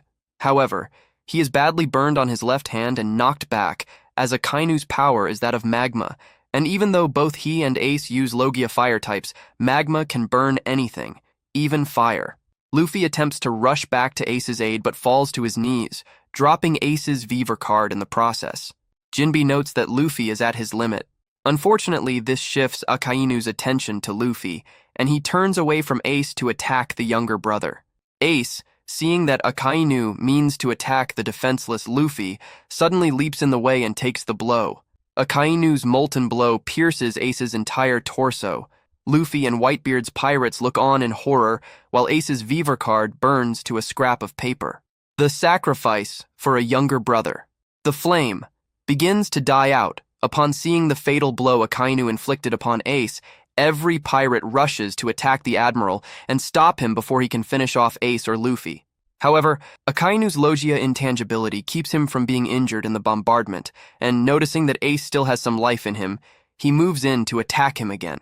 Jinbe cries that he will tolerate no more of this, and rushes in to take the blow with his right arm. Akainu chastises him for his actions, commenting that as a former warlord, Jinbe would know about the power he wields. The fishman retorts that he would gladly pay with his life to delay him, since he fully intended to die anyway. Meanwhile, Mr. 3 is dragged over to Marco, who orders him to remove the sea stone handcuffs. Sengoku and some of the other Marines realize that Garp is acting strangely. Sengoku slams him into the ground, demanding to know his intentions.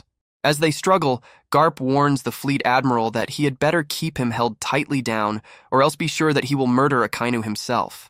Akainu attempts to attack Jinbe again, but is interrupted by Vista and Marco, who shout at Jinbe to get down as they simultaneously attack Akainu. The Admiral is irritated by the attacks, as both Vista and Marco are haki users. Meanwhile, Luffy catches the gravely wounded Ace as he falls and, horrified by the sight of his hand slicked with his brother's blood, begs him to hold on. Ace apologizes to Luffy for not letting him save him properly. The doctor of the Whitebeard pirates rushes over, but Ace, knowing full well that his internal organs were badly burned from Akainu's attack, tells them it is too late. He can perceive his own life's end. He goes on to remember how every person he met hated Gol D. Roger and detested the idea of his living son. If it were not for Luffy and Sabo, he would never have wanted to live. Ace then requests that if Luffy ever meets Dadan again, to tell that idiot goodbye for him. His only regret is that he will never get to see Luffy's dream come true, though it undoubtedly will. He comments that he has no regrets about the path he chose in life. All he really wanted was to know the answer to one question, whether or not he should have been born. Sensing his voice is getting too quiet, he then calls out to his comrades and, with his dying breath, thanks them for loving him. Ace smiles one last time and dies, falling from his brother's arms as the last fragment of his Viver card burns away. Luffy remembers when Ace punched him on the head in the past for crying when he thought Ace was dead. after which Ace made a promise not to die and leave his weak little brother alone. Now back in the present, kneeling by his brother's body, Luffy raises his head and howls in anguish. The Whitebeard pirates, along with the entire Sabaody, are shocked at the death of Ace. Luffy is unmoving and unresponsive as Ivankov calls out to him. Seeing that all the damage Luffy has received has now taken its toll, Ivankov surmises that the shock has collapsed Luffy's mind. Akainu takes the opportunity to once again try to kill Luffy, but Marco intercepts him and yells at Jinbe to take Luffy away. Before Akainu can pursue Luffy to finish him off as well, Whitebeard, enraged at the death of Ace, appears behind him and punches Akainu to the ground, greatly wounding him. Akainu retaliates, burning off a portion of Whitebeard's head with Mago. Unfazed, Whitebeard slams Akainu aside, injuring him further and, in the process, causing an earthquake that demolishes Marine Headquarters Base and splits the plaza in half. This act separates the Marines and the pirates, isolating Whitebeard from his crew. Sengoku is astonished that Whitebeard still has so much power despite his injuries, while Whitebeard states that he is not finished yet. The pirates, meanwhile, retreat to their ships. In the midst of the chaos, the Marines notice a shadow behind the ruined Marine Headquarters building, which reveals itself to be a giant. He is not alone. They notice more figures on the scaffolding of the building. While Whitebeard and Sengoku are less than pleased when they see Blackbeard and his band of pirates, which now includes a few new crewmates recruited from level 6 of Impel Down. Blackbeard laughs, commenting that he was glad he made it in time to see Whitebeard die. Sengoku and Blackbeard throw words at each other, and Blackbeard explains how he used the title of Warlord of the Sea to get what he wanted, to break into Impel Down and free the level 6 prisoners San Juan Wolf, Avalo Pizarro, Vasco Shot, Shiryu, and Katarina Devon. Whitebeard and Blackbeard exchange a few words, to which Whitebeard snarls that he no longer sees Blackbeard as his son.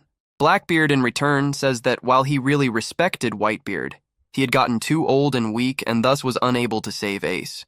He adds that it was wasteful to have spared Ace's life when he captured him at Bonero Island.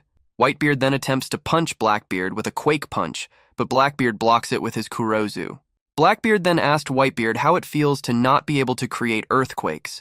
Whitebeard strikes Blackbeard with his Naginata, pinning him down and using his Gura Gura ability to choke Blackbeard. As he was being choked, Blackbeard asks Whitebeard if he would kill his own son. Whitebeard seriously damages Blackbeard's skull, and Blackbeard calls him a monster, cursing him and saying that he should have been dead. He then commands his crew to kill Whitebeard.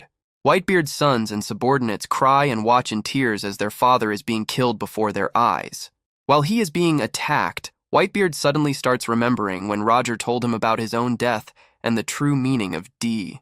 After the Blackbeard pirates run out of bullets, Whitebeard tells Blackbeard that he is not the one Roger is waiting for.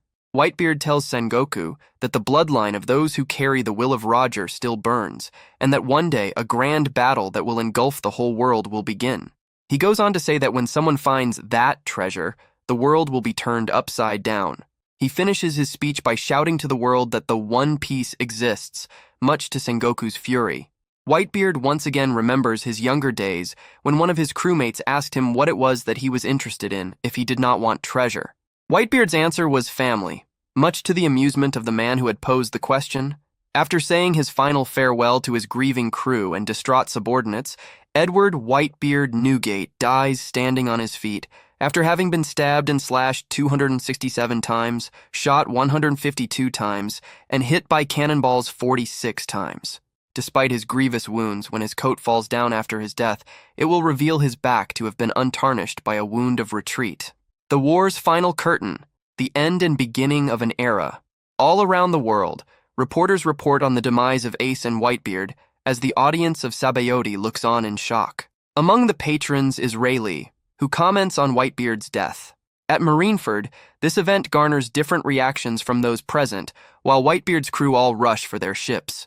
Meanwhile, the Blackbeard pirates cover Whitebeard with a black cloth, which Blackbeard enters much to the confusion of those watching. Seeing this, all finally gets to Buggy, who decides to abandon his newfound crew and run away. His followers, however, take this as a noble gesture of respect for Whitebeard's death and follow after him. Jinbe, meanwhile, continues to carry the comatose Luffy, begging him to hang on for the sake of his late brother. Before the fishman can reach the boats, however, the water around them is frozen due to Aokiji. If that was not bad enough, Akainu suddenly bursts from the ground, declaring once again his intention of not letting Luffy get away and demanding Jinbe hand him over. Jinbe, of course, refuses, vowing to keep Luffy alive no matter what. Ivankov suddenly appears and tells Jinbe to step aside before hitting Akainu with a hell wink. A few Marines attack Blackbeard, but he knocks them out with darkness power. He then suddenly the shock of everyone. When one of the pirates asks how this could be possible, as no devil fruit user can have two powers at once, Marco surmises that Blackbeard's body is abnormal and able to withstand the effects. Blackbeard makes a declaration of war to the entire world, claiming that it is now his age. As the top part chest, Jinbe stands up looking at the unconscious Luffy and apologizes for causing more damage to him. His followers took it to mean that he was trying to do it deliberately to save them. Just as he is gathering himself, Akainu fires a magma fist at them, there to help Luffy as he is a doctor. The Marines notice Law and label him as Luffy's accomplice. While Law is urging Buggy to get Luffy and Jinbe on board his submarine, Buggy questions who he is once more. The Marines immediately begin attacking Law's ship. Orders are given on the ground to divide the Marines' forces to attack the Blackbeard pirates and the Whitebeard pirates. Meanwhile, more Marines begin emerging from trap doors that lead to underground passages. Blackbeard laughs and shakes up Marineford and the ocean around it, creating massive waves. Jesus Burgess warns Blackbeard that they'll lose their footing if he continues on, but Blackbeard ignores him. He threatens Garp and Sengoku that he is going to close the book on them like he did with Whitebeard. Meanwhile, on the Sabaody Archipelago, an announcement is made to evacuate to the north side of the archipelago to avoid tsunamis. In the midst of the war, Kobe is crying, and Helmeppo asks him why. Kobe simply answers that the voices in his head are disappearing one by one. He notices how the Marines are continuing to attack, even after completing their original goal of executing Ace. While he is thinking this, a nearby Marine is injured. Another Marine goes to his side to help him only to be told off by Akainu, saying they do not have time to treat the injured, much to the shock of Tashigi and Smoker. Doberman commands the Marines to beat every last pirate down. Akainu once more states that they cannot allow the evil known as pirates to exist. Blackbeard is seen laughing some more, claiming that he will destroy everything. Elsewhere, while Buggy is flying in the air, he notices a gleam of light as Kizaru shoots another laser beam in his direction. Fearing for his life, Buggy hurls Jinbe and Luffy at the deck of Law's submarine. Beppo commands Jean Bart to grab them. Kizaru commends Law for escaping from him during the incident at Sabaody Archipelago and is about to attack him until a shout is heard. The shouting is revealed to be coming from Kobe, who yells for everyone to stop fighting since the Marines have families waiting for them and lives are being wasted. He yells at how the Marines already accomplished their goal, how they are chasing pirates who do not wish to fight, desiring war, and abandoning injured Marines while they could be treated, finishing his speech with how any Marine that falls at this point is foolish. Akainu simply tells Kobe that seconds have been wasted, and that the Marines do not need someone like this, and he gets ready to kill him. Before Akainu can strike Kobe, out of nowhere, Shanks interferes, blocking Akainu's magma fist with his sword. He tells Kobe that his few seconds of courage, for which he was willing to throw away his life, have changed the fate of the world. Law takes this opportunity to hurry up and escape. Kizaru is about to attack again when he is stopped by Ben Beckman, who threatens to shoot Kizaru if he moves a muscle. Shanks picks up his straw hat that Luffy had dropped and says that he has arrived to put an end to the war. The Marines loudly exclaim at the arrival of the Red Hair Pirates as they wonder how Shanks's recent encounter with Kaido the day before ended so quickly and how he was able to arrive at Marineford so quickly. Shanks then calls Buggy to give Luffy his straw hat, and in return, Shanks will give him a treasure map. Buggy quickly complies and heads towards Trafalgar Law's submarine, giving Law the straw hat. Lucky Roo then asks Shanks if he is sure he does not want to see Luffy again, since it has been 10 years since they last met, showing flashbacks of Shanks giving Luffy his straw hat. Shanks then answers, saying he would love to see Luffy again, but if he saw him now, that would violate their agreement. Akainu curses Shanks' name as Aokiji attempts to freeze the submarine over with Ice Age. Kizaru then decides to attack using Yasakani no Magatama, while the submarine attempts to dive to escape Kizaru's attack. Kizaru then decides that if the Heart Pirates Luffy and Jinbe survive the attack, the Marines should just let them go and say they got lucky. Worried, Boa Hancock commandeers a Marine ship and gives orders to chase the submarine, under the pretense that she intends to finish off Luffy herself. Buggy yells at Shanks for lying about the treasure map, with Shanks justifying his lie by saying it was a spur-of-the-moment decision. While Buggy continues to yell at Shanks, clearly holding his grudge, Buggy's followers comically admire Buggy's attitude towards Shanks, continuing to swear loyalty to him. Buggy then thinks that if he stays with the Red Hair Pirates, he will be able to get off the island safely. Shanks then orders Marco to withdraw in order to stop encouraging the battle. While this happens, Mihawk walks away, telling the Marines that he was only told to participate in the war against Whitebeard, and that fighting Shanks is not part of the agreement. Shanks threatens the Marines, saying that if there are any others who wish to fight, then he and his crew will fight them. Upon asking Blackbeard, Teach quickly decides to postpone their battle, satisfied with getting what he came for, and leaves shortly thereafter. Shanks then tells the remaining Whitebeard pirates and the Marines to allow him to save face, with the Whitebeard pirates mourning the losses of Ace and Whitebeard and the Marines appearing indifferent. The pacifista stop, with the warlords and the Marines also ceasing their attacks. Shanks then tells the Marines that they will take Whitebeard and Ace's bodies, as he will not allow their deaths to become a spectacle to the world. The Marines ask Sengoku what to do. Sengoku quietly agrees to Shanks's demands and tells them that he will take responsibility for the repercussions. He orders the Marines to tend to the wounded, and Shanks gives his thanks. With this, the Summit War of Marineford, known as the greatest war of the Great Age of Pirates, has ended. Post-war arc. Sengoku has declared the war officially over. While the Marines and the people of the world are celebrating the Marines' victory in the war, they lose sense of what really was going on. They soon find out that with Whitebeard dead, more ruthless pirates will be coming ashore and torture the people. More pirates now know that the One Piece is real, and so, more pirates will begin to form in search for One Piece. Meanwhile, Lieutenant Commander Brennu tells Sengoku about Impel Down's state. Magellan is severely injured and blaming himself for the defeat. Many prisoners escaped while some were taken in by Blackbeard. Sengoku is shocked at this news and tells Brennu to get their files, wanted posters, and all their information, but he denies and says that the world government intends to keep it secret. In response, Sengoku becomes angry and screams, "Damn them." Elsewhere, in the back streets of Marineford, Gecko Moria is being attacked by pacifistas commanded by Don Quixote Flamingo, who states that Moria is too weak to continue being a warlord of the sea, and that it would be better if the people believed he died in the war. When Moria angrily demands if this was Sengoku's order, Don Quixote told him to try higher. Meanwhile, the other supernovas except Luffy and Zoro were witnessing the whole Marineford fight from their ships far away. Scratchman Apu questions why Trafalgar Law, known for his brutality, would save Monkey D. Luffy states there must be some catch. Hawkins thinks it is odd that the odds of Luffy being alive never reaches 0. Eustace Kid tells his crew that nothing is over, however, it is the beginning of the new era, one which no one has ever laid eyes on. Meanwhile, in the Heart Pirates submarine, Beepo feels really hot because of his fur and wants to surface. After they surface, Beepo looks to see if all sides are safe but finds out a marine ship was beside them. He also sees Salamand is shocked about it. Boa Hancock lands in the submarine from the marine ship and tells them that she turned all the Marines in the ship to stone. Law comes out and tells her about Luffy's condition. Emporio Ivankov, along with his escapees from Impel Down, shows up on the Marine ship and talks about how brave Luffy was and what made him lose consciousness. He also asked why Law saved Luffy, but before he could say anything, Ivankov stopped him and said that sometimes instincts tells you what to do. Jinbe comes out from the submarine, still heavily wounded, and tells them how shameful he feels because he failed to protect anyone precious to him, while Law tells him to rest or else the wound might open up. The episode ends after Luffy is seen, still in a coma. In West Blue, a village last camp was being attacked. The Marines already have their hands full with the surge of piracy after the war at Marineford. Since not all information was divulged, some of the Marines were wondering how the fall of Whitebeard and a victory of the Marines would lead to an increase of pirates flooding the seas. Whereas a few days after the war, Foodvalton Island in the New World is being attacked. The island was under Whitebeard's territory, however. Since Whitebeard died in the war, the island became vulnerable.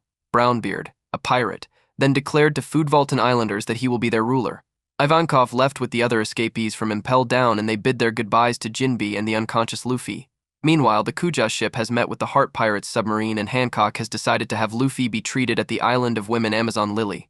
As a result of Kuja laws, Luffy and the Heart Pirates were not allowed into the Kuja Palace, but were instead allowed to stay on the Gulf of the Island of Women. Boa Hancock, very sad that Luffy is still unconscious, refuses to eat. Luffy, after days of being unconscious, came through with events of Ace's release and death played in his memory. Luffy awoke, destroying the submarine and yelling, "Where is Ace?" Crew members of the Heart Pirates tried immobilizing Luffy, however, he easily pushed them off. Distraught at not finding Ace, Luffy went into the forest, destroying trees. On remembering what occurred at Marineford, Luffy hit his head on trees, telling the memory to disappear. Then Jinbe appeared. He told Luffy the war is ended and tried telling him about Ace, however, Luffy told him not to speak. After coming to the acceptance of Ace's death, Luffy wept uncontrollably. 10 years prior to the story, there was the peaceful Fuchsia village. Garp dragged his now rubbery grandson Luffy along, hoping to make him a marine instead of a pirate. Curly Dodden was surprised by Garp's presence alongside mountain bandits Dogra and Magra. With Ace now 10 years old, Dodden's family think they will be turning Ace over to Garp, but he left Luffy in his care. If Dodden's family didn't raise Luffy, they could spend the rest of their days in jail. Curly angry with Luffy's presence. The young Ace arrived and was introduced to Luffy by Garp. The two boys glared at each other with grumpy faces. Luffy expected Ace to apologize for his action. As Luffy searched for Ace, he was caught by bandits, and Dogra told the goons that the young Luffy would be staying with them. The bandits began fighting over food, and the young rubber boy didn't get a piece of meat. Curly Dodden explained her bandit gang story while Ace was eating. All the meat was from the bison that Ace had taken down. The bandit woman expected Luffy to work hard and told him to grow up fast. The straw-hatted boy told he could survive in the jungle and hoped to be a pirate. He followed Ace outside. Luffy chased Ace, introducing himself, and is not mad for being spat on. He wanted to be friends, but Ace knocked a tree down and sent it rolling to Luffy. In the Corvo jungle, Ace was crossing a bridge when Luffy caught up. The red-shirted boy smacked Luffy and he fell into a gorge. When Ace returned, he had just caught a fish and didn't say where Luffy was. Dogra and Magra worried for Luffy's condition and were concerned about Garp's reaction. Curly drunkenly said that Luffy should look after himself. Ace thought back on how the other pirates mocked his biological father. Dodon decided to expel Ace as he is the devil's son. A week later, while the bandits rested, Dodon was called up and Luffy was seen alive and well. The straw-hatted boy said he was chased by wolves. The next morning, Luffy continued to chase Ace and ignored the chores Dodon wanted him to do. Ace began to run off while Luffy followed suit. Luffy is nearly eaten by crocs. The next day, Luffy continued to chase Ace, while the latter ignored him and dropped rocks on him. On the 10th day, Luffy is nearly eaten by a snake. He was undeterred. After months, Ace continued to run from Luffy. With Dodon over the edge, she finds Luffy's face stung by bees. He again tried to chase Ace, with the latter having trouble. Just then, a large tiger appeared. Ace tried to get Luffy to flee. Then a wild bear appeared and the straw-hatted boy ran away. When the rain stopped, he continued his chase on Ace for over 3 months. At the end of the Corvo forest, Luffy saw ruins. Luffy discovers the end of the forest is a slum dumpster named Grey Terminal, a lawless area full of homeless people searching for valuables thrown out by the townspeople. While Luffy searches for Ace, Ace attacks 2 men carrying treasure and robs them. Luffy then sees Ace running towards the forest to meet Sabo and follows after him. He ends up discovering their secret stash, much to the 2 older boys' panic.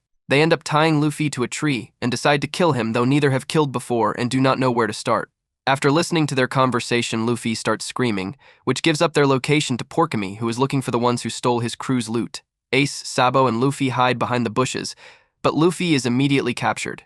When Luffy is asked where the money and valuables are, he tries to lie unconvincingly. Porkamy plans to beat Luffy into telling him and they return to their hideout. Meanwhile, Ace and Sabo move the treasure, as they believe Luffy will tell everything to Porkamy in time. Luffy denies any knowledge and continues to be tortured by Porkamy. Soon Sabo figures out that Luffy will not ever tell Porkamy, so he and Ace run to rescue Luffy. Despite being beaten up by Porkamy, Luffy insists on not saying a single thing to them about Ace and Sabo's theft. Then Porkamy decides to go on the hard way and brings out his special sword. The moment he was going to kill Luffy, Ace and Sabo on a rush destroy the room they were in and fight Porkamy. Ace tells Sabo to pick up Luffy and make a run while he'll be confronting Porkamy. Sabo asks why won't Ace escape with them, on which he replies that he never runs away from a fight. Sabo then gets into such a situation that he leaves Luffy on the ground and decides to fight alongside Ace. Their battle is won by Ace and Sabo surprisingly. Then the other shocked Blue Gem pirates report Porkamy's loss and the 2 Kid's victory. Blue Gem goes to Porkamy and sees him badly wounded. Disgusted that his finest crew member was defeated by mere kids, Blue Gem kills him with a flintlock pistol. After recovering from their injuries, Luffy starts to nag. Ace tells him to stop nagging and disturbing them. Luffy tells him not to die ever because he is his only family apart from Garp. Ace then reminisces of his past, back when he was wondering whether the existence of Gold D. Roger's son would have been right, on which the people answered that he would be a devil who wouldn't deserve to be born. Ace accepts Luffy's reason and starts a quarrel with him, commenting about who is the strongest until Sabo steps in and stops them. He then says how if he stays in the forest, Blue Gem's crew might find him and potentially kill him, so he requests to stay with the Dadan family. The next morning, Luffy, Ace, and Sabo are found sleeping by Dogra, Poki, and Magra, which results in them waking Dadan up. Dadan proceeds to wake up Ace and Luffy, but neither provide an answer, so she wakes up Sabo himself. Sabo introduces himself to her and manages to convince her into letting him stay with them. A short time later, the three decide to head out, but before leaving, Sabo warns Dadan that Blue Gem's crew might pass by since they beat up one of his crew members and stole from them. Luffy decides that he wants to get food first, so Ace and Sabo go along with it. Sabo and Ace manage to catch an enormous fish, and while they are eating, Sabo asks Luffy what fruit he ate, and Ace says that exchanging the ability to swim in order to be a rubber man is stupid. Luffy decides to show Sabo his most recently developed technique, Gomu Gomu no Fusion, and while he is off guard, Ace decides to play with him by kicking him around, which leads to Luffy falling into the river. As he is sinking, an enormous crocodile appears and swallows Luffy whole. Ace and Sabo get angry and defeat the crocodile in order to rescue Luffy. They decide to eat the crocodile for supper, but while they are carrying it back, Sabo suddenly tells them that he has to check on something and asks both Luffy and Ace to accompany him. They realize that Blue Gem's crew is still looking for them when they return to the Ace and Sabo's original hideout, so they decide to take a look around Grey Terminal. The three are quickly discovered by the Blue Gems but manage to escape them. Back at MT Kolubo, the Dadan family is discussing over what should be done about Luffy and company starting a conflict with the Blue Gem pirates. They say things such as the Dadan family is done for, or that they will just all get massacred, which angers Dadan and leads her to end up saying that if the Blue Gems indeed do come here, they'll just turn them in. A member says that even if they turn them in, Blue Gem won't be satisfied, so the end solution for them ends up being to just feign ignorance. Dadan decides to practice, but they end up being so terrible at lying that she admits that it's hopeless. The episode ends with Luffy returning with Ace, Sabo, and the crocodile. Sabo, Luffy, and Ace continued their adventures and grew stronger day by day. They beat up a crocodile and then dressed up as a seller of Grey Terminal, going into the Goa Kingdom pretending to be selling crocodile leather for the nobles to the guards. They beat up some thugs and thieves on their way to the nobles, and they realized it was the three kids. When they get inside the city, every noble was disgusted by their disguise for being so dirty. They sold the crocodile for a lot of money. They then headed straight to a restaurant to eat ramen. The manager of the restaurant refused to let them inside the restaurant, but Sabo gave him a precious jewel, a bribe that immediately changed the owner's mind. After being taken to their own private room, they relaxed and ate a lot of food. When the waiter girl became tired of delivering the extra servings to them, she went inside the room and saw a long hand stretching and grabbing the bowls from her hands. Scared by this, she reported back to the manager. When the manager and the waiter girl checked inside to see more, they witnessed the three kids greedily eating the ramen bowls. Seeing they were caught, Luffy, Sabo, and Ace smashed through the window, jumped out of the building, and made a run for it. While running, a noble called Sabo by his name, which confused Luffy and Ace. Ace asked Sabo for an explanation only to see his friend deny everything and state that the noble had mistaken him for someone else. When they arrived at Grey Terminal, Ace and Luffy convinced Sabo to tell them what Sabo was hiding from them. Sabo told them that he was in fact a noble. Luffy and Ace were more confused and both poked their nose. Sabo then decided to tell the truth. He had been born from a noble called Outlook I and his wife. As a small child, his parents had urged him to study a lot and come top at his exams so that he could marry the royal family's daughter in order to get wealth, fame, and a higher status. Sabo had wondered if that would make him happy, and they had replied yes, lying to him. Sabo had become an intelligent and brilliant student. He had studied a lot, believing that he would eventually be happy. One day, while his father was occupied working hard, Sabo came to him and showed him a picture he had drawn to see his father's opinion. In anger, his father tore the drawing up and told him to go study, which made Sabo feel really sad. To make matters worse, he had a fight with the royal family's son who had used a knife to beat him. Sabo got injured and so did the royal son. Sabo said to his mother he was injured from a knife, and he started it, but his mother ignored it and slapped him. Realizing that they were using him, Sabo went to a new place known as Grey Terminal where everybody was free and fun-loving and had no worries. Sabo went there day by day and eventually loved that place and spent most of his time there. This led to his grades dropping significantly. His father noticed it and told him to never go to that stinky and rotten place again. Sabo could not agree with that order and eventually escaped from home and started living there.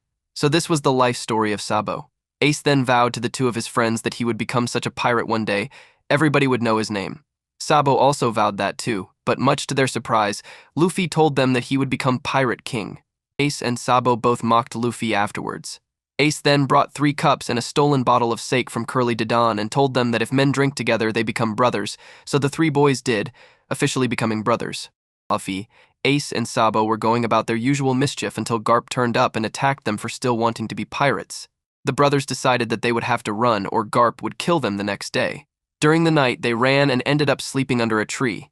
In the morning, they decided to build a hideout, so they went to the Gray Terminal to get some materials.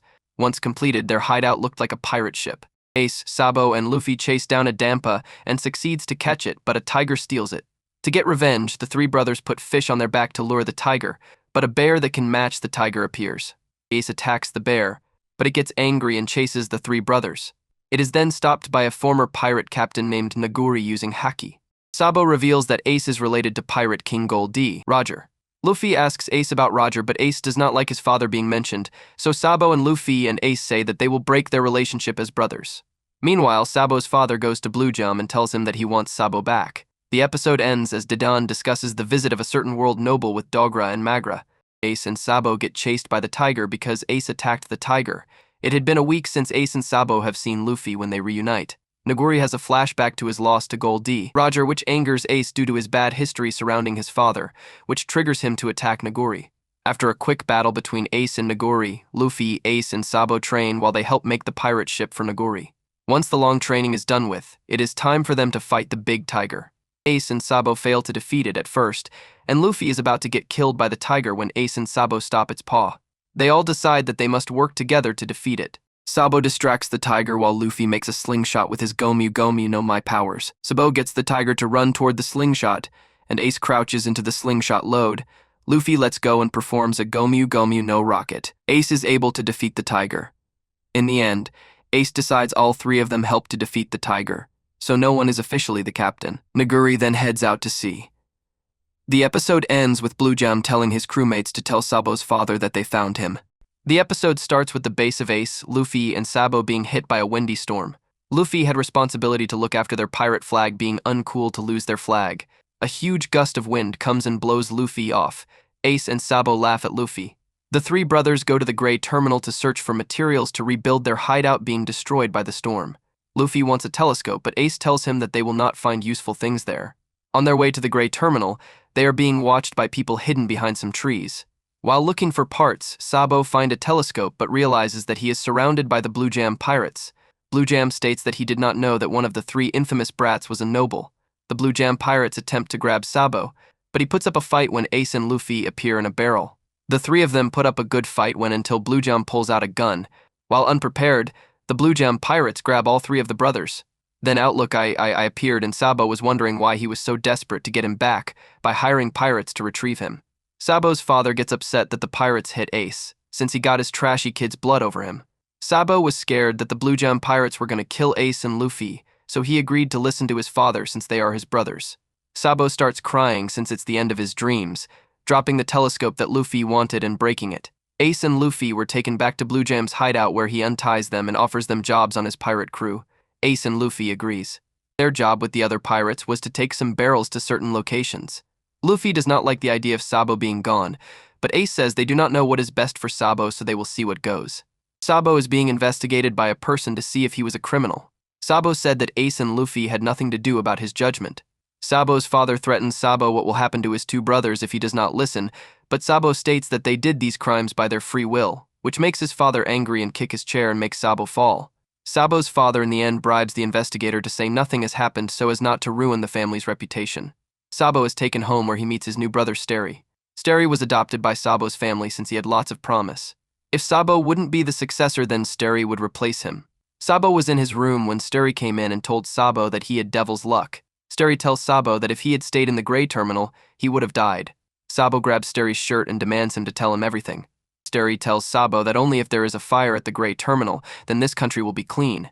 Sabo, realizing this, escapes from his house and runs away. Sabo overhears his father's men saying that the Blue Jam pirates will burn down the Gray Terminal.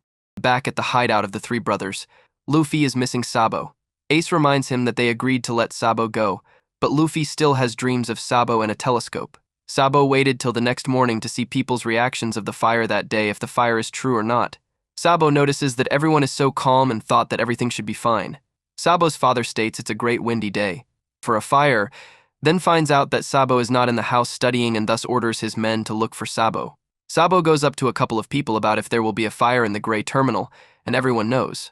The people of the town are being quiet about the subject since they do not want people from the outside to learn about it, which shocks Sabo, wondering if anyone cared.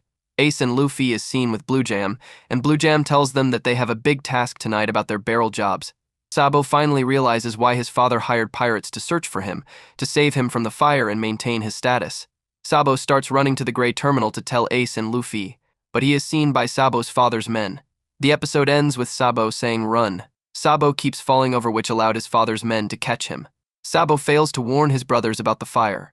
Blue Jam reveals to Ace and Luffy that there will be a fire at the Grey Terminal, also saying that he is not the mastermind of this operation. Now that Ace and Luffy know about the plan, Blue Jam asks if they have any hidden treasure. Sabo's father throws Sabo into the wine cellar, stating that Sabo has caused nothing but trouble, and it was the right decision to adopt Steri, locking Sabo inside. Sabo demands his father to open the door to let him go, but Sabo knows that his father would not listen to him, so he escapes through a metal grate in the cellar and tries to help his brothers in Grey Terminal. As Sabo lays on the ground beaten by the guards after trying to save the people of the Grey Terminal, a hooded man appears and asks what's wrong.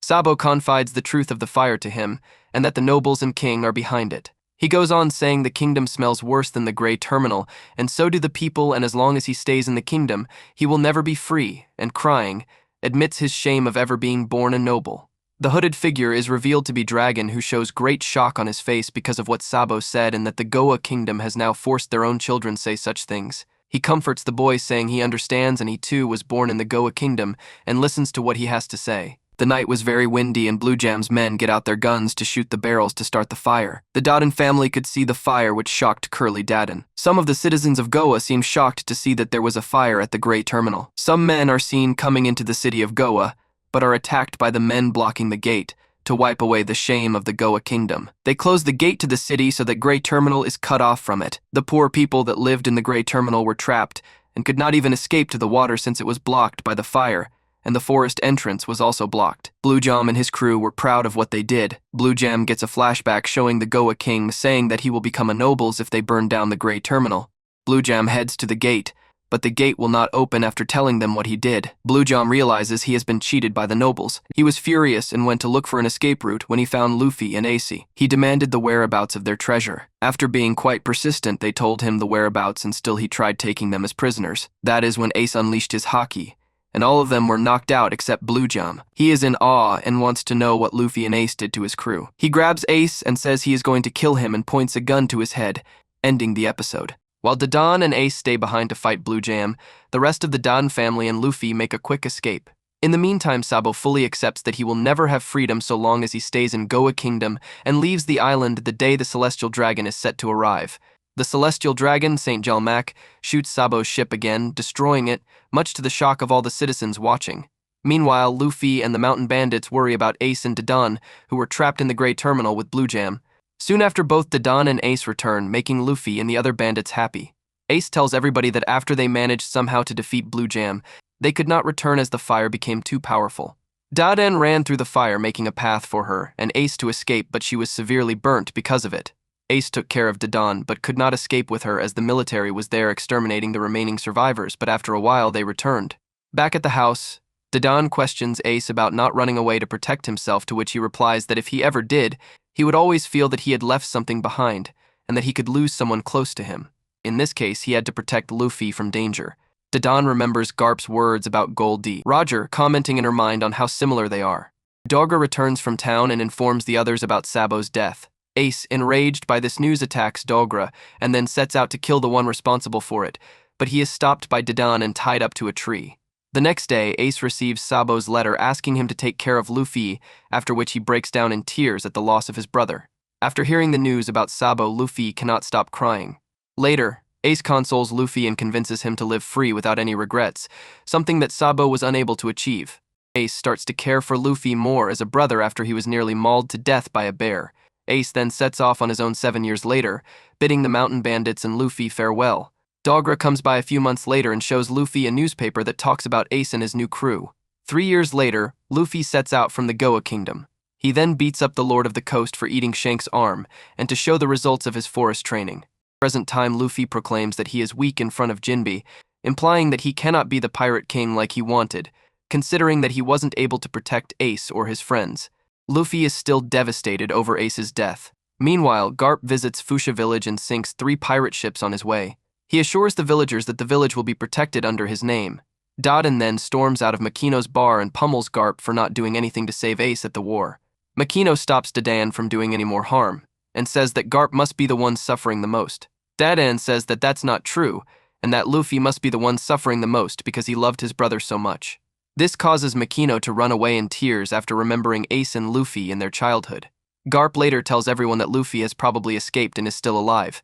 Dadan says Luffy is stupid, but she would take his side no matter what type of pirate he becomes. She then yelled at the top of her voice, "Luffy, do not be defeated." In the New World, the red hair pirates and the remaining Whitebeard pirates tend to Ace's and Whitebeard's burials. Marco thanks Shanks for all his help. Silently, Shanks tells Luffy it is okay to cry, but more importantly, to move on. Back on Amazon Lily, Luffy continues to blame his weakness on his failure at saving Ace. Jinbe tells him to stop, but Luffy says that since it's his body he can do whatever he wants with it. Jinbe replies by saying that if so, then Ace's body was his own as well and he was free to die, regardless of what we wanted. Luffy starts to fight Jinbe, but Jinbe easily defeats him. Jinbe finally stops him and implores him to see not what he has lost, but what he still has. Reminded of his friends, Luffy calms down and, in tears, expresses his wish to see them again. The episode starts off with Zoro on Kuraigana Island, with Perona accompanying him. He is seen fighting against Humandrels. He manages to keep equal grounds with them, but is then thrown against the giant cross. The Humandrels are about to attack, but then are mysteriously frightened. A mysterious figure approaches them, and the baboons run off in fright. The figure is actually Hawkeye's Mihawk. Zoro looks shocked to see him. The scene changes to Torino Kingdom, where Chopper is hanging over a hot pot, about to be eaten. The people who caught him finally realize that he is not a raccoon, but a talking reindeer. The hot pot burns Chopper's butt, and the people put a cream on it that instantly cools it down. They tell Chopper that they make all kinds of medicines out of plants, and that because of those birds they cannot get to them. More and more people are getting sick and their supply is dangerously low. They decide to go to war against the birds. Chopper decides to talk to the birds and tell them about the situation. Chopper goes up the tree and tells the birds about what the humans need. The birds reply by saying that they will not let them have the treasure. Chopper does not understand, and the humans are about to fight the birds. Our birds arrive, so the humans shoot an arrow at them, but Chopper guards the birds with guard point. He ends up falling from the blast, but is saved by the chick he befriended from before and its mother. The mother bird talks with the others, and they all come to an understanding. The reason the birds were so ferocious was because they liked collecting shiny things and had a whole treasure trove in their old home, but the humans on that island took that treasure and forced the birds out of their homes. The birds, thinking that these humans would do the same, made sure that none of them could come up the tree. Chopper, exhausted from the effort, falls unconscious and wakes up bandaged and finds his wounds healed. He goes outside to see the humans and birds working together by exchanging plants and shiny things. Anu's COO then comes and gives him the newspaper. Chopper's reaction shows that it is not good news. The scene changes again to Wetheria, where Nami is working in the weather fields, cultivating weather balls. Anu's COO arrives and Nami sees something horrible too. In the Boyne Archipelago, Usopp has eaten too much. Anu's COO arrives again and Usopp sees the news as well. In Kamabaka Kingdom, Sanji is dressed as a woman and is receiving the same news as well, turning him back into a man. At Tequila Wolf, Nico Robin is talking to one of the Revolutionary Army. They ask her to come with them, but she says that she has to meet up with her crew. They say that they have information on the Straw Hat Pirates, and tell Robin the news. On Karakuri Island, Frankie finally gets some cola and defeats the animal he met inside Dr. Vegapunk's laboratory. A piece of paper is printed, and Frankie finds out what the news is. In Herahatania, Brook is composing music and tries to do a 45 degrees angle, but ends up doing 60. He goes back to his music and sees piles of papers underneath. Brook also reads the news. The scene goes back to Zoro, where he asks Mihawk the reason he is here. He replies by saying that he lives here, and asks Zoro the same question. He replies by saying that Kuma sent him here. Mihawk explains why Luffy was at Marineford and tells Zoro what all of the Straw Hats found out that Luffy's brother, Fire Fist Ace, died before Luffy's eyes. In the Calm Belt, the Heart Pirates notice a huge Sea King fighting. A man comes out of the sea. They are surprised to see Dark King Silver's Rayleigh. Rayleigh remarks that they have met at Sabaody Archipelago. He says that his ship sank in a storm and he had no choice but to swim. He asks Trafalgar Law, seeing the Straw Hat, if Luffy is on the island. The scene shifts to some Kujas who have just gone to deliver food to Luffy. Meanwhile, all the women of the island discuss Luffy. Boa Hancock imagines Luffy as her husband and Nyan lectures her as usual. Jinbe carries Luffy on his back and tells him to be careful with his wound. They look for Law and his crew, but to their surprise they find Rayleigh. Rayleigh gives Luffy his signature straw hat. He says Law has just left the place. The scene shifts to Law's submarine, where Law says to himself that he cannot wait to see D causing trouble again. Kuja pirates meet Rayleigh, and they are glad to meet him. Luffy and Jinbe start having their meal. Luffy says to Rayleigh that he needs to head to Sabaody Archipelago to meet his friends, but Rayleigh tells him to remember what happened there. He says to Luffy that he would give a suggestion before he reunites with his crew. After hearing the suggestion from Rayleigh, Luffy cannot decide whether to follow it or not because of his promise to his friends to meet at the Sabaody Archipelago. Rayleigh says that he would give a second suggestion to Luffy. Meanwhile, on Wetheria, Nami tries to escape from the island, but fails to do so. She is then held captive by residents of the island thinking she is a traitor and a bad thief. She becomes outraged and punches Heratus. She explains that she needs to get off the island to meet her captain. She starts to cry for her captain's failure to rescue his brother and how much Luffy needs them. The residents let her out, feeling pity for her. Nami runs out, taking Heratus as her guide and hostage. The people of the island follow her thinking that she is a traitor again, thinking that her tears were crocodile tears in order to let her out. On Karakuri Island, Kitten informs to his grandpa that Frankie is acting outrageously. Frankie comes and asks to give him a ship, but the request was refused as they did not have any ship available on the island. He is then informed that there is an icebreaker developed by Vegapunk at his laboratory. He breaks into Vegapunk's laboratory. After Frankie breaks into the laboratory, he accidentally pushes the self-destruct button thinking it was a pirate Jolly Roger. The laboratory then explodes, destroying many of Vegapunk's blueprints. The incident would later be known as the Nightmare of Baltimore throughout the whole world. Zoro wakes up at Mihawk's castle where Perona is crying over Gecko Moria's death.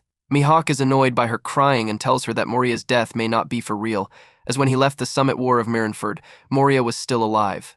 Zoro then asks Mihawk if he knows more about Luffy as well as a way to get off the island. Mihawk answers with that he does not know anything more about Luffy and tells Zoro that there is a boat he could use to escape the island. Zoro is then seen dragging the boat through the forest, and after a while the Humandrels come to attack, as Zoro expected. After fighting for a while, Zoro realizes, much to his surprise, that they have started copying his own sword style, three-sword style. Back at Mihawk's castle, Perona is worrying about Zoro. Mihawk tells her to go search for him if she is that worried about him, and she goes off. Mihawk then appears behind Zoro at the forest and explains how the Humandrels learned their violent behavior by observing humans. He then reveals that the Shikaru Kingdom had a big war, a few years before he moved in, from which the Humandrels learned how to fight and use weapons. He tells Zoro to go back to the castle and rest. Zoro declines the invitation and continues fighting the Humandrels. The shamans at Namakura Island are wondering what has happened to Brook. Brook then appears and gives them a pile of music sheets. The shamans mistake them for talismans to be used against the Longarm tribe and put them everywhere. At the same time, Longarms approach the shamans. Brook explains that the talismans are simply note sheets and the shamans get depressed. He then plays them a song which gives them the energy to fight, so they wind up capturing many Longarms. Brook then gives them a speech about how it is important to fight on their own and tells them to release the Longarms, as he made a devil's contract with them. The shamans release them, and then Brook gives yet another speech about how fighting is pointless. The Longarms, however, tie up Brook and take him away. One of the shamans states that they have a crisis and they should summon another devil right away. Rayleigh gives Luffy the second option. Both Jinbe and Hancock are surprised by it and state that it is too harsh. Rayleigh says it is up to Luffy to decide, and so Luffy makes his decision. Luffy says that he wants to meet his crew and tells them he wants to go back to Marineford, the place where his own brother Ace had recently died. The episode starts with the Gates of Justice opening, as Luffy, Rayleigh, and Jinbe beat up all of the Marines on a battleship and forcing one of them to open the gates. Meanwhile, Chopper is at the Torino Kingdom, preparing to go back to Sabaody Archipelago. The natives give him food and supplies. Chopper admits that he would prefer to stay and learn medicine on the island, but he must go back to Luffy so he can help him. He walks, but then he remembers that he does not have transport. The giant chick appears and tells him that his dad will give him a ride. Chopper is seen having fun on the back of the giant bird in midair. The news COO then appears and gives Chopper the paper. While reading the newspaper, he is shown to be shocked at something. Meanwhile, Robin is riding with an escort at Tequila Wolf. She is holding a portrait of herself in her lap. Soren gave Robin the portrait. She thanks Soren, who asked her if they will meet again. Robin agreed. After that, a revolutionary told Robin that Dragon wanted to see her. She did not agree with that and said that she has to meet up with her crew. Robin listens as one of the revolutionaries tells her about why the giant bridge was built. A few revolutionaries then give Robin the latest newspaper through a crow. She reads it, and the contents leave a smile on her face. Sanji is shown at Kamabaka Kingdom, trying to convince Caroline to give him a boat. Soon enough, Ivankov appears as his female form, coming from a battleship.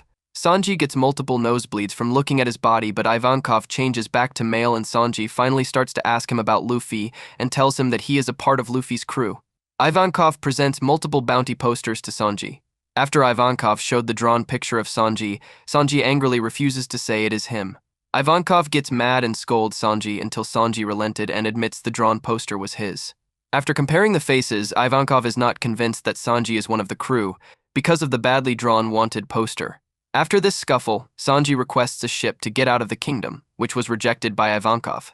Sanji told Ivankov that he will swim out of the island, which made Ivankov believe that he was a part of Luffy's crew. Sanji then offers a one-on-one fight. He goes all out at the beginning. Ivankov pretends to struggle against him but ultimately defeats him. After the fight, he decides to tell Sanji about Luffy as it will not harm Luffy as the whole world now knows about him. Sanji receives the newspaper and is shocked by the news in it. At Baltigo, where Dragon's headquarters is, Dragon is talking to Ivankov via a Den Mushi about the news and his son. He also states that he has to gather all of his commanders because Whitebeard's death will cause quite the uproar. Ivankov asks him if he read the newspaper and said that he is also surprised by what Luffy did at Marineford. The episode started with a view of Marineford being rebuilt. It showed a room full of vice admirals as Lieutenant Commander Branu talked about how Luffy is revealed to have survived the Summit War of Marineford and caused trouble again. A flashback followed, showing what happened 2 days ago. 2 reporters are seen talking about how the Marines will go after the pirates involved in the war. Suddenly, some Marines see the warship which Luffy, Jinbe, and Rayleigh are on. They made a full circle around Marineford before entering the bay, which is done in a funeral.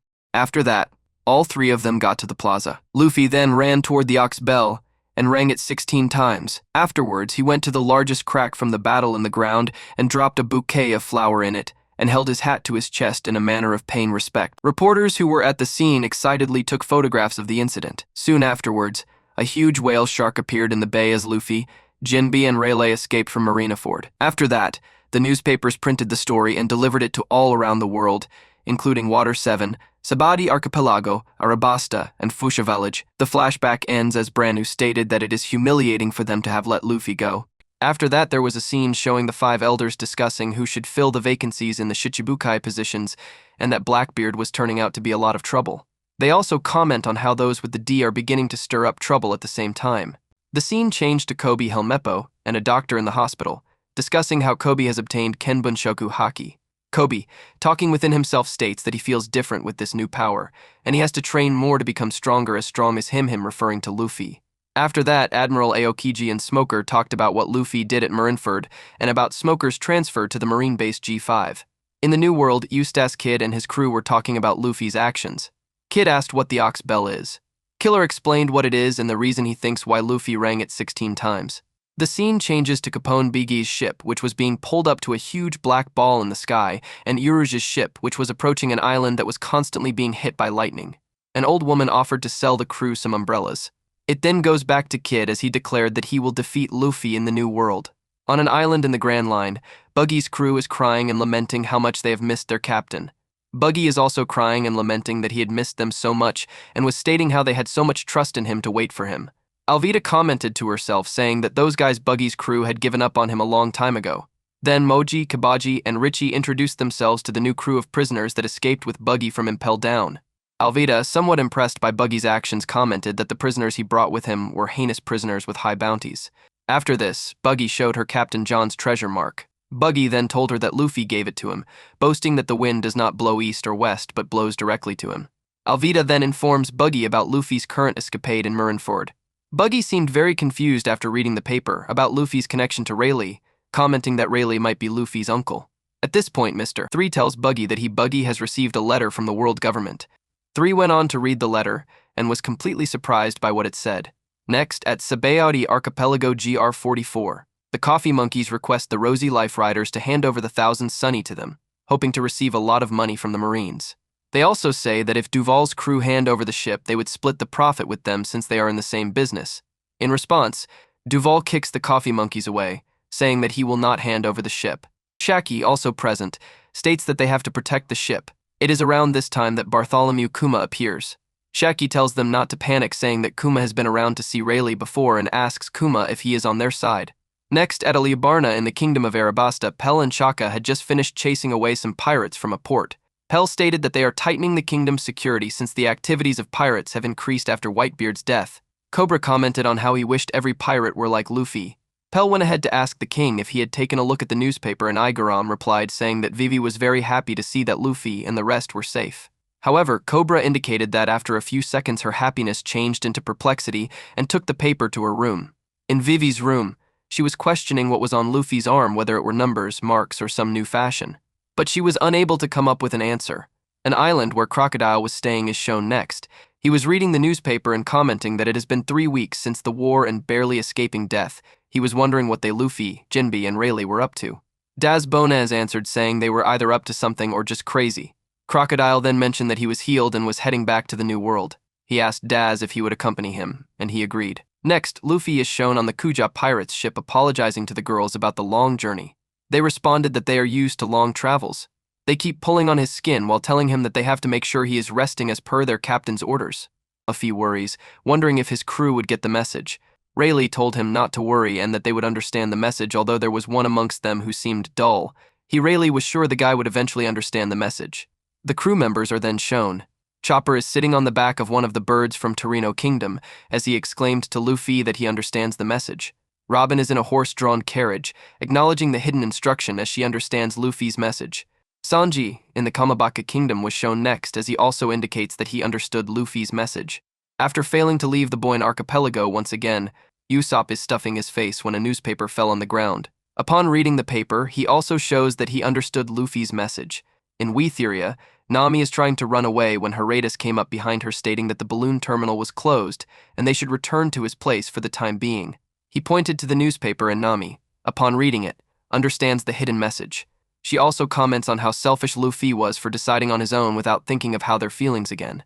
On Karakuri Island, Frankie survived the explosion, though he had been heavily damaged by the explosion caused from accidentally self-destructing Vegapunk's lab. He exclaims that he understood the message from Luffy. Next up is Brook, appearing to be in jail while muttering to himself how he needed to get out of the situation he is in.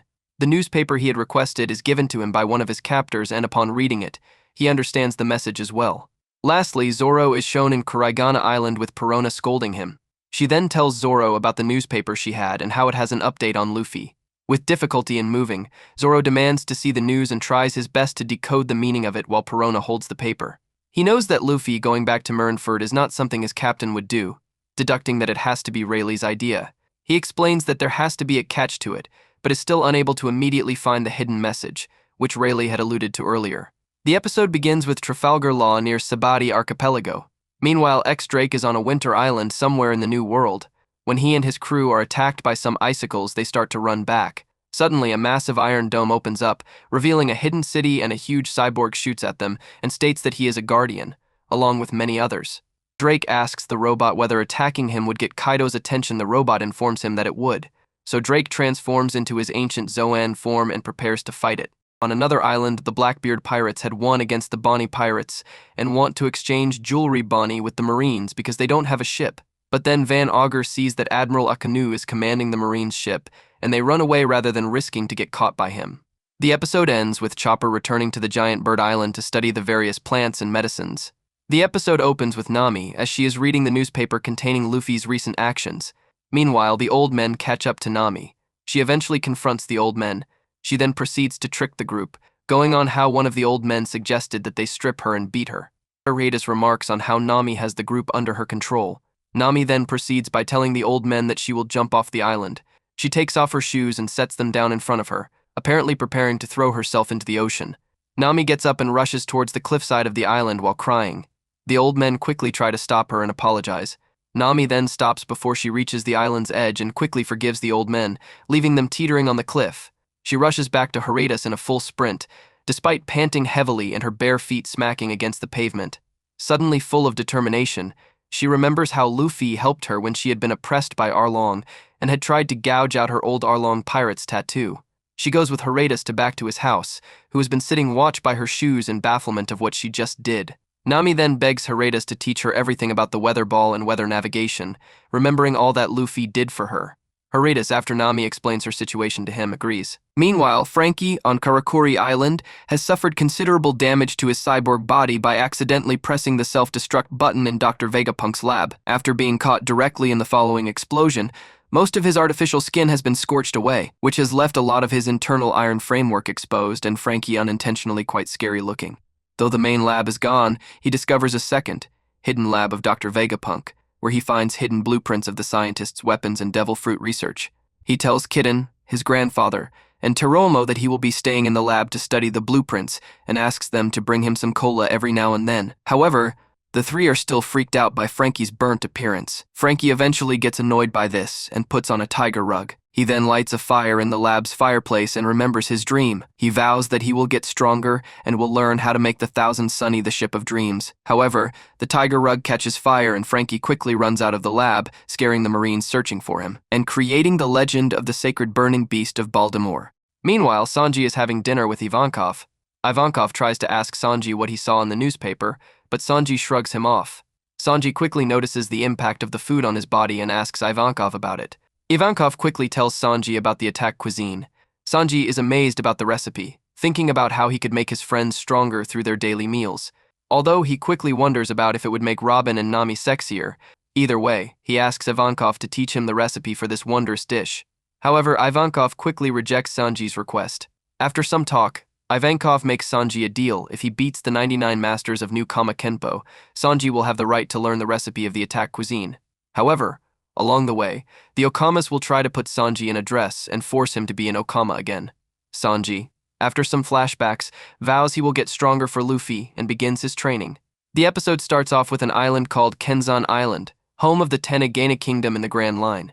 A group of people are gathered to see some kind of freak show, which turns out to be just Brook. Brook is holding a newspaper while the crowd is booing because he will not move.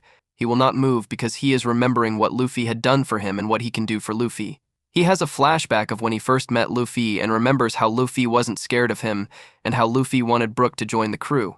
Brook tells the crowd how happy he is, because for 50 years he had been alone in the dark waters, and then he has a flashback of Gecko Moria stealing his shadow and Luffy defeating him. Brook finally moves and stands up and talks about how he will become stronger for Luffy, and then he starts playing a guitar, to which the crowd responds saying that it makes their heart skip a beat. Brook then declares that it is his new single, Bone to be Wild. The scene changes to where Robin is, under the giant bridge in East Blue, and the revolutionaries are asking her why she suddenly changed her mind and decided to come with them to Baltigo. Robin has a flashback of Ohara being destroyed while remembering Saul's final words and what she had to go through. Then the flashback switches to Luffy trying to save her in Eni's lobby, and then Sogeking burning the world government flag. The scene then turns back to the revolutionaries trying to make Robin go inside since it's cold, but she refuses, saying she is a pirate, and they are revolutionaries and she could not trust them so easily. The location switches to Usopp in the Boyne Islands. Usopp is running with Heracles, saying that he needs to lose weight, then get much stronger. Then Usopp has a flashback of when he became a part of Luffy's crew, and when he was at Eni's lobby cheering Luffy to stand up so they could leave together and continue their adventure. The scene changes back to him asking himself if Luffy could become the Pirate King without his help, but he soon realizes what he is saying and he tells himself that he needs to get much stronger. Heracles is touched by his words and he starts to teach Usopp about pop greens. Then in his mind comes the fact that if Luffy is going to become Pirate King, then he needs to improve and become the king of snipers. The location switches to Kuraigana Island where Zoro is begging Mihawk to train him to become a great swordsman. Mihawk is disgusted by what Zoro is doing and says if he cannot even beat the Humandrels outside, then he has no reason to train him, to which Zoro replied by saying that he defeated all of them. Mihawk was surprised by this and agreed to train him, but only after his injuries were healed. Zoro and Perona go back to their room and she asks why he wants to train all of a sudden. Zoro then explains Luffy's tattoo to Perona. The episode ends by the Straw Hats saying that they will all meet again at Sabaody Archipelago in 2 years. This episode starts on the Kuja pirate's ship. Jinbe is leaving and he and Luffy are saying their farewells. Shortly after Jinbe leaves, Hancock fantasizes about Luffy again. The scene switches to a deserted island northwest of the Amazon Lily called Rusukena, which will be Luffy's training spot for the next 2 years. Rayleigh mentions it is a great spot for training because the island has 48 seasons in a year and the season changes weekly. Hancock tells Luffy that she will bring him food every day from Amazon Lily. Rayleigh interrupts her and says that while Luffy is training, women are not allowed on the island. Hancock gets mad about this, but Rayleigh tells her that it is good for Luffy, so Hancock and the Kuja pirates leave. The scene changes to Rayleigh and Luffy taking a look around the island. Rayleigh is saying there was a country long ago on Risukaina, but the people lost their will to survive. Luffy is surprised by the vast wilderness, and Rayleigh tells him that there are about 500 wild beasts that surpass Luffy's strength. Rayleigh mentions there is a power that concerns Luffy, and that power is called Haki. Then out of nowhere, an elephant that is 5 times bigger than a normal elephant, as Luffy describes it, comes out of nowhere while Rayleigh is explaining what Haki is. Luffy panics and uses his second gear to try and defeat the elephant, but it does not affect the elephant as it was still standing and knocked Luffy aside. Luffy is about to try again, but Rayleigh tells Luffy to watch him, explaining the first 2 basic types of Haki. Luffy remembers that a lot of his friends and enemies have used them before, and it could work on his enemies if he learns it. Then Rayleigh explains there is one more Haki, and Luffy, having a flashback, remembers that he used it before, but Rayleigh warns Luffy that if this Haki is not used and managed properly, it could hurt innocent people. The scene switches to night with Luffy and Rayleigh having dinner, and Rayleigh saying he will teach all of these Haki to Luffy the best he could in 2 years, and Rayleigh adds that as a trainer he is not going to go easy on Luffy. Then Rayleigh says they will start training now, but Luffy says he needs to do something first. Luffy goes to the only safe spot on the island and leaves his straw hat on a rock along with Rayleigh's Vivre card, and thinks about his crew and Ace and Sabo and about their promise, and then starts his training with Rayleigh. Luffy and Portgas D. Ace are first shown when they were younger, vowing to get stronger and go sail the seas. It then flashes forward to a recap of the Marineford arc. Luffy rushes in to save Ace, aided by Jinbe and Ivanhoe, as the Whitebeard pirates battle the Marines. He succeeds in reaching the gallows and freeing Ace. However, in the escape, Ace protected Luffy from a fatal attack by Sakazuki and died in Luffy's arms. Luffy then awakens from the memory, revealing he is currently on Risukaina training after ordering his crew to get stronger within 2 years so they may take on the new world. Rayleigh is also there, coaching him on how to use Haki by surviving the hostile environment of the island. Meanwhile, a pirate crew known as the World Pirates are attacking a World Noble transport ship. The captain, Burndy World, is not satisfied with the time his crew is taking in destroying the ship. He sends his 3 subordinates, Garum, Knighton, and Sebastian, to speed things up before personally jumping in to finish the job, despite the fact that his own crewmen were caught in the line of fire as well. This does not go unnoticed by his older brother and vice captain, Biojack, who tries to convince him that their crewmates were doing all they can, but World refuses to listen. On Amazon Lily, Boa Hancock, worried for Luffy, has her crew go deliver some food to Risukaina despite Nyan's objections, and having promised Rayleigh not to interfere with Luffy's training. As this goes on, the World Pirates have finished making a cannon capable of wiping out an entire island, which World hopes to use in destroying the world government in conjunction with his Momoa no Mai powers. Biojack, however, mentions that because of his earlier attack, the Marines are now on the lookout for him and are gathering the 7 warlords to go after World. World, however, decides to strike first and asks which of the warlords is closest to their location, which turns out to be Hancock on Amazon Lily. Luffy continues his training but follows a scent to a buffet laid out for him by the Kuja, save Hancock still back at Amazon Lily. They prepare to greet him but run into World, who defeats Sandersonia easily. World at first shows no interest in them, but upon Marigold announcing that Sandersonia and she are sisters to Hancock, decides to kidnap them in order to lure Hancock to him. Luffy eventually notices the scuffle and tries to attack World himself but is easily beaten. Hancock hears all of this on a Den Mushi, with World challenging her to come after him for her sisters, leaving a Vivre card for her to follow. Rayleigh, Hancock, and Nyan manage to find Luffy and revive him. Hancock naturally wants to go save her sisters, and Luffy decides to tag along despite objections from Rayleigh since he's still in the middle of training. He eventually agrees, though, only after Luffy promises not to make too much of a scene to keep himself hidden from the Marines. As they sail off, Nyan reveals some backstory on World, while at the same time at the current Marineford, Suru is likewise telling this tale to Borsalino and Sakazuki. 30 years ago, the World Pirates were indeed one of the more feared crews around. However, the world government hatched a plot by gathering their enemies and slipping in spies within the World Pirates crew. They eventually sprung their trap and managed to capture World. He was sent to level 6 of Impel Down and frozen, but during the breakout caused by Luffy, he managed to escape in the chaos.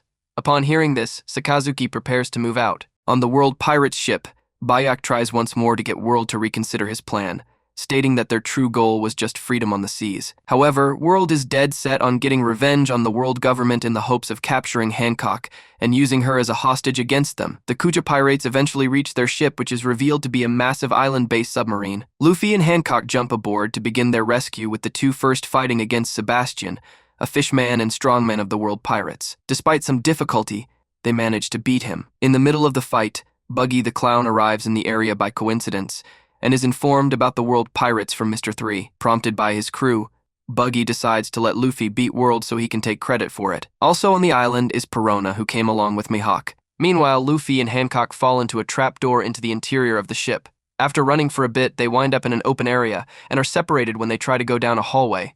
World confronts Luffy once more, mocking him on his failure to save Ace. Luffy fights but finds he's no match for World, who knocks him around mercilessly, ending with him nailing Luffy to the floor and knocking him out with a haki punch. World heads off, remembering the day he was captured. When confronting some marine ships headed by Garp and Sengoku, Cypher Pole happened to be on board with them. They sprung their trap by convincing World's crew save for Sebastian, Knighton, and Garam to turn against him. As World dealt with the traitors, the Marines launched an all-out attack on his ship. With World weakened, the Cypher Pole made their move and subdued him.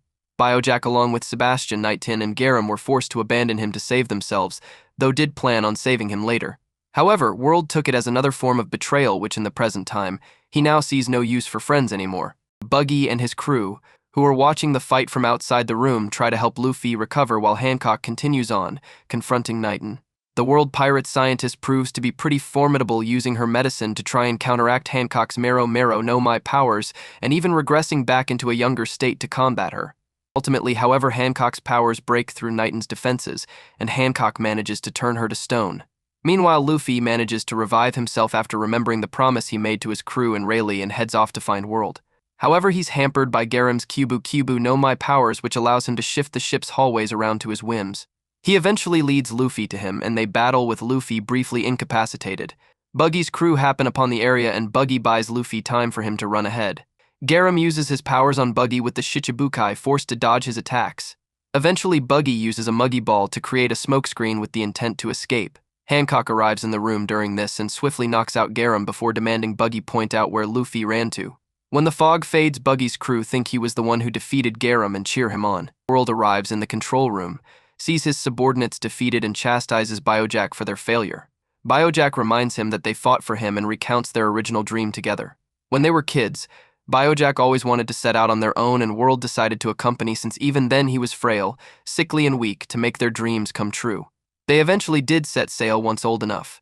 While World did take his combat a bit too far at times, they managed to form a crew and have many adventures. But as World's crew, so did his lust for power, and eventually, when it was discussed on making a submarine base, World was the one who suggested they put on a cannon, dismissing Biojack's objection that the ship was supposed to be a symbol of their freedom. In the present, World once more ignores Biojack's pleas and goes down to the room where Mari and Sonia are being held. Luffy arrives there and once more confronts World in battle. He manages to stay on even ground against him, but World's speed and experience and haki leave him at a disadvantage, leading once more to Luffy's defeat. Buggy and his crew make it outside just as the Marines arrive, led by Sakazuki, who opens fire on the base. Biojack reports this to World, who sees it as an opportunity to get his revenge on the Marines. When Biojack objects, World reveals he was just using him and the ship to carry out his objectives and sees no more use for him. Luffy, overhearing this, revives and saves Biojack, angered that World would treat his brother and friend so callously. Managing to form haki over both his arms, he knocks Burndy down. Hancock soon arrives in the room, to which Luffy orders her to get her sisters off the ship while he deals with World. She does so with an order of her own for Luffy to survive. Luffy and World engage in one final battle, with the latter once more mocking him for being unable to save Ace. Luffy acknowledges this but counters he has friends waiting for him that he still can protect. After trading rapid-fire blows, many of which manage to break through World's defenses. World rushes Luffy, only for Luffy to stretch his arm and hits him with a Gomu no Red Hawk, which is finally able to beat World. With this, Luffy makes to escape the ship. Buggy's crew likewise jump ship and swim for safety as the Marines continue their bombardment. World recovers and decides to use the cannon, despite Biojack telling him he's too weakened from his fight with Luffy. World knows this, however, and apologizes for his treatment of his crew before heading off. Using his powers, he launches a gigantic cannon at the Marines. But just as it's about to hit, it's sliced in half by Mihawk. Having used the rest of his strength in that attack, World falls over dead. Biojack, still loyal to his brother after everything, stays by his side as the Marines inevitably blow up their ship. Hancock and the Kuja pirates wait anxiously for Luffy, thinking him lost in the explosion. But luckily he managed to get out and jump to their ship in time, to their joy and relief. In the aftermath, Luffy returns to Ruskana to continue his training, and Buggy is given credit for World's defeat. Time passes and a year and a half has gone by since then.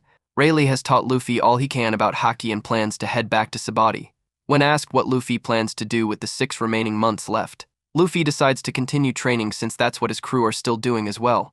6 months pass and Luffy leaves Rusukena and heads back to Sabaody Archipelago where he reunites with the rest of the Straw Hats. They soon head off for Fishman Island to continue their journey with their newfound skills and strength. After the credits, a blonde-haired figure in a top hat and carrying a pole pours 3 sake cups near Ace and Whitebeard's grave, smiling to himself once he finishes doing so.